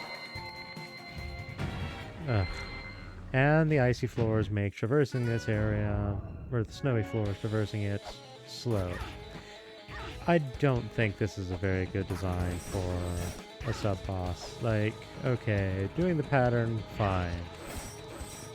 You want to use the blocks? Sure. I don't see why they need to make auto death by crushing a part of it. Like, that doesn't really raise, like, the stakes or the challenge of it. It's just kind of like, alright, well, watch where you're standing or else. They could make it so that you simply take damage and that would be fine, but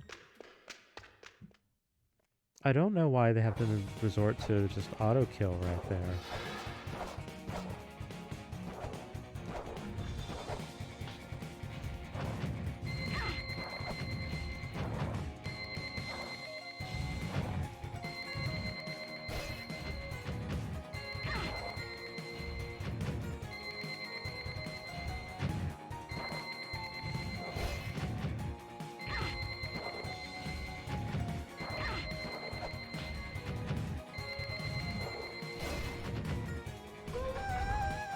Now, fortunately, you only need to do that thrice, but still. Also, then you still need to have the wherewithal to actually push this thing. And if you want to complete your encyclopedia, you need to drop down there to pick this up. And then you have this situation to contend with.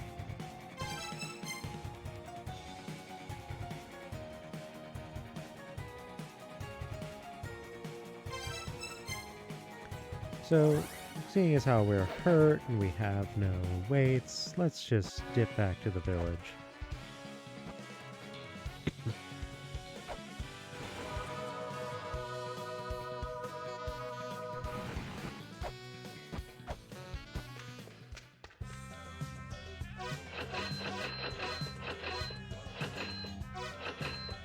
Thank you, neighbor. I wonder what Zelpud's up to.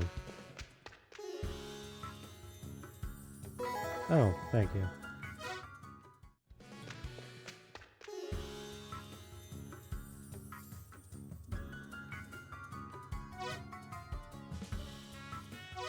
So, once again, if you bring held items to Zelpud, he'll tell you what he knows about them.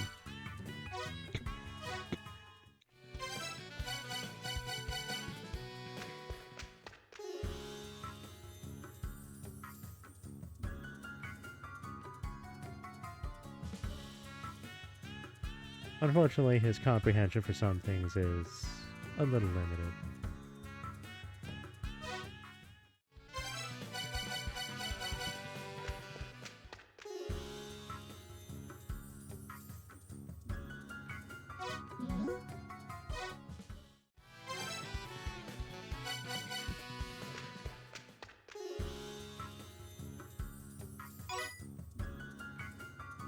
Oh, that's right. If you come here early on, they'll just give you some money.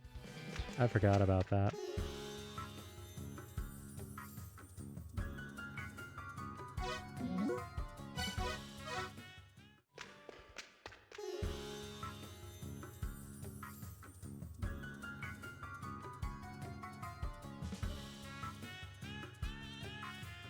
Seems the tourist business is going to dry up.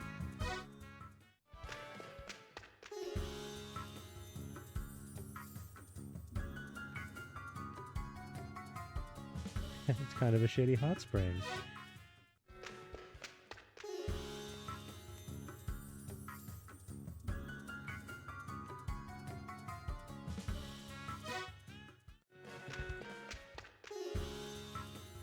Seems Zelpud is facing a bit of a crisis, seeing as how his whole little arrangement here is having some complications by the presence of La-Mulana.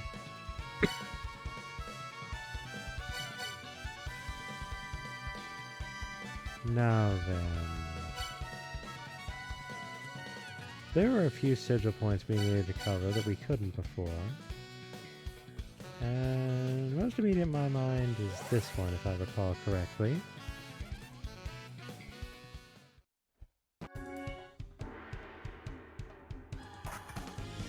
Huh. Yeah, thankfully it isn't 100 blocks to push into that other thing to deal with it. Oof, that would certainly be something. Nothing good, but something. And by the way, just in case the notion wasn't quite clear, we are, in fact, at the point where the game has opened up properly.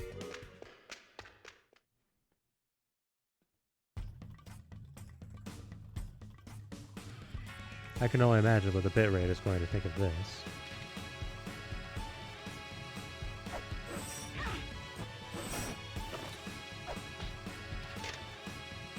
This is the Gate of the Dead.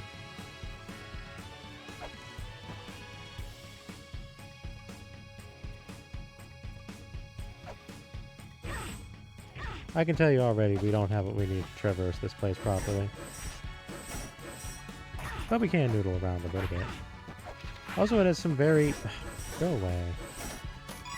It has some very questionable design. You might notice this little overhang above me. That actually is enough to stop my ascent.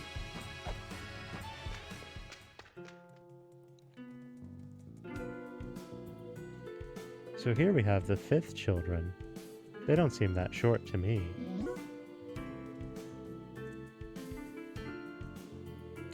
So it seems that the dissonance between the 5th children revolves around the leader of the opposing faction, the La-Mulana, Ra.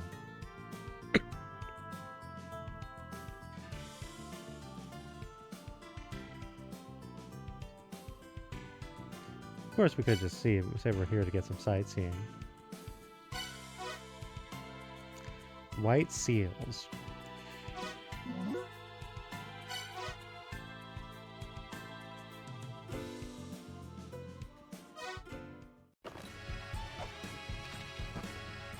So as I said, I do not have what I need to resolve this place. I know what I need, I just haven't picked it up. I suppose it wouldn't hurt to go do that.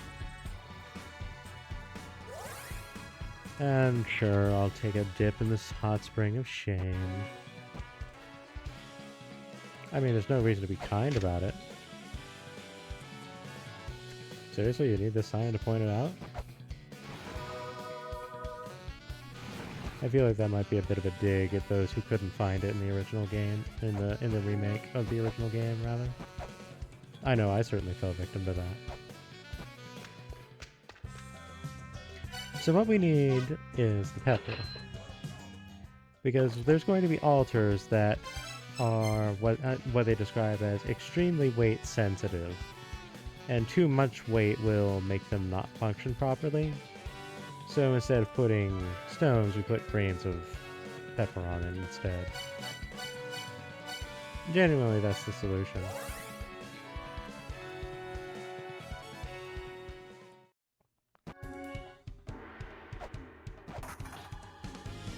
I forget exactly what it is that we get for noodling around in this area in the initial parts, but we may as well. Just kind of schizophrenically run around.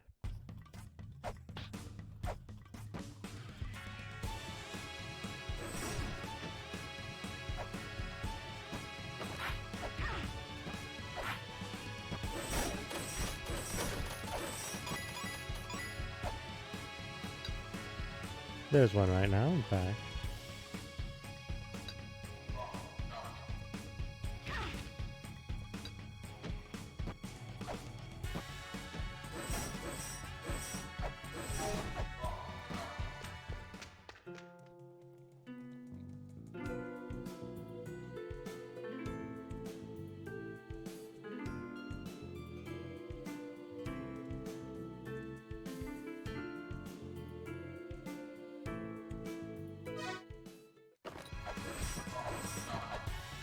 So as we can see, among the 5th children, whom the Egyptian gods seem to be based upon,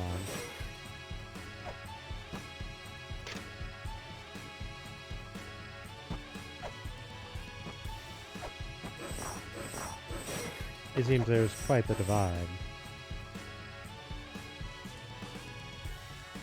Right, okay, so this puzzle right here. One and one alone survives. By the way, these ghost face things, I don't like these. They're very annoying. They have enough health so that they can survive the chain whip. And they just kind of go. Did I not do that right now?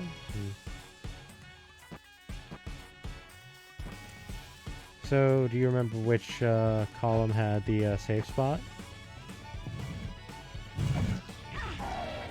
Oh look, I got knocked into that. I solved the puzzle though.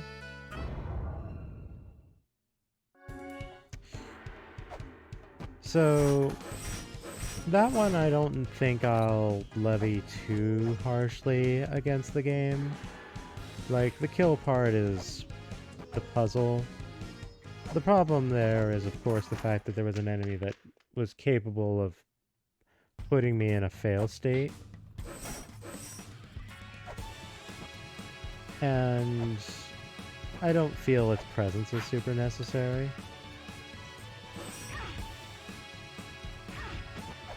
All the spikes, all the time, all the way down.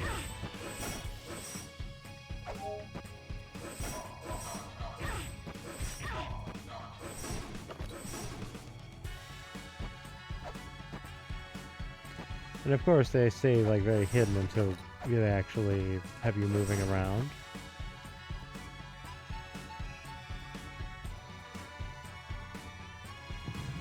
This should be good enough.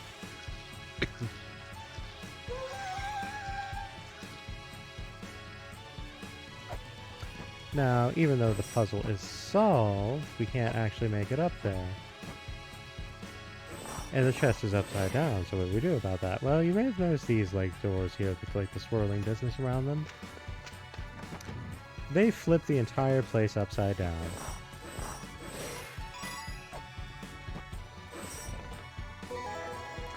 And that gets us a very, very important tool. The Vajra allows us to do combo attacks.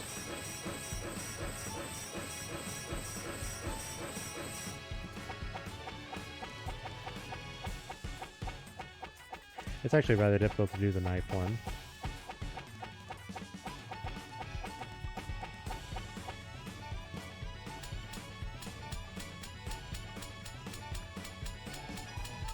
As you can see, we actually get a pretty good rate of attack with the rapier and the chain whip.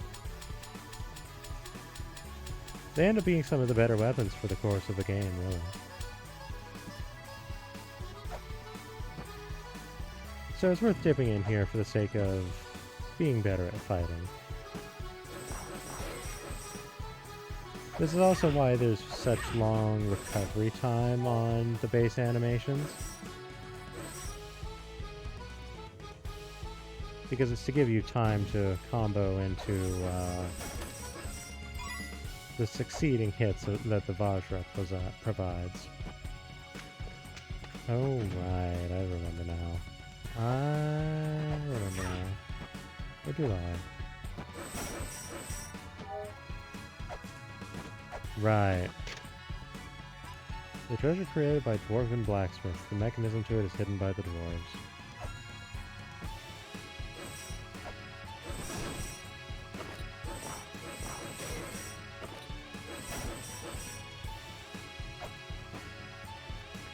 So it seems that we need to consult those two to get this resolved. Do we actually have the map? I don't think we do. No, we don't.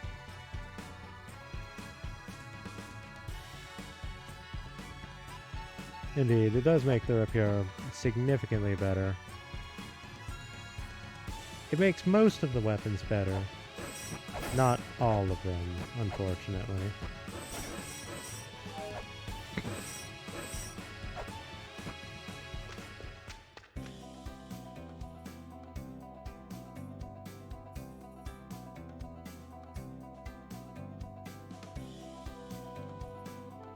Here we have Thoth.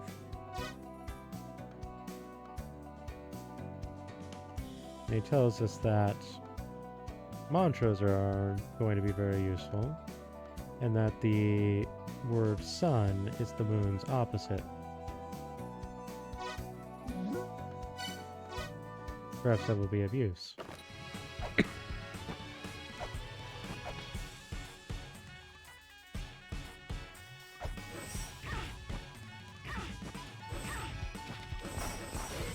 By the way, the red caps are really annoying.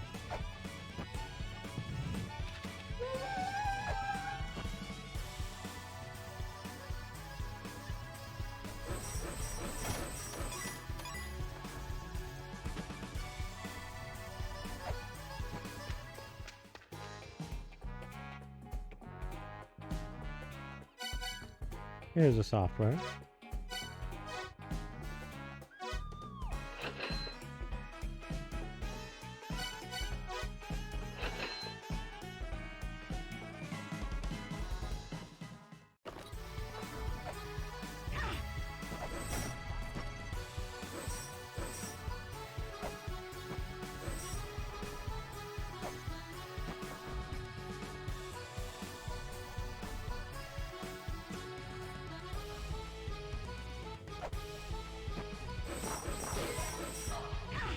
It seems that there's something we particularly would like to have here, but it requires a sigil that we do not have. Most unfortunate.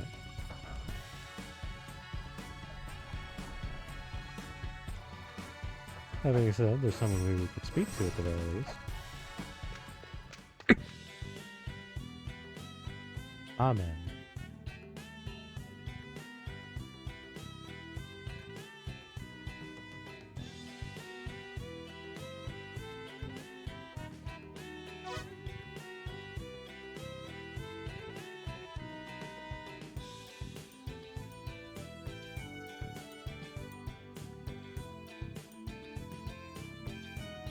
So Amen is stating that he feels that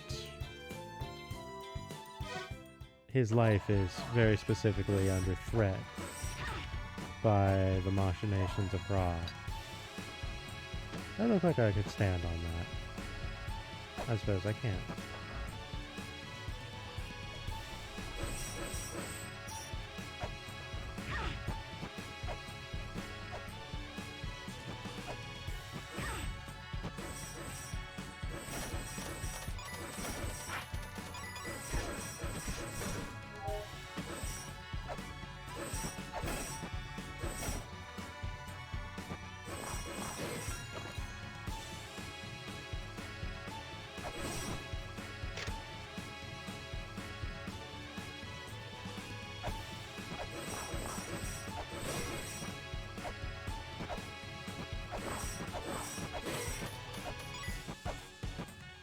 Now, I'm going to guess what I'm about to do here is going to not work out for me.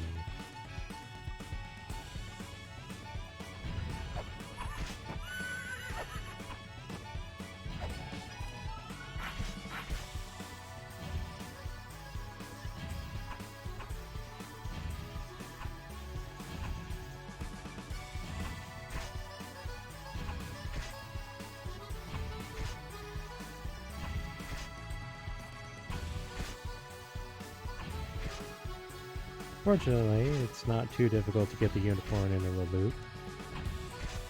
Once again, Earth Spears proving their value.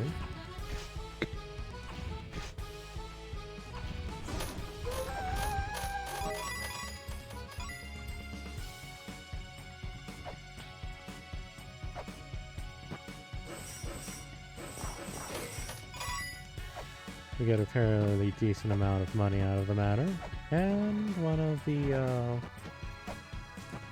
the white altars is available now.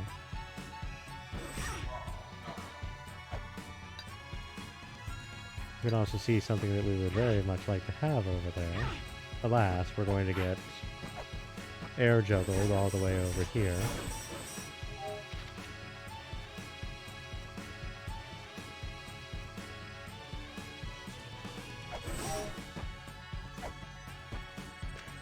So let's try flipping things.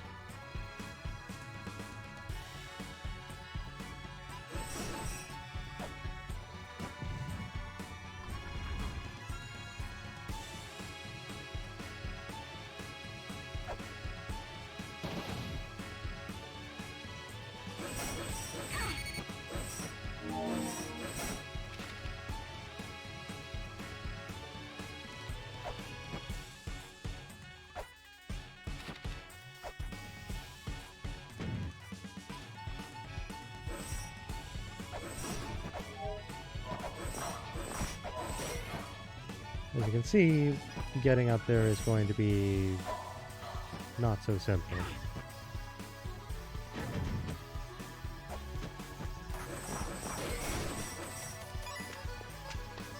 Also, by the way, the pots that fall down, if you end up underneath a falling pot, you will get killed. You just get crushed.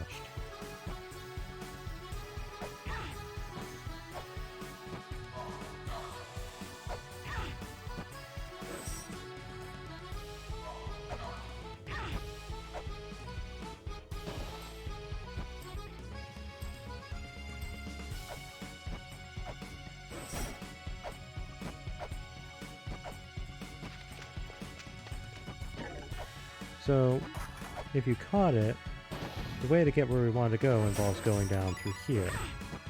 Unfortunately, that's not too difficult of a task.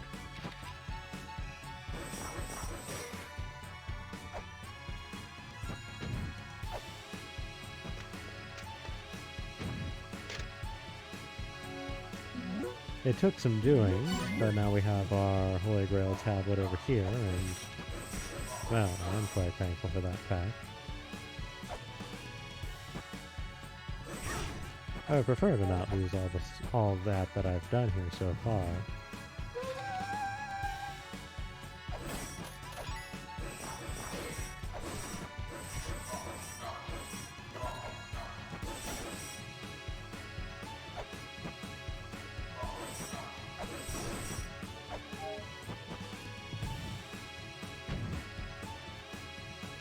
Now this is a bit of a clever puzzle, I think.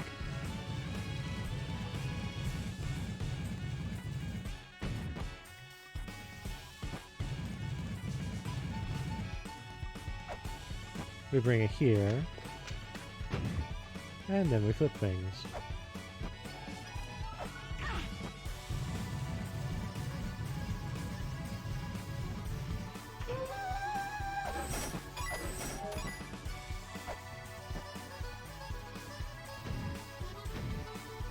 Well, this is open from our earlier efforts, so we may as well. It's our map.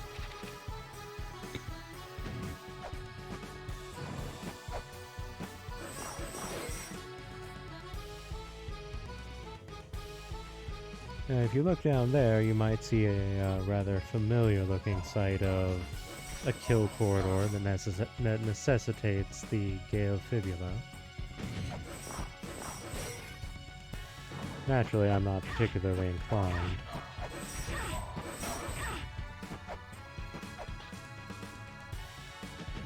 Also, the teleporting jerks being teleporting jerks, as they are wont to do.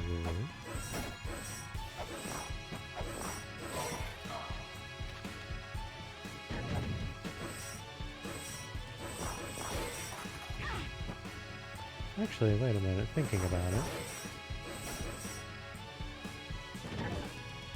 Aha.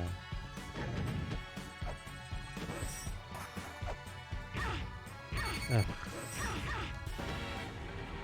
Do you see now what I mean about this whole business with the spikes?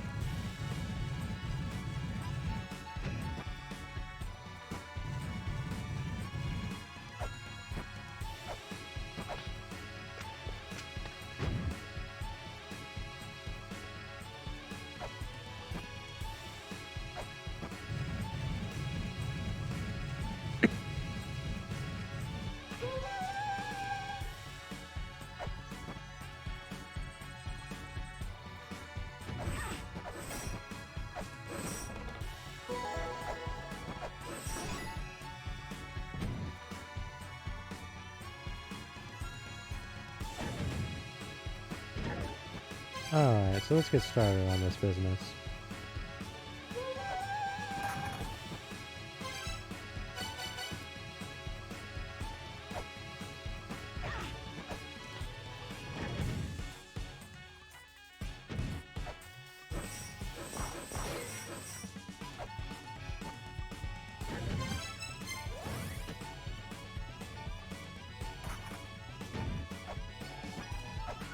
As you can see, the Holy Grail tablet will function regardless of what orientation the Gate of the Dead is set to. That being said, actually, getting out of here, well, bit of an ask. I wonder, actually. Nope, out of Earth Spheres. You can see, though, that you can check for breakable walls rather easily with it. Right, so to do that, we'll need to do some nonsense. Ugh.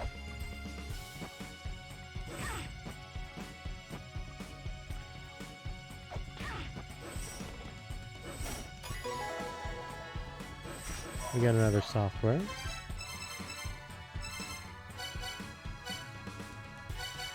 Here we are. And with this, we have markers on the map now. Very useful.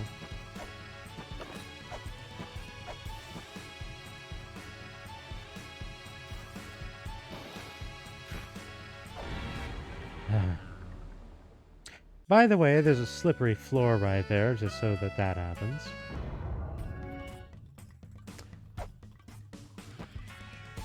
I don't wish to be a broken record, but by this point, do you see what I mean about the abundance of kill traps in this game?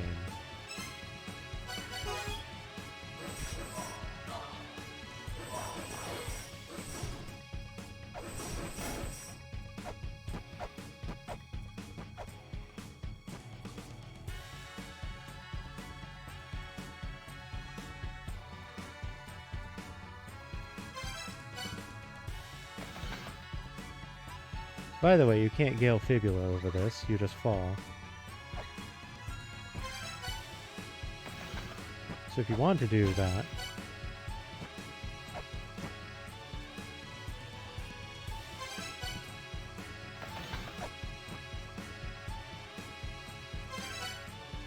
it's actually rather tricky to do this. You might be thinking, why not run to the other side first and then do it? Well, then the Crushers will get me.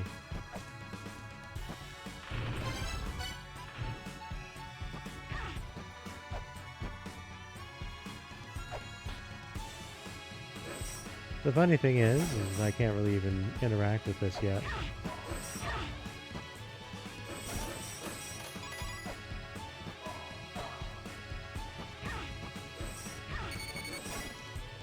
Go away, Red Cap.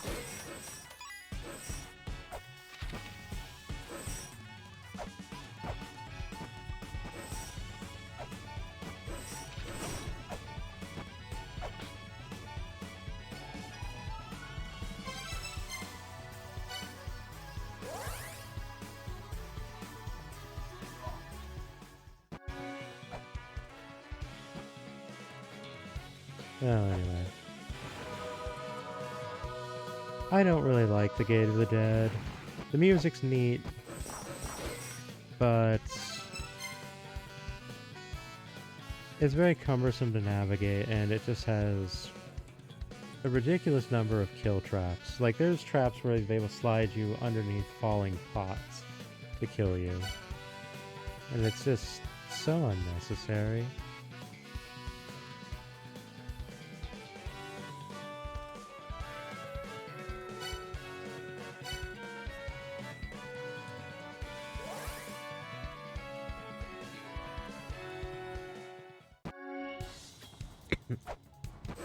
So, let's see if the blacksmiths have anything to say about things now.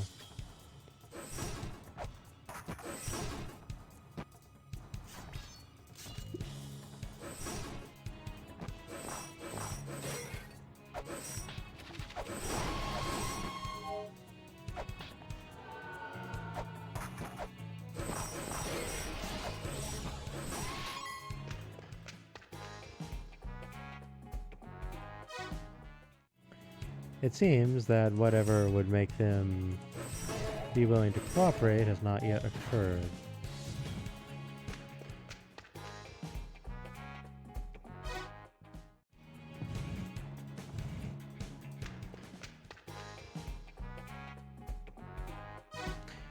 Incidentally, if these two are also of the fifth, which seems to be the implication, then they also have the same flipping upside down thing that the Cave of the Dead has. Evidently, that's just a social thing.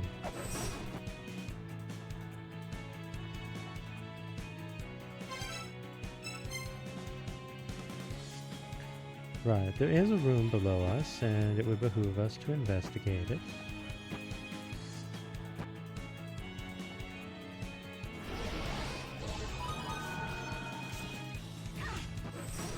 Namely, we have the sigil for this now.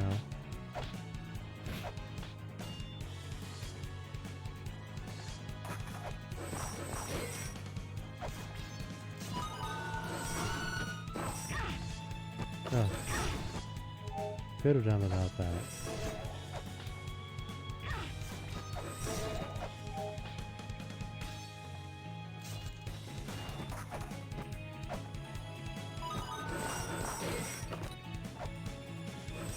Nope, air control got me.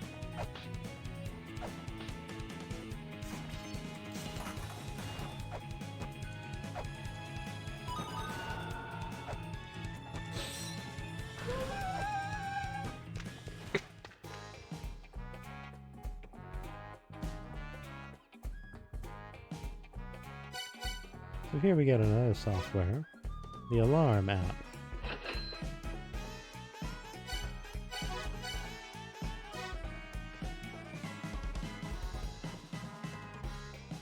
Turning down things, she calls you ill-mannered.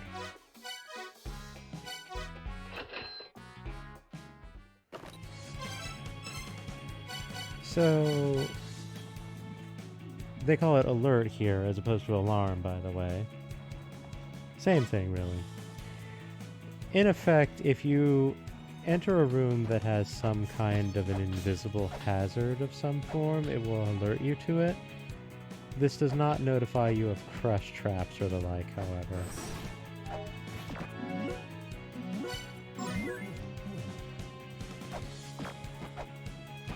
So while there are points where it will be of use, it also feels a bit dubious to me.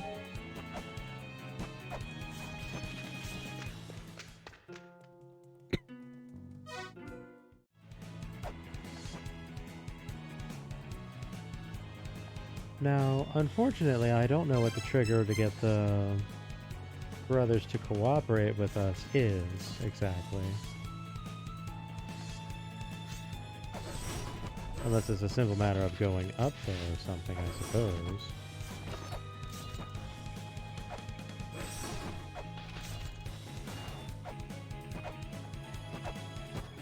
Perhaps if we investigate it again.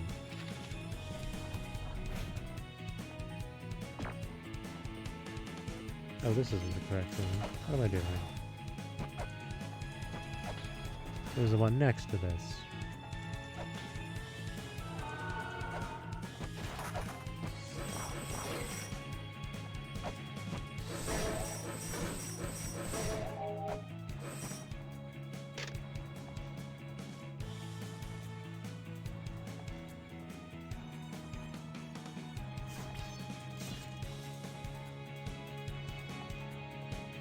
You can see the mark in the back there is the same that the brothers have.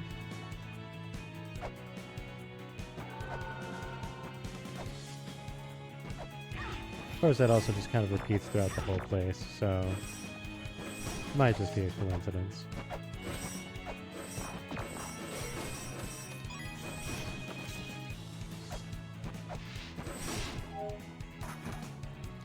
Let's try investigating it from another direction, however.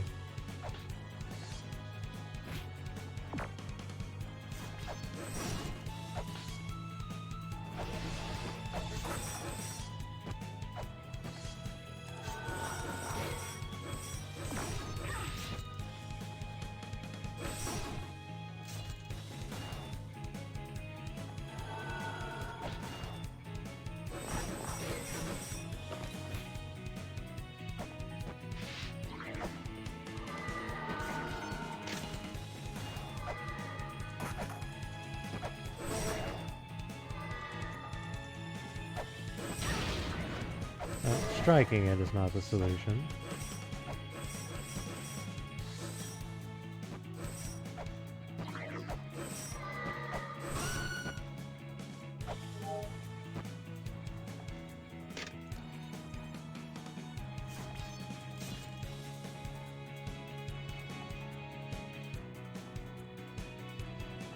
What about here, you say?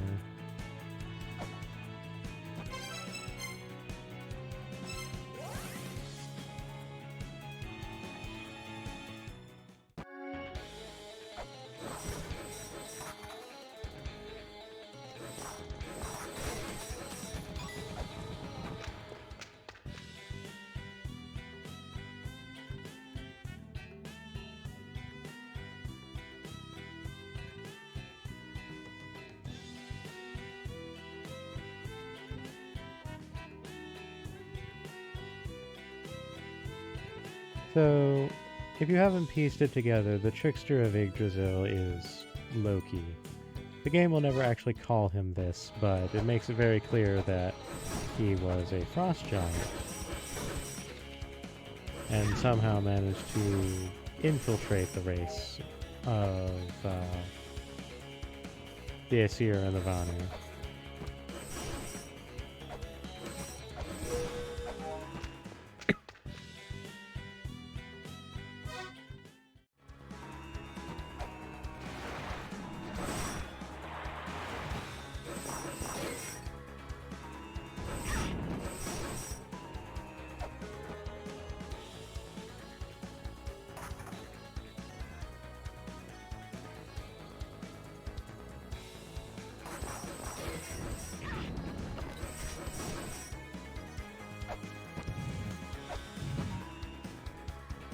Oh, that's just passage. What am I doing?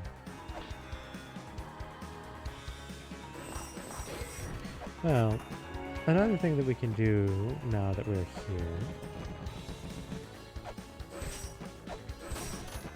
By the way, these enemies give a pretty good amount of money drop.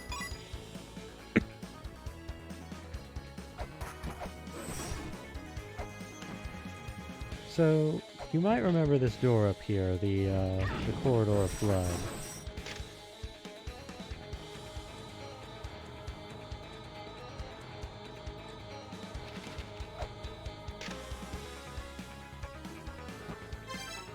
Well, we can adjust its trajectory.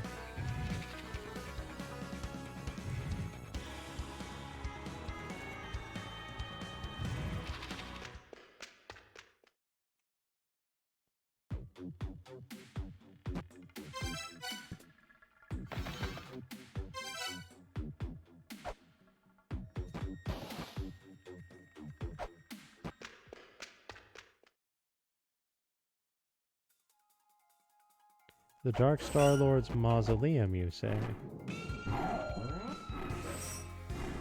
There's the alert telling us about something.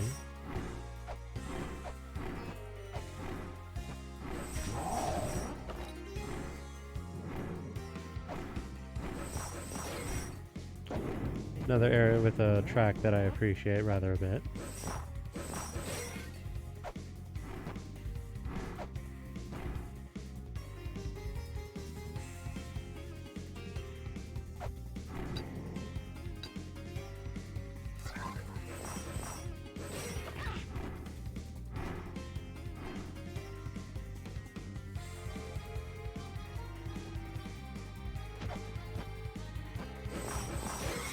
And as we can see, it seems to be that going through the corridor of blood is mandatory for this area.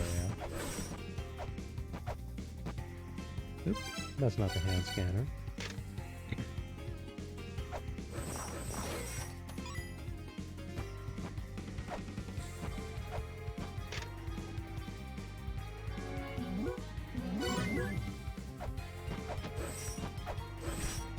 So, we can noodle around in this area now.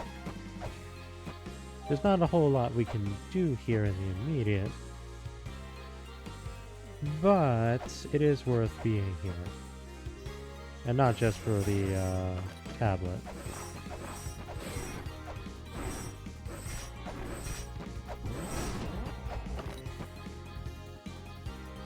By the way, for those who might remember, Ba is the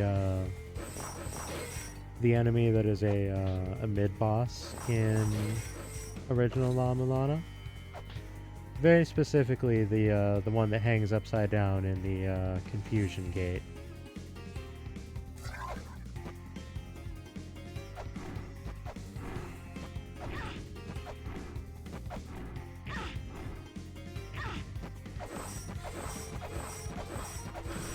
So, there's a thing here.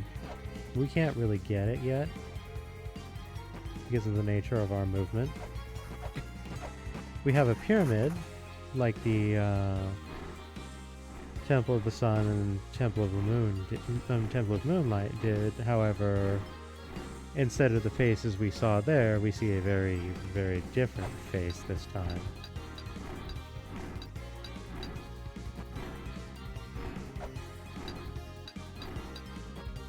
Presumably a depiction of the Dark Star Lord.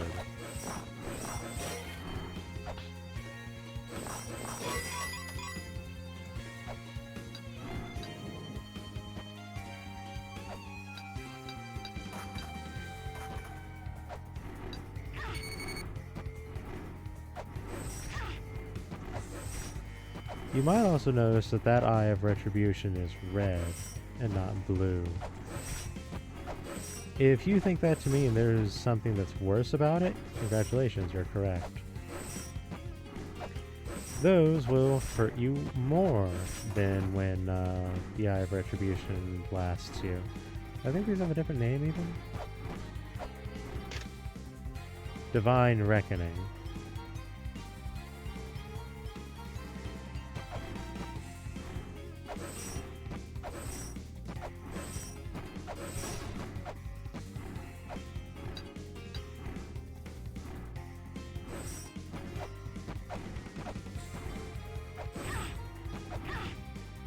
Really?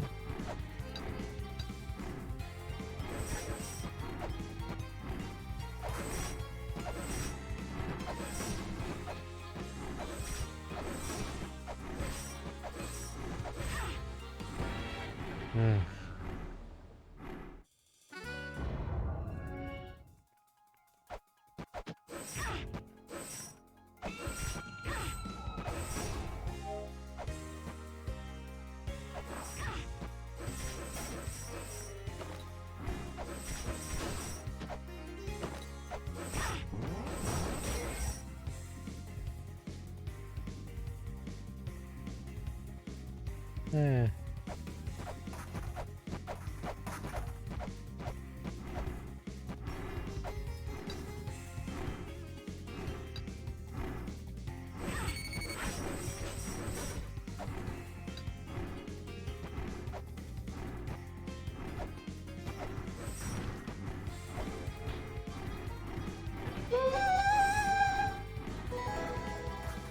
Well, that's another Ankh Jewel to add to our belts. No shortage of those. By the way, we can't get out here.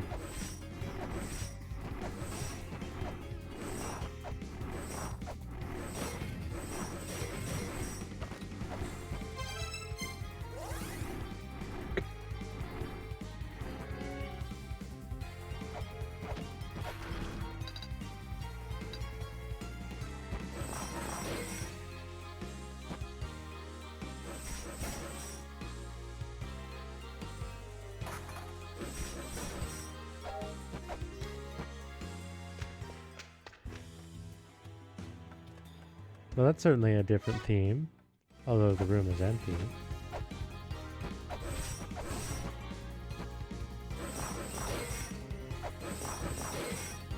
That looks like a door, but no, that's just the background.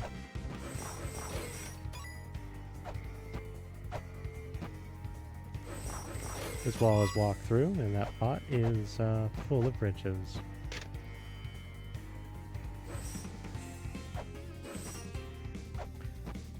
I forget, can we walk past here as well? No.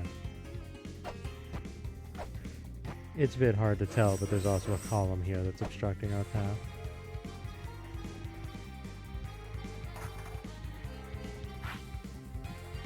This skeleton is obnoxious, by the way.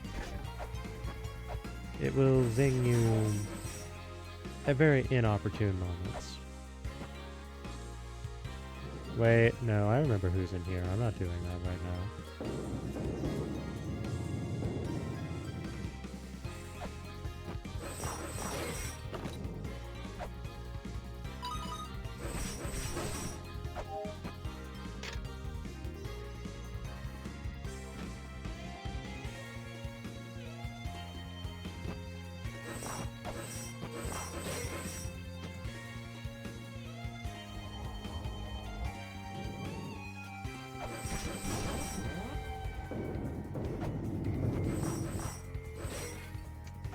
Well, that was unhealthy.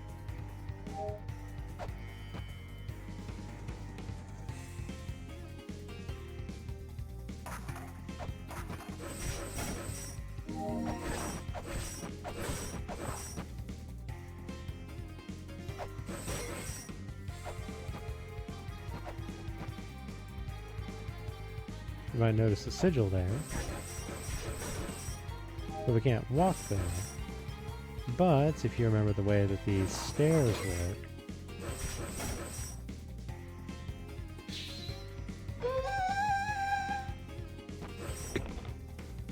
and that's our map. You might take that to mean that we're near the actual proper entrance of this place, and that would be correct. Once again, no one here.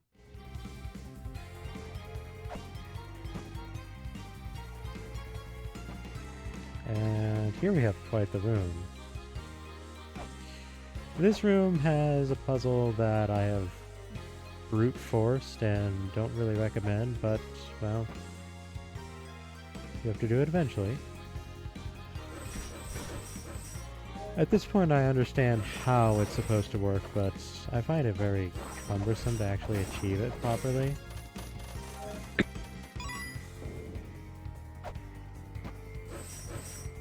Nope.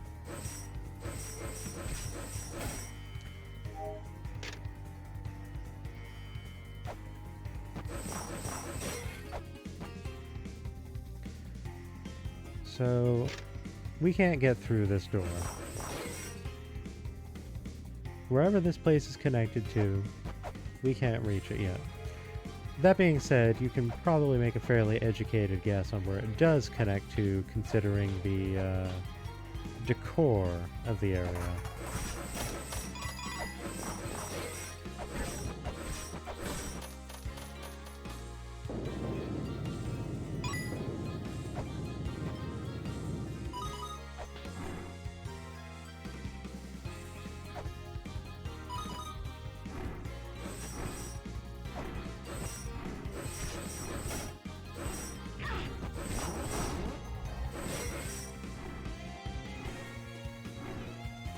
Now, while I will not be going through here just yet,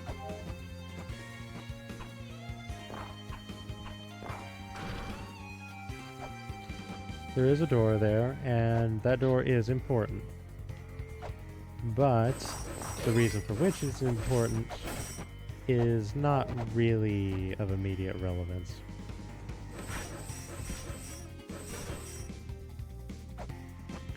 This staircase is very important, for reasons that are not immediately obvious.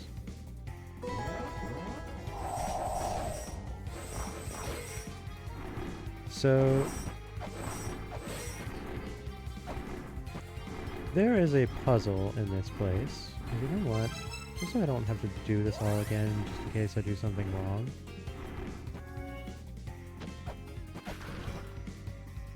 Oops.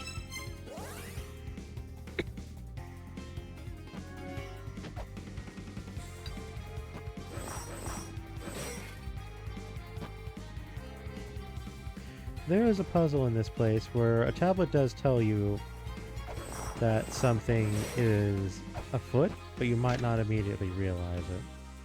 Also, that box up there, incredibly important. That's where the feather is. So then, this tablet. Gaze upon the heavens from this place, then hill and rocks will be yours. If you look up there, you'll notice there's a crush trap. Don't actually use the look up action. That's what triggers it. Instead,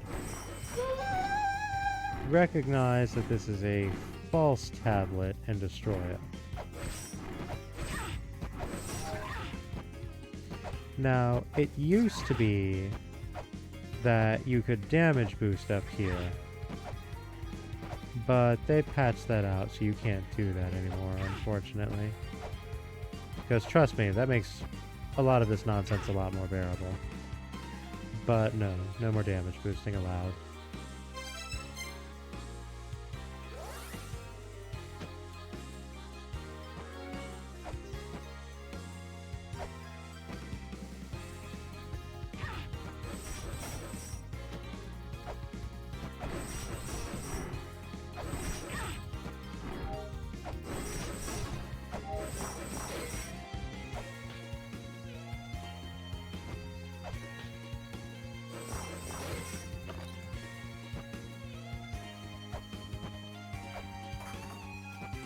Meanwhile, down here,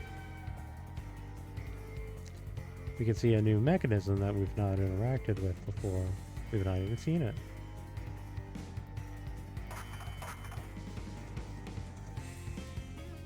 So it's worth bearing that one in mind.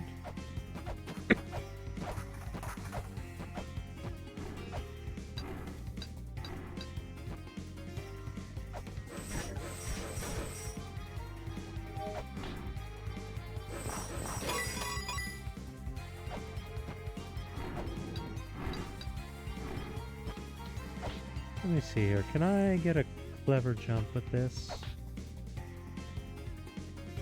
No, not if I just keep walking off the edge, I can't.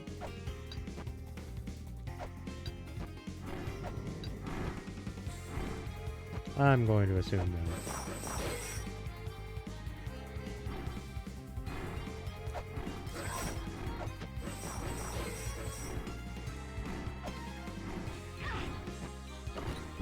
Basilisk, that was very rude stopping right there.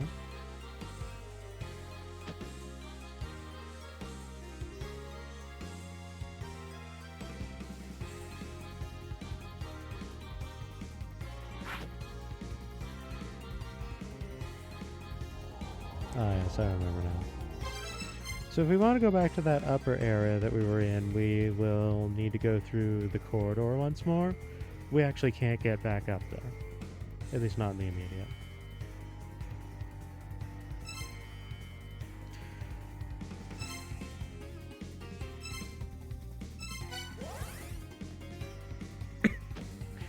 Now, there's a couple other locations that we can go to utilizing the Corridor of Blood. But, for the most part, what we just did is the majority of what we're going to get out of it for a fair while.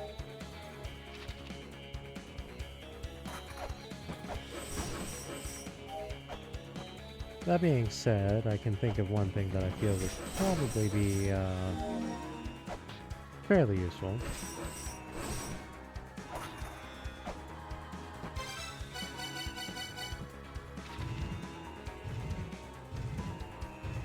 Is this one, I think.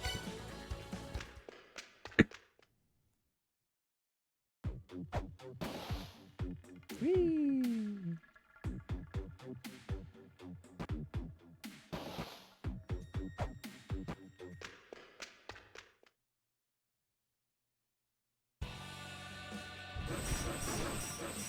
This is the one I was thinking of.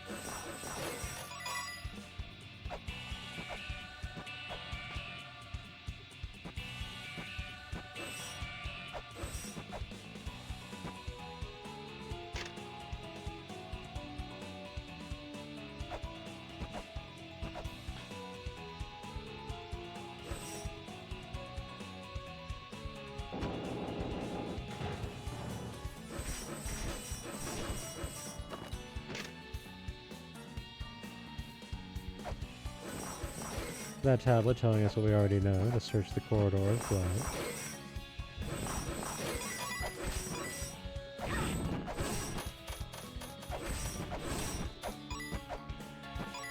We're not getting through that, so let's not even try.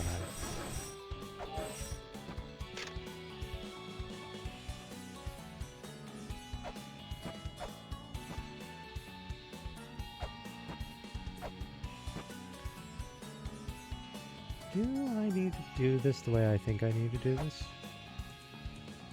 No, I do not think so.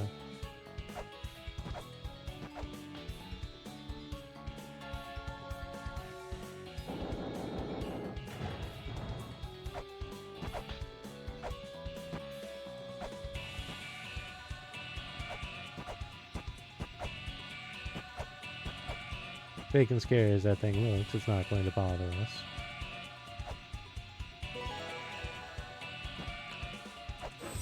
This lady here, atop this boar looking thing, we can examine that and get an encyclopedia entry.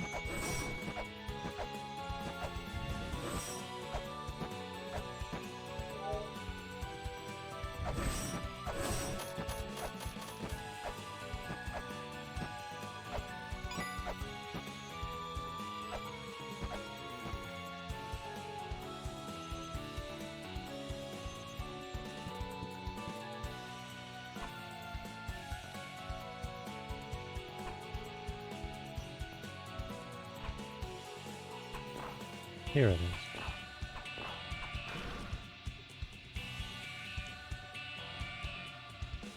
That is the death sigil. We'll not be getting that for a while.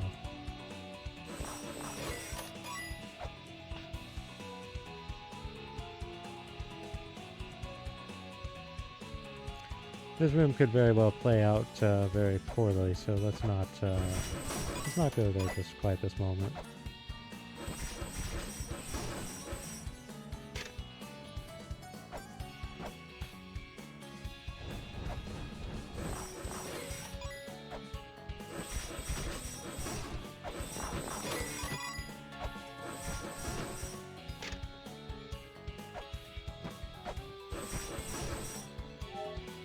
We can see that we need the life sigil for this point.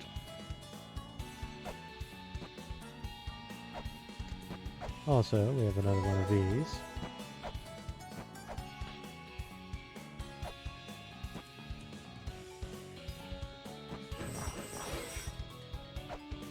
And still another. Delphine. Though not the software variety, I'm going to presume.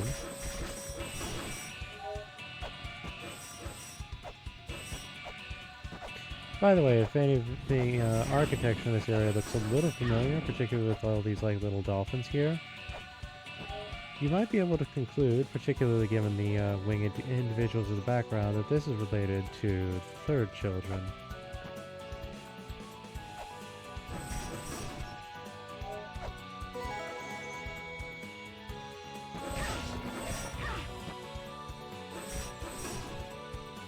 The other clue being that, you know, minotaurs, and they were related to, you know, Greek myth and architecture.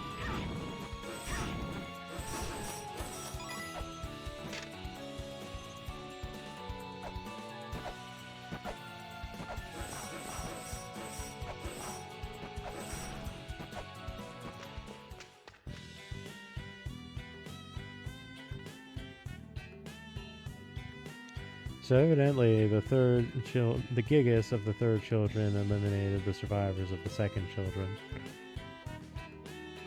Yeah, minotaurs in a labyrinth? Who'd have thought?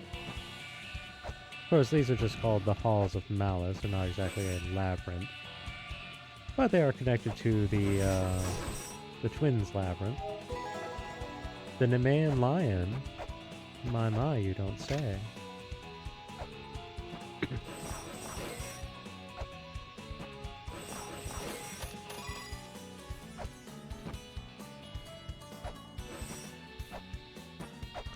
Alright, I don't think I can get back to where I need to be.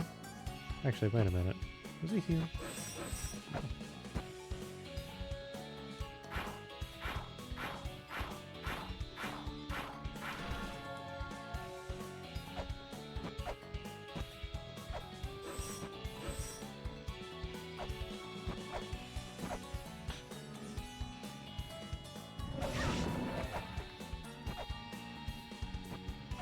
Alright, I can get back up. Okay. Okay, it's that other pit that I can't navigate.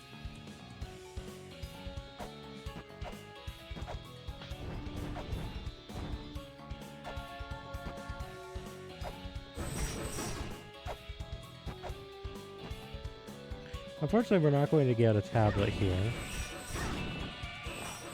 I know where it is, and we can't reach it.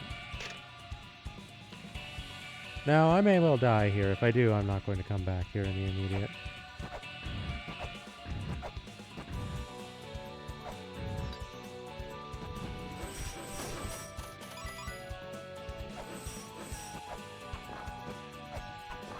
Oh, I forgot about that.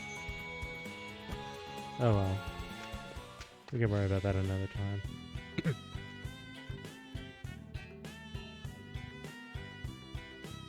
I am simply here, he says.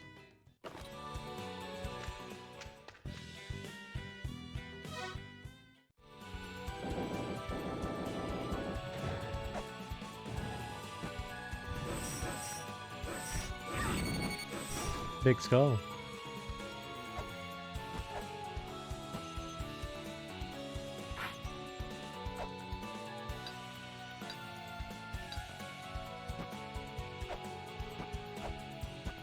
By the way, once again, you may have noticed some iconography in the local area.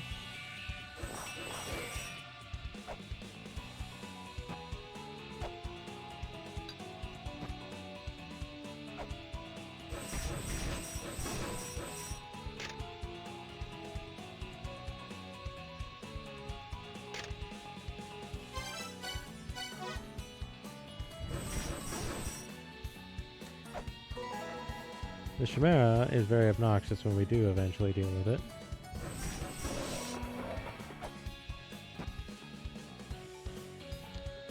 This element is not active yet, so we cannot do anything with it at this point in time.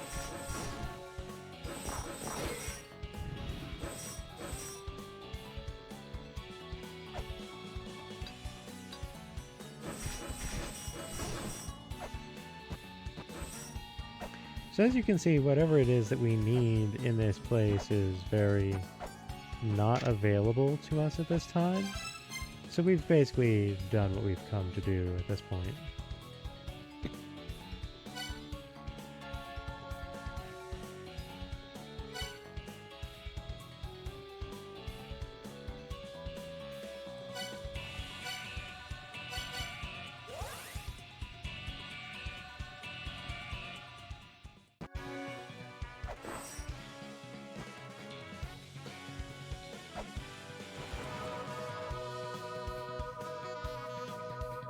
That's not Dark Star, that's Halls of Malice.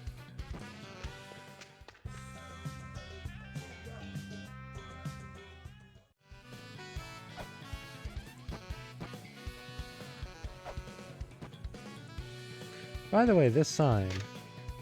Awana's Tower Bonus Tour. Bring your own shovel, you're going to need it.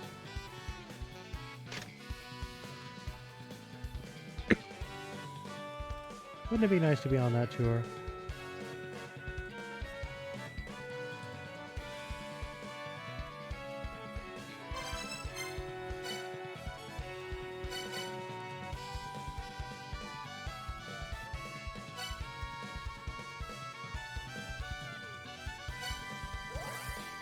Alright, I have an idea of what we need to do. This is just a guess, though.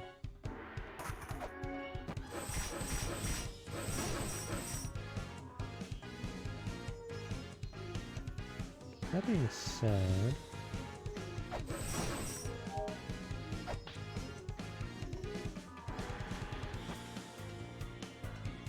Wait, no, right. There was that business with the life sigil that we couldn't do before, so we should probably go and see what we can achieve about that. Also, there's a fairy spot here.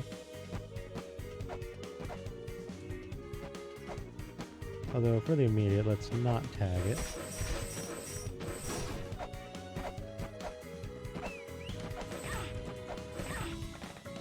So yeah, these guys will just break out assault rifles and then just never stop shooting. They suck.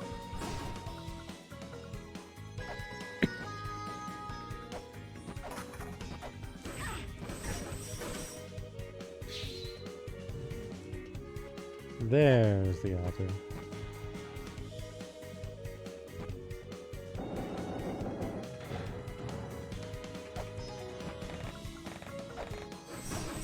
Wait, I should probably deal with these things before they become a problem.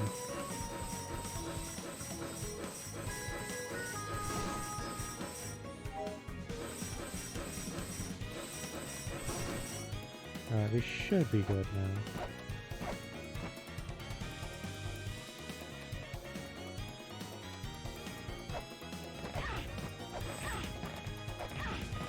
As you can see, getting past this one with his vigil right there is quite an ask, actually.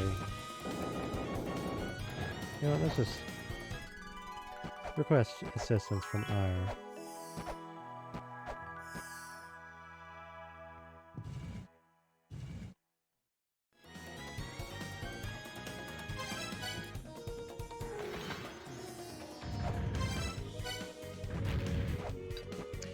A rude thing, if you don't jump at the end here, you'll actually come down and get crushed by that.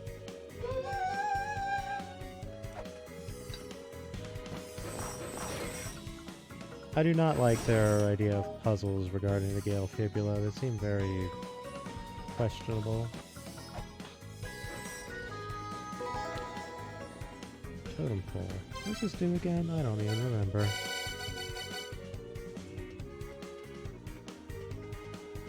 Ah, yes, right. Okay, I remember what this does now.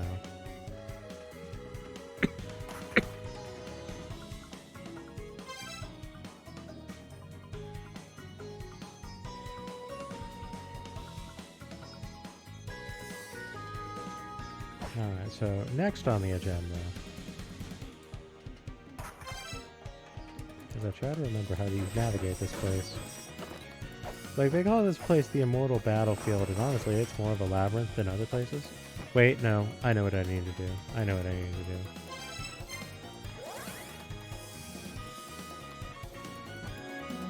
And honestly, not a bad idea to save here anyhow.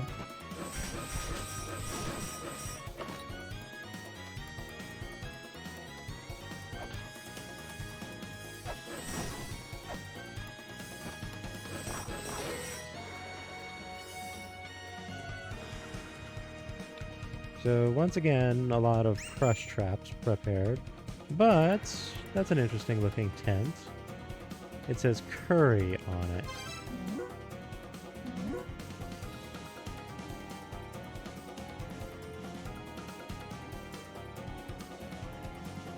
Don't screw up their tent.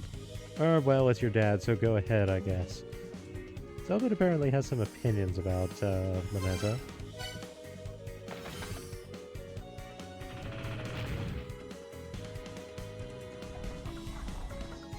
I'm not certain what just happened there.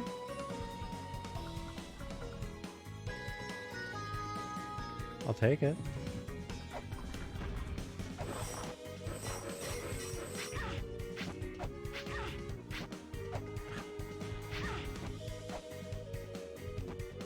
Evidently the collision bugged out in a favorable manner. But yeah, so just to clarify, just running across that one doesn't work. You are supposed to get crushed when that happens. The idea is you jump before you hit the first trigger, and by the time you land, you'll escape before the rest of them hit you. Anyhow, caution, curry stank.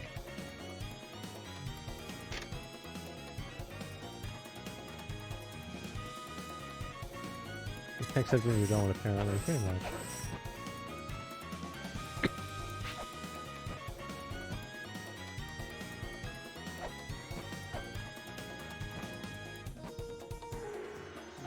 You know, it's faster to just go outside. Yeah.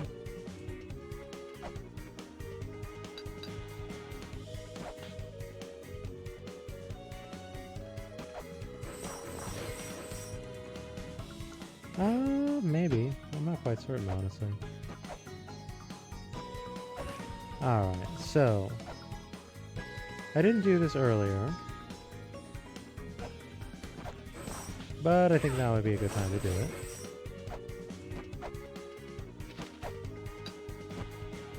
Or at least it would be if I hadn't blown it immediately. Oop. Alright, so here's the thing. I made comments about this being like a labyrinth. Truth be told, it's basically the twin labyrinth of this game, where both the, quote, front and back are in the same area. The right and upper side are the front, and the left and bottom side are the back.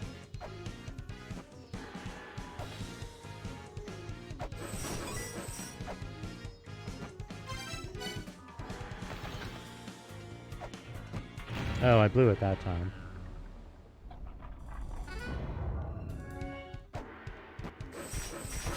You can see why I don't really care to do this business with the Gale Fibula, though. It's far easier to just go around, quite frankly.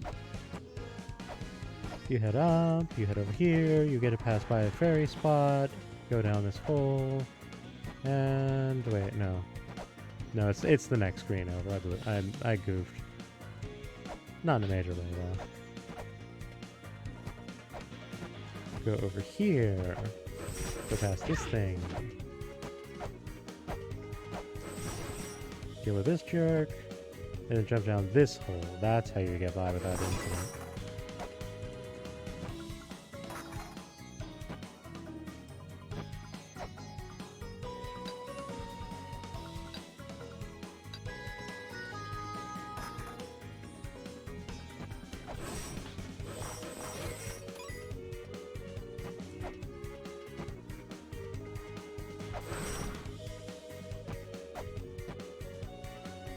There's also this.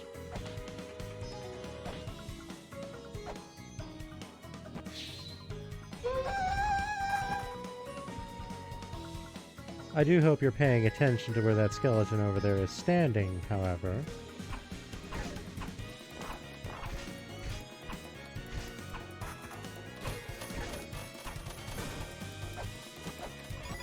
Because there's another kill trap here, because why wouldn't there be?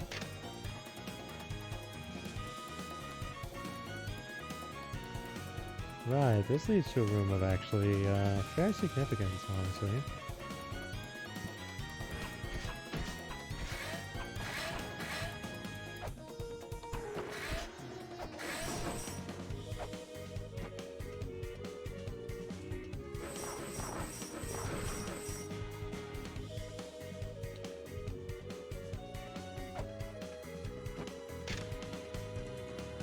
And now we can access the back. Of course, we have a bit of an issue here.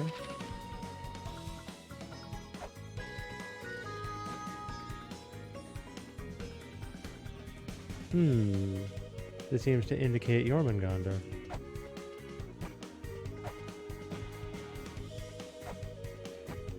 Well, what does this do? Oh ho, it opens the way, and it would appear that that sigil is active. So perhaps we should go say hello. Oop. But not to this one.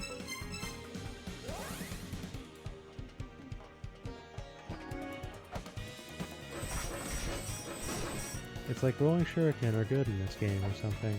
I mean, it's not that they're bad in the first game either. They're perfectly fine in the first game.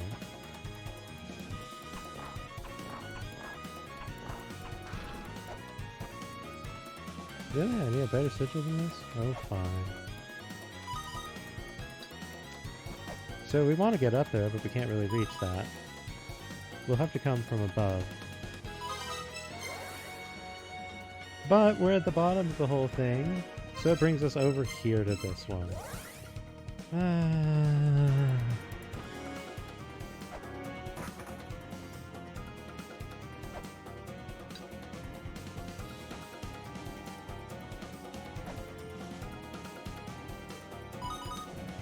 That didn't quite go how I was hoping it would. Oof. Until you get this place completely unlocked, it's very irritating to navigate the Immortal Battlefield.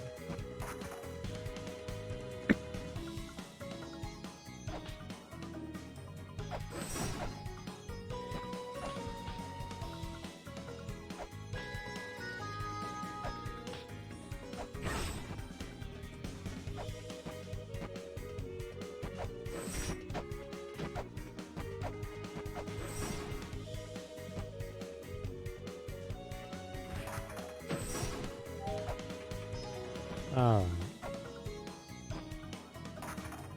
Let's... Actually, wait a minute. Thinking about it. We never actually dealt with this.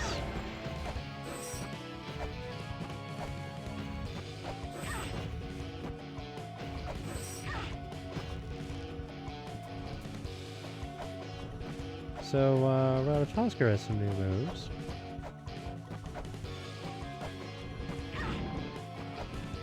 And is still very irritating.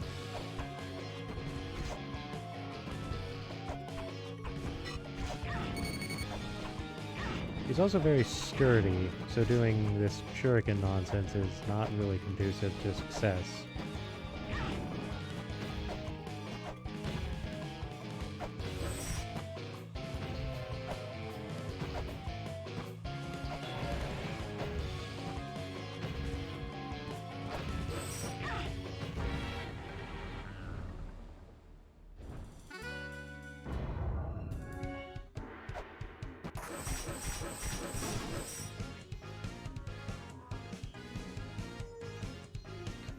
Now, I don't know about you, but I do feel like it's a bit of an ask to take a lot of these sub-bosses when they first become available. Because given the progression of this game, they kind of want you to come here fairly early. And that Ratatoskr fight is no joke.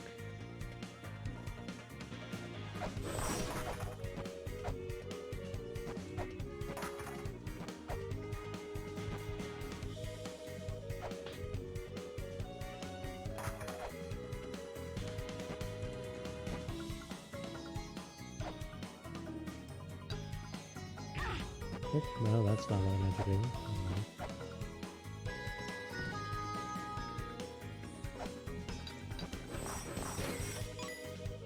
No. Alright, let's try this again. No? Not yet? Am I missing something?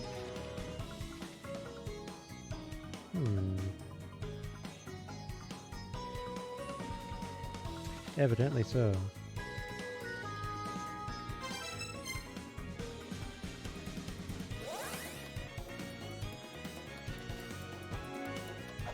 Hang on, I have an idea.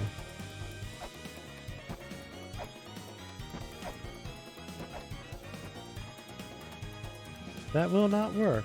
Ugh. Wait, no. I remember how this goes now.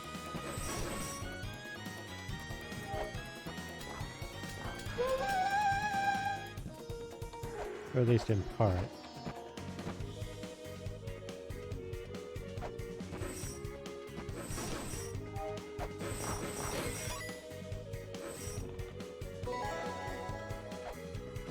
Then we get a dinosaur figure.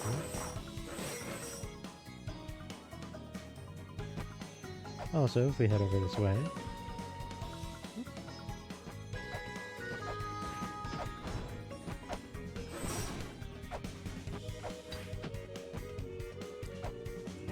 If we go down there, we're not coming back.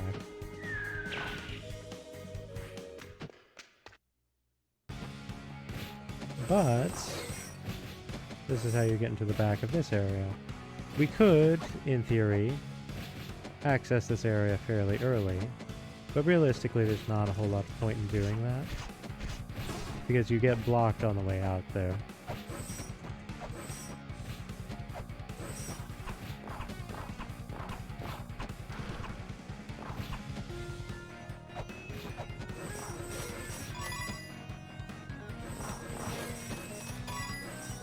A lot of money to be had here.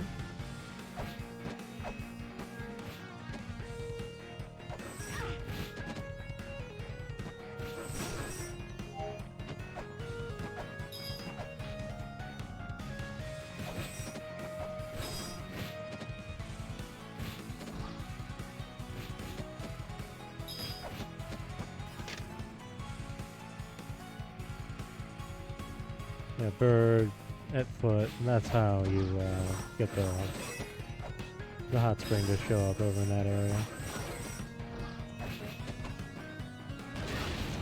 Well, that was a poor shot.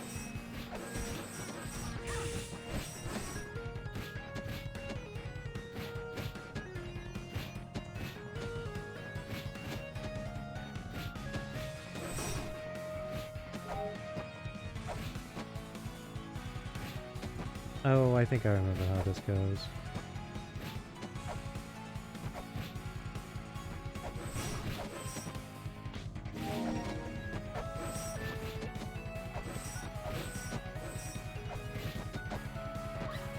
Right, right.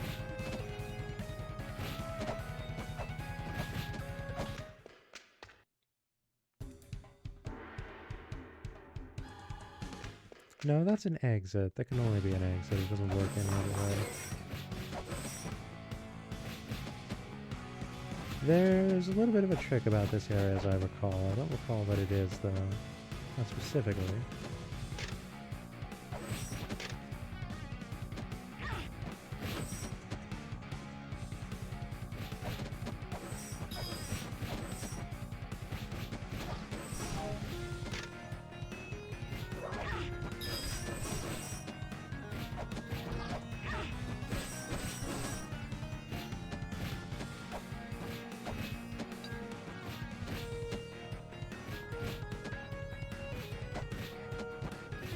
I do think I can resolve this matter right away. Specific to looping though. Let me see if I can recall how this goes.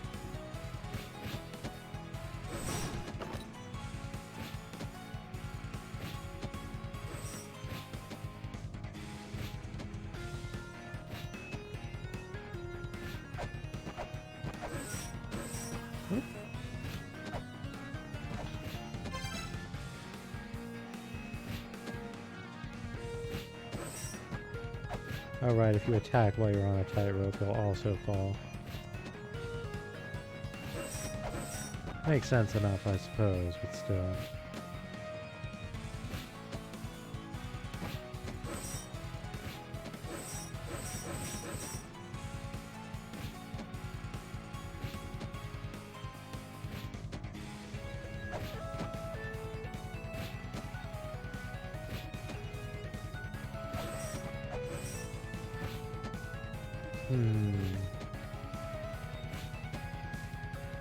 I really don't remember what the trigger here is. I'm almost certain that I can achieve what I need to do, however.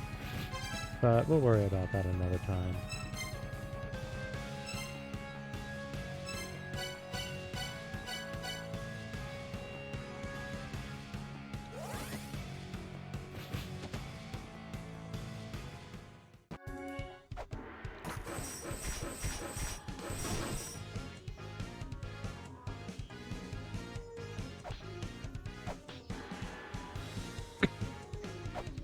In any case. There's that area inside of...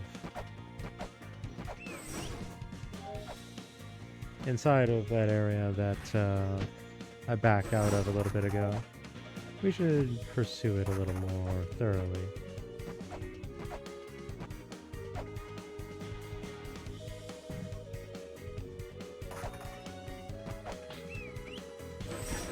Really? Oop. Skeleton, please.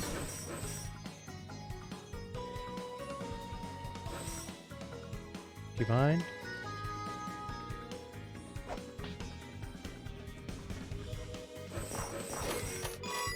Well, at the very least. Honestly, this opens up a shortcut to get to this side. So you know what? Actually, wait, no, it doesn't. Because there's a one-way door here.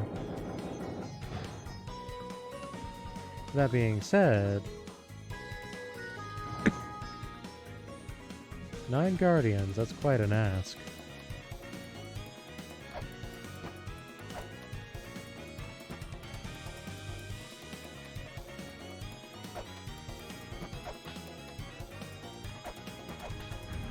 There we are. As you can see, engaging with these things is actually a little bit of a thing.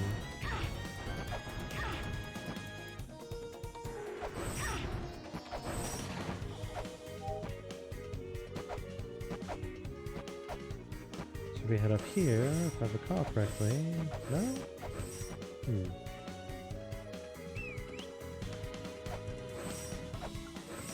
Oh wait, I know why that's not working. Not a problem. Just something for later. So we need to make our way past this jerk.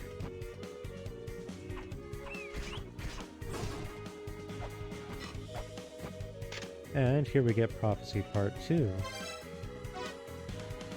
We can organize that later. The important point, however, is that we can, if we drop down there, we can reach the sigil that we've been trying to for rather some time now. Make sure not to blow it.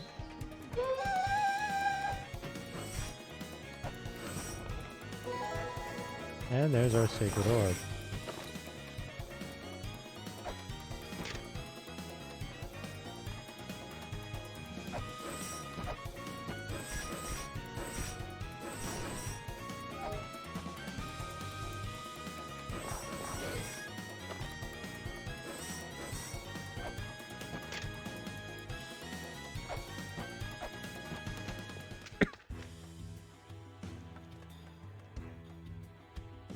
Very interesting that we see Yama here.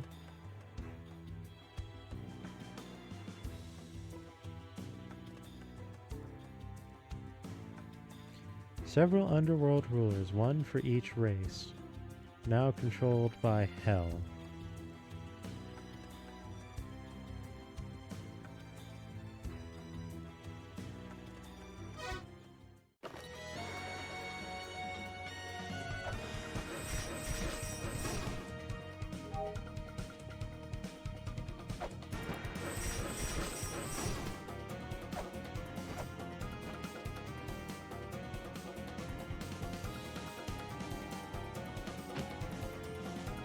Alright. At this point, I'm almost certain I'm missing something. Like I'm doing something wrong.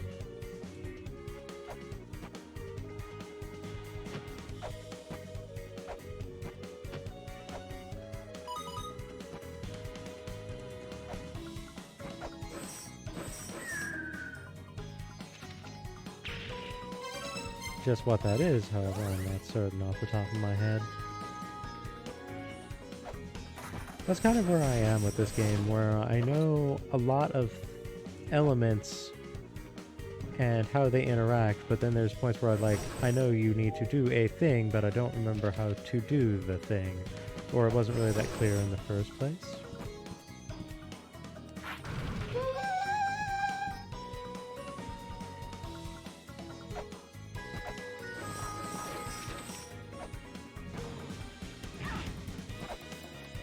Thank you.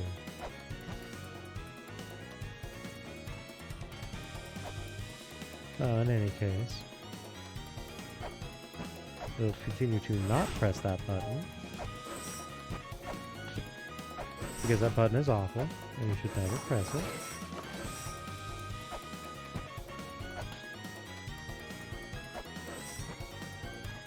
So we can make our way around this column now. Actually, we probably could have done so in the first place, thinking about it. And it leads to this cavern. There's precisely one reason to come here at this point in time.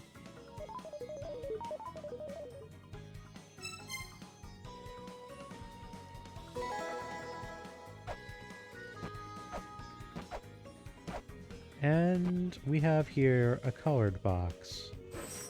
Now, for those... Well, one moment. If we proceed further, well, we come out to a cliff. A sheer cliff, not one we can really slide down safely.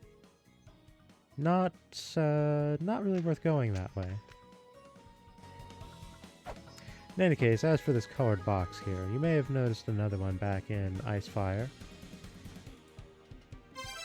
So, these colored boxes hold the alternate outfits that Lumisa can wear.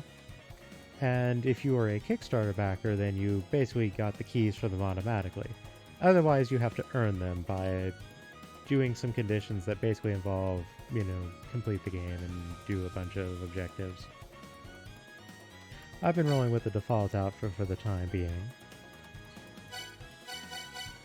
I suppose for the final half hour we can go in one of these other ones. This one in particular I know provides the Valkyrie outfit. We can run around with this for a little bit.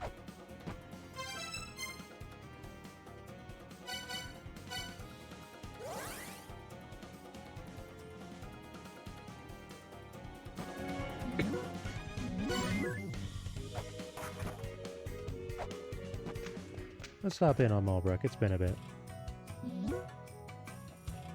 Yeah, go check out Anfuin for us. No, she won't do it? Oh. Alright, I should have sent her on in the first place. Alright, well.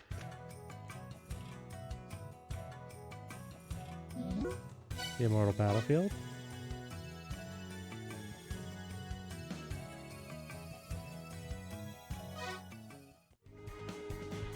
You can see her leap off if you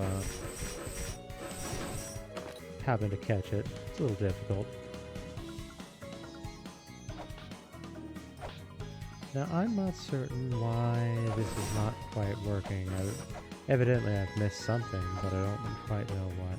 Actually, I have a guess. Just to be safe. Just to be safe. Let's get another save in here, now that we've actually sent Mulbrook out on task.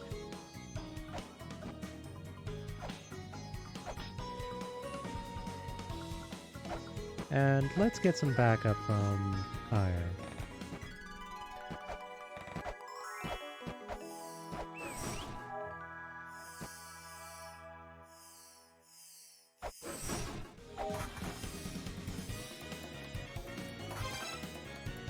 Not this room. This room. Let's have a rematch.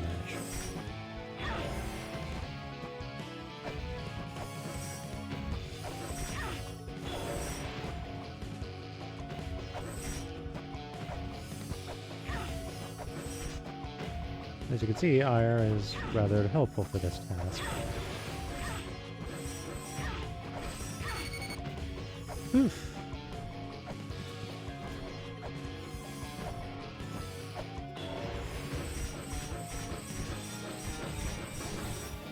Fortunately, if you can get Ratatoskr to do that, then Ratatoskr suddenly becomes far simpler to deal with. So we get another Crystal Skull. And that reveals a cog.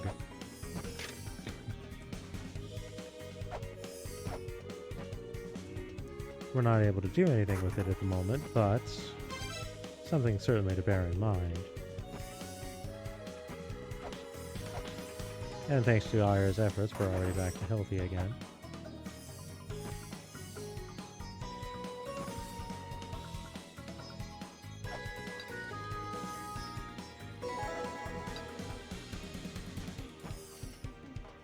You can get those papers a little early by doing that. Oh. And there's the Kosuges. Kosuges? Yeah, Kosugi. Yeah. What am I saying?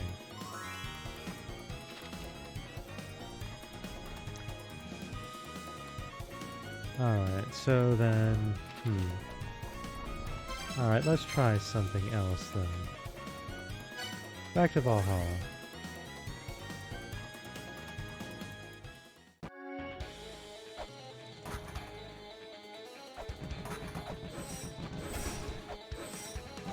As you can see, I am nowhere near as familiar with this game as I am for the original. It's also a bit more complex, particularly in the early game. It doesn't even try to really spend time explaining itself before just letting the nastiness out.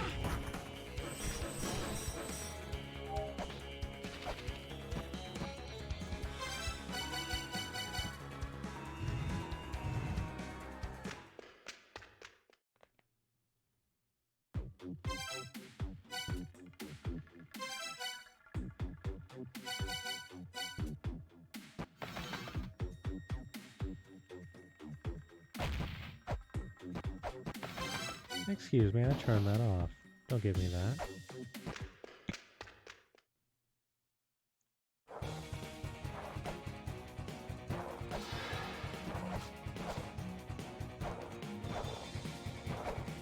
Alright, so we didn't really see this through properly last time. So let's fix that. Let's avoid falling down there for the moment.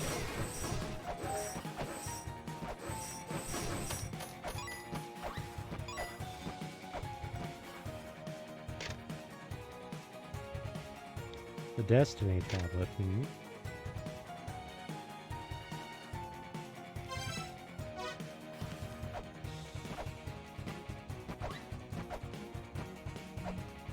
Come on, work with me here. Oof. There we are.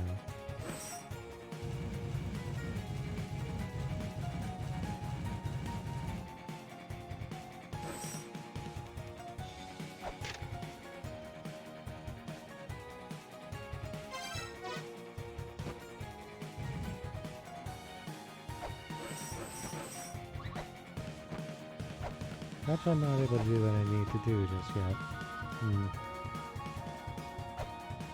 Oh, wait, hang on.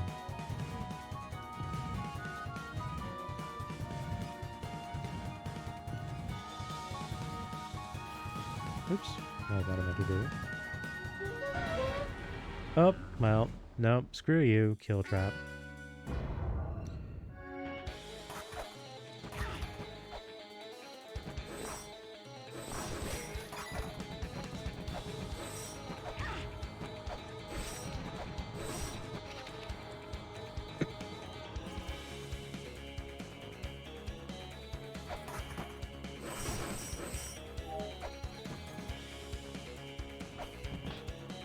So, again,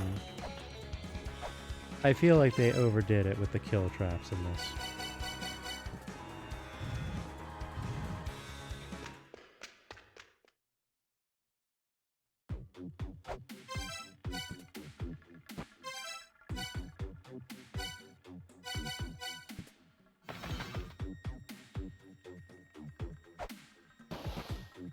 Ash, the delay isn't that intense. Like, in that entire period where I was approaching it, like, I would have received the message. Like, that's not to say that I'm looking to receive assistance or anything. Just, things would have been fine. Let's try this time.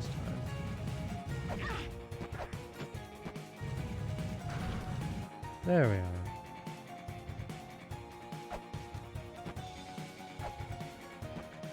That pot may have a lot of money in it, I don't find myself particularly caring.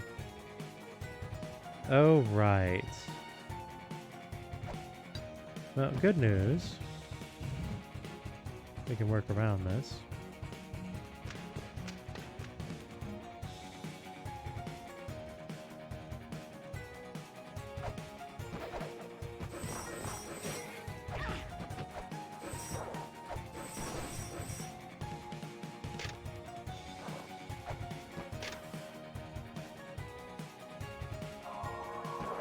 Alright, and with that, I've actually set this as a temporary warp point. If I set another one, then it will be undone. But for the moment, it'll work just fine.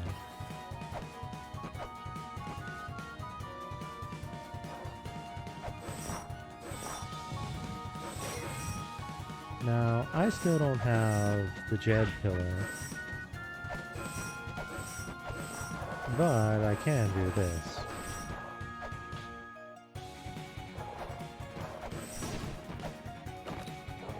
But I need the sigil, which I do not yet have. Still, go ahead and remember that's there.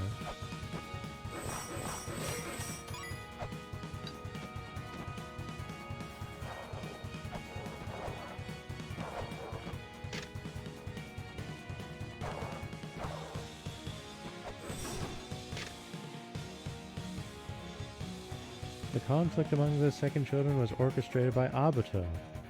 blame fell entirely on Seket's shoulders, who was banished to the underworld, living, condemned to have his intestines pecked for eternity.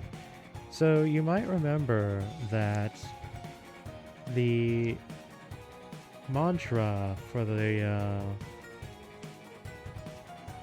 mausoleum and graveyard of the giants was Abuto, who was the eldest of the brothers, and the only one who did not actually pick a side, the one who remained quote-unquote neutral. So it seems that Abuto is the true villain of the second children, not Seket.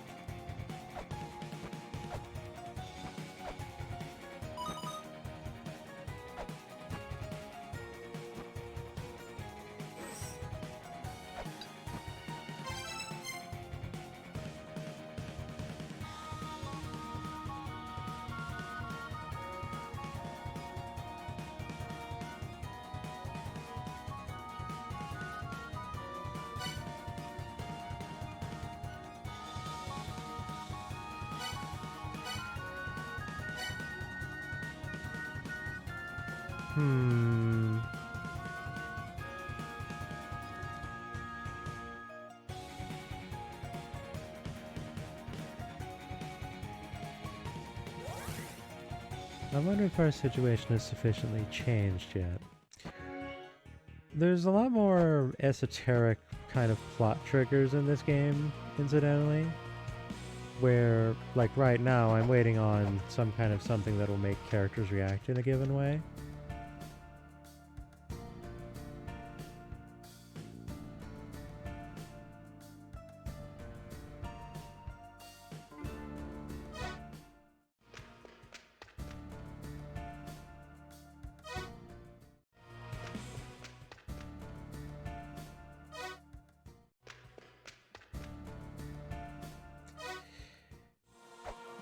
Where I just don't really know what I'm supposed to be doing, and it's not for lack of a puzzle, it's for lack of a trigger, and I don't know what the trigger is.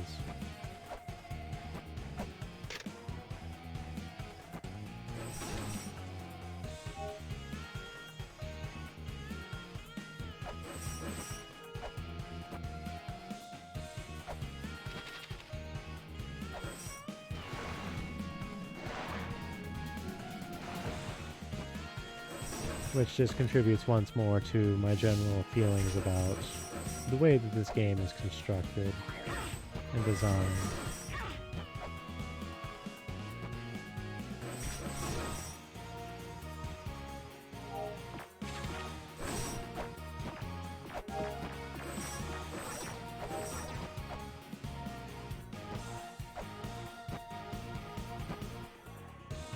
At the very least, this is open now.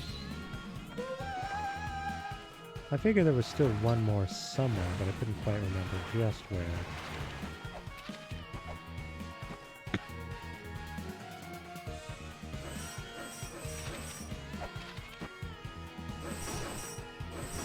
Alright, so... Wait, isn't this... No, this is just a crystal skull. Alright.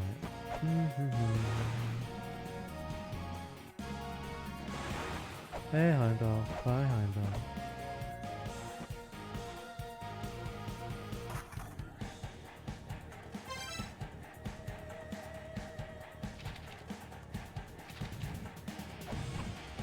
Oh, that's not the sub-weapon I thought I had equipped.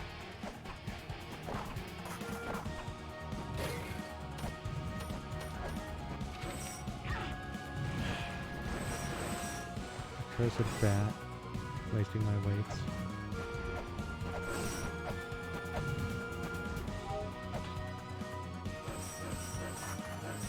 I know there's a way you can make this wall go away.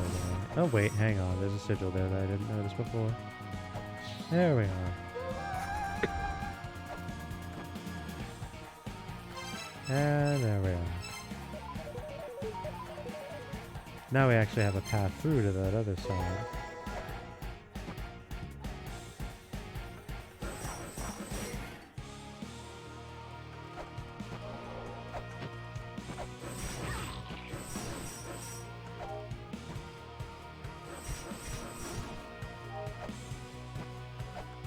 And yet, again, we are lacking in things that we can actually properly achieve here.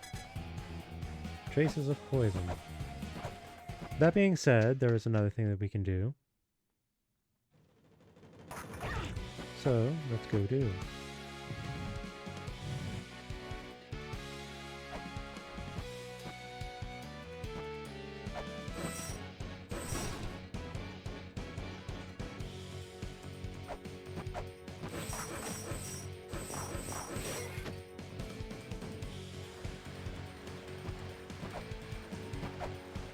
Also, I hadn't forgotten about this, I simply hadn't passed by.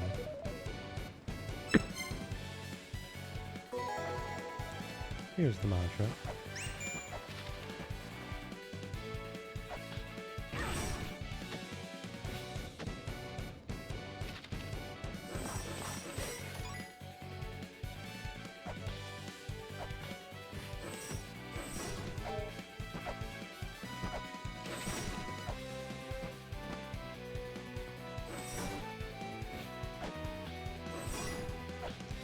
So previously we wouldn't have been able to get through here, but since we have both the grapple claw and the birth sigil,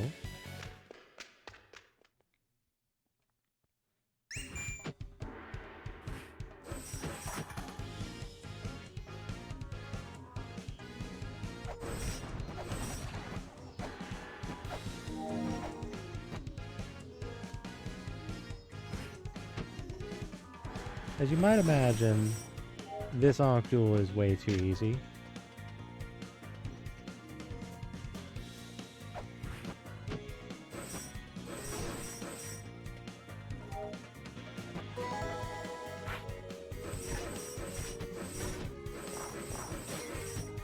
Just like in the first game, if you see an Ankh duel just kind of lying around, don't.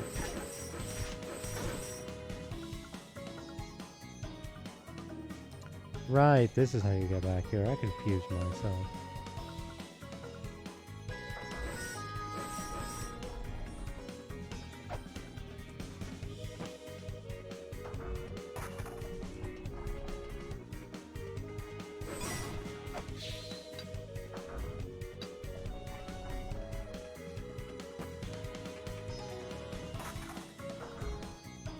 So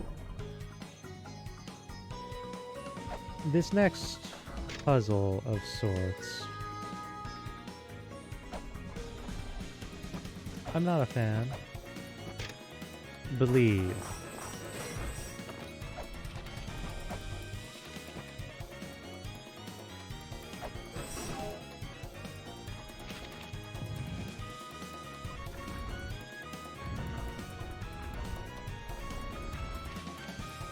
If you move at all from the spot where the altar is, you get crushed. If you try to, like, go this way or jump out, you get crushed. You have to not move. Hence, believe, I suppose. Anyhow, this door is still shut to us. But at least we've opened up some pathways.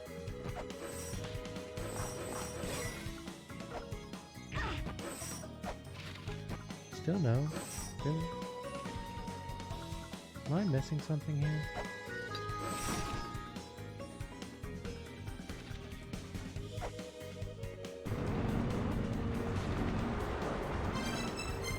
What am I missing?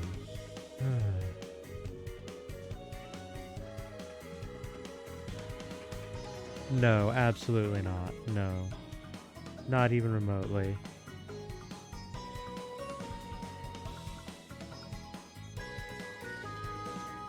That's how you get into ice fire normally. This leads to the path where you reach there normally, and that's also where I think you do the waterworks that actually flood the Immortal Battlefield. You can see in the picture here there's supposed to be flowing water, but it isn't.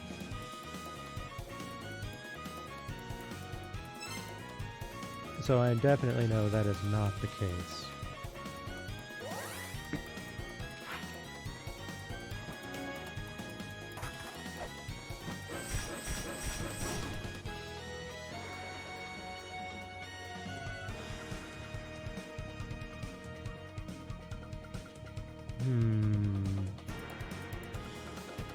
What to do?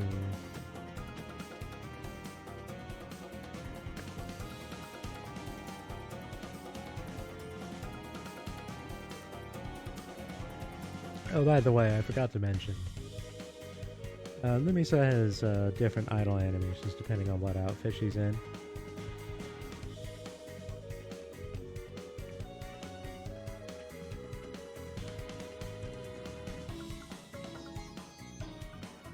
So this outfit, she kind of poses. Just like, sort of like admires her hand and kind of like looks like she's issuing forth an order.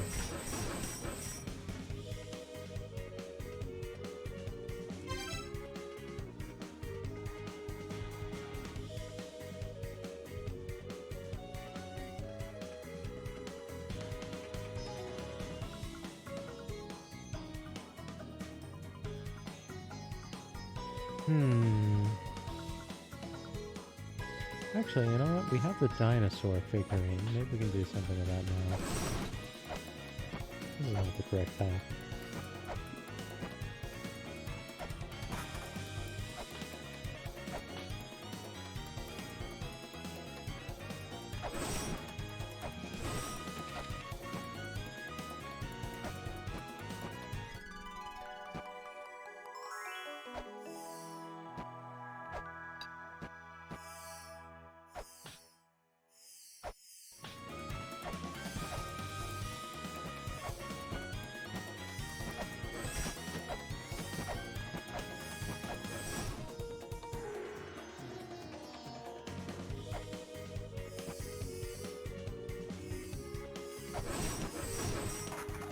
It was...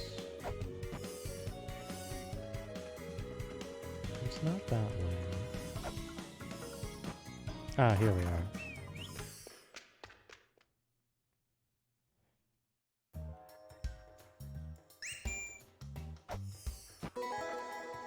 Indra. Meow. Whee! Flop.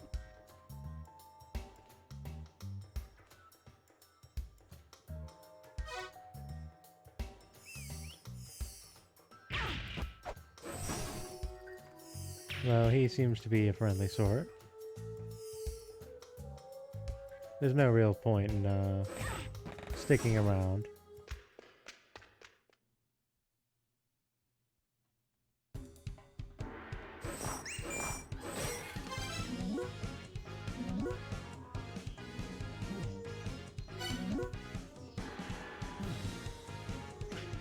Bobo's giving us the suggestion to go check it out, and then no, things go poorly. If you return to Indra instead of sicking some low-level goons against you, instead he blasts you with lightning. Very charming individual.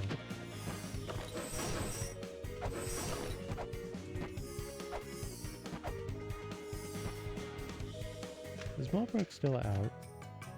Nope, nope.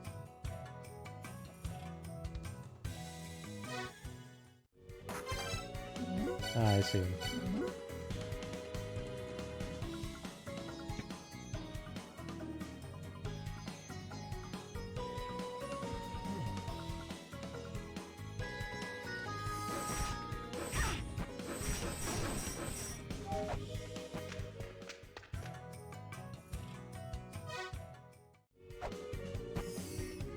Well, she seems to be enjoying herself, so we'll just let her be.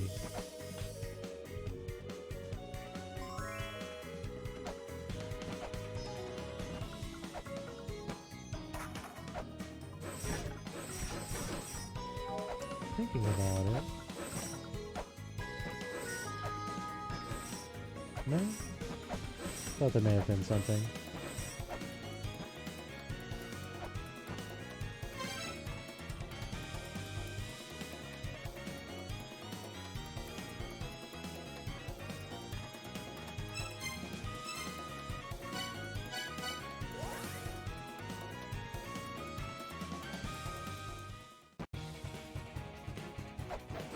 Fortunately, we can go back here anytime we wish. Also, for those who may not remember, Instead of brute forcing through those 6 altars over there, we could have just done the one here. In fact, this will be a permanent opening.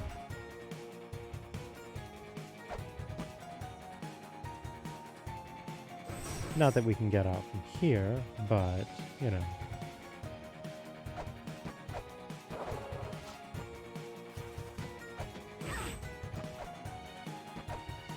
Indeed, it's kind of a question of, do you prefer to do this quicker, or more efficiently, or sooner? Which do you value?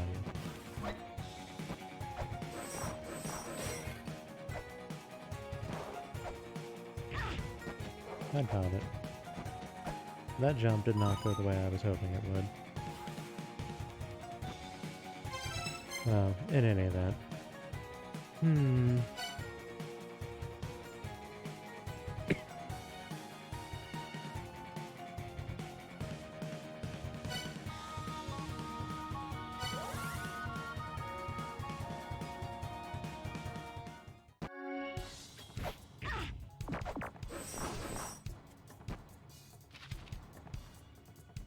Oop, not this way.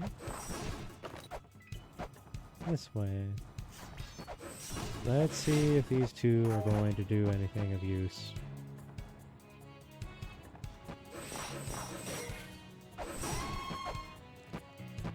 At this point, I'm not even holding my breath. I genuinely don't know why the hell they're not doing what they're supposed to.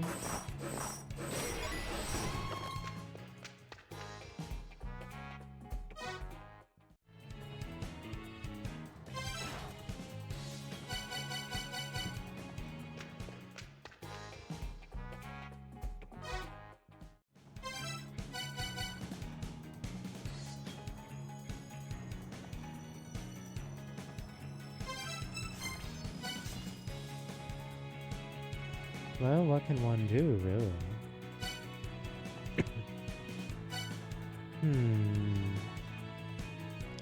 Actually, you know what?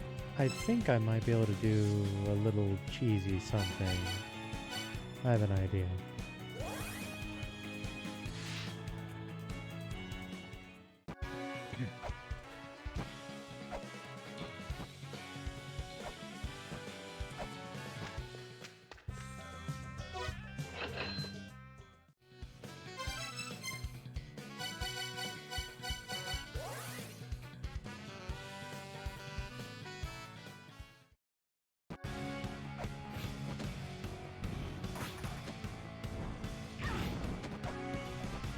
Rude. Rude.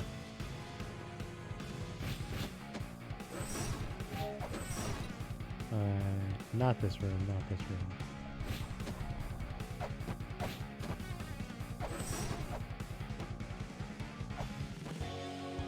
No, this isn't how this is supposed to go, but... Well, it seems that that box over there had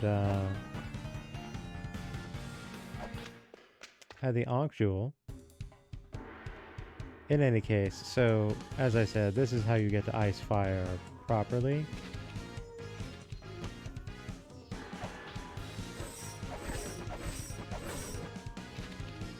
I don't know why the wheel isn't spinning.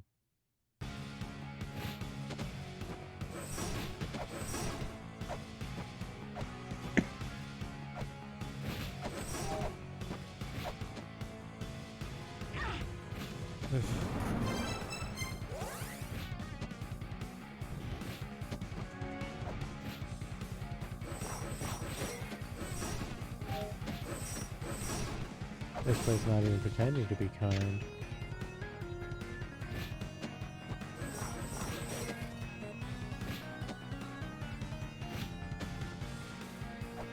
Oops. Missed my ride.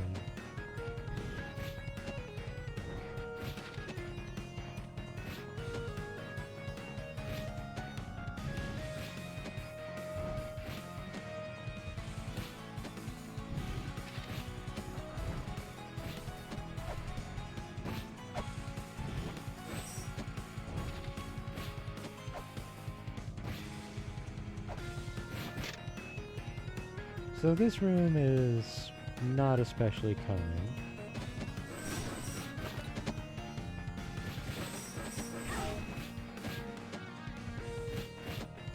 If you look closely, you can see there's a trap door there on the path above. So in addition to doing some rather precarious platforming here,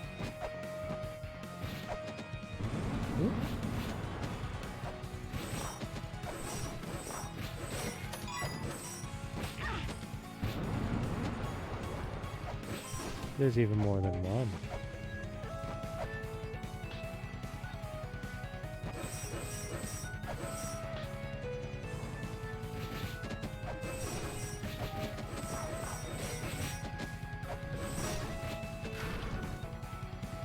And then just for the road.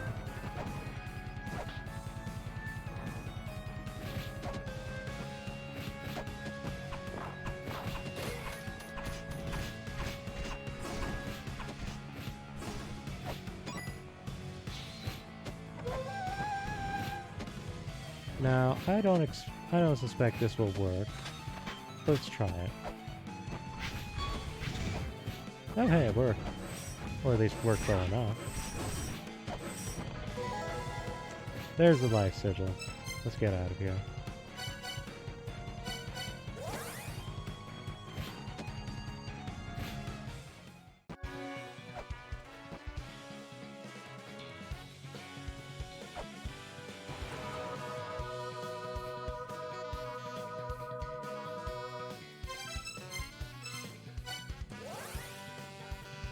And while we can't properly do the puzzles in this area just yet, we can at the least access that room above, which, as I recall, we very want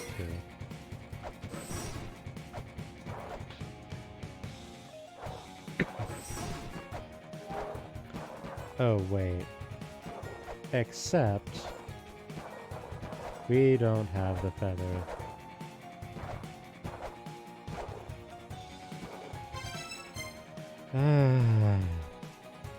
They do so much to just keep you from doing things out of order in this.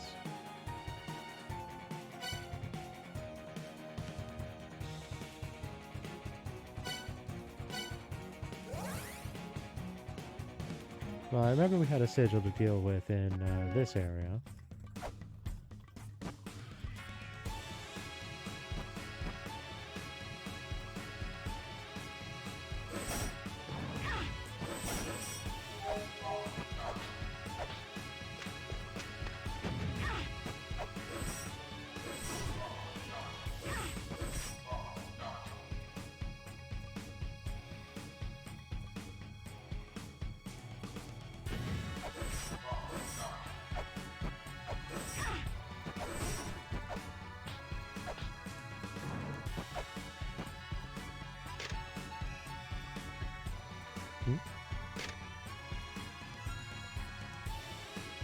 Ah, I see. That's why it wasn't working. Okay, that explains things.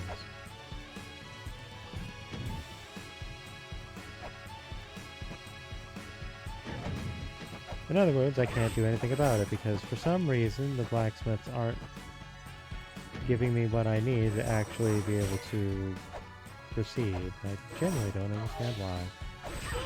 Well, in any case, there's a prize up there.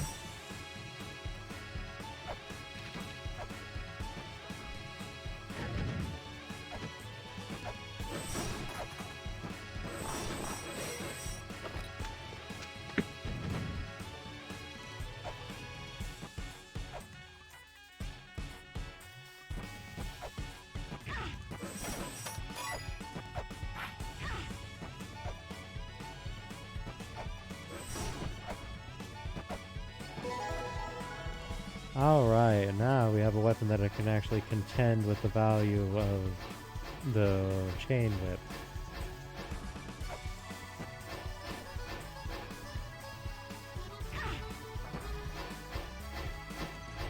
While in the original game, this weapon...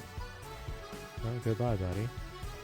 This weapon very expressly was for striking that which is below. This continues to do so. But when you combo it, it also goes above as well, making it a very, very versatile weapon in this game. And it still hits quite hard as well. That being said, be certain to time things correctly.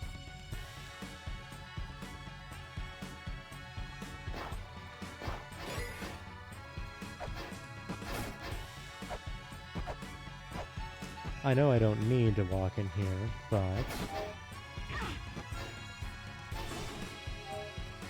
for the sake of things.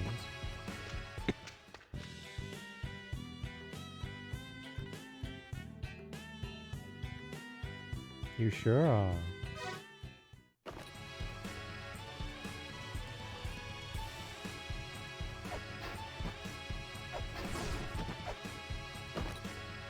And yes, if you do flip things over, the same room is going to have the creature, the same person slash creature saying basically that they aren't. There we are, maybe we can get back up from this. Also, here's a box with a sacred orb.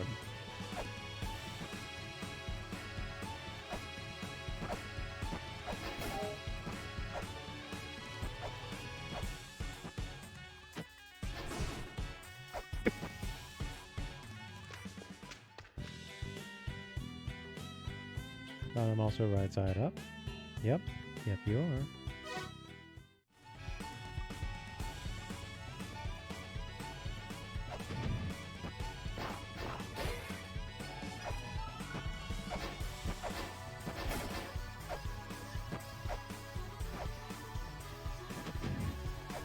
And that brings us back to the room that we enter from in the first place. Which incidentally, if it's arranged like this, you cannot proceed through it from this direction. You just can't.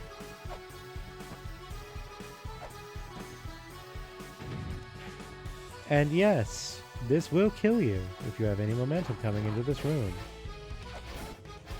Just crush you immediately, as this game seems to have a proclivity for.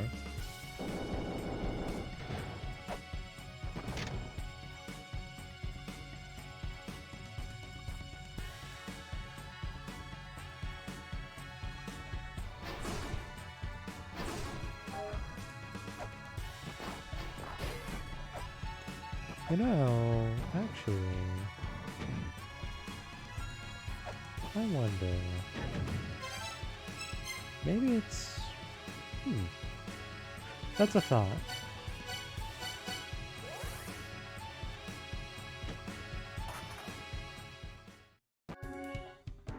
This is not where I meant to go. Let's try this again. This will be the last time I check with these two bozos for this evening. If this doesn't work out, then oh well, we'll worry about it another day.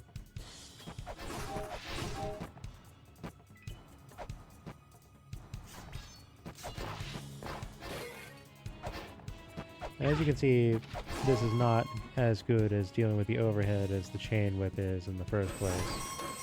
So it makes for a good alternative weapon, but the chain whip is still a very good weapon for our purposes. And it does have a higher swing speed. Alright, clearly I've not talked to someone or something or whatever, I don't know. Regardless.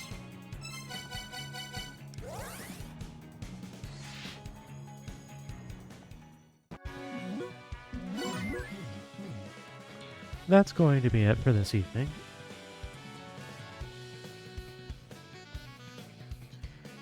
Let's see here. Who do we have available?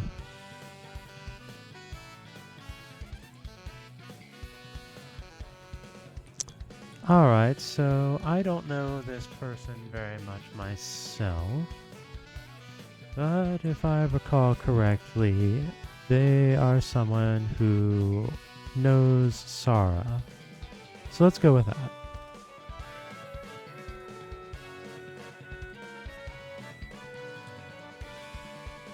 But I knew someone.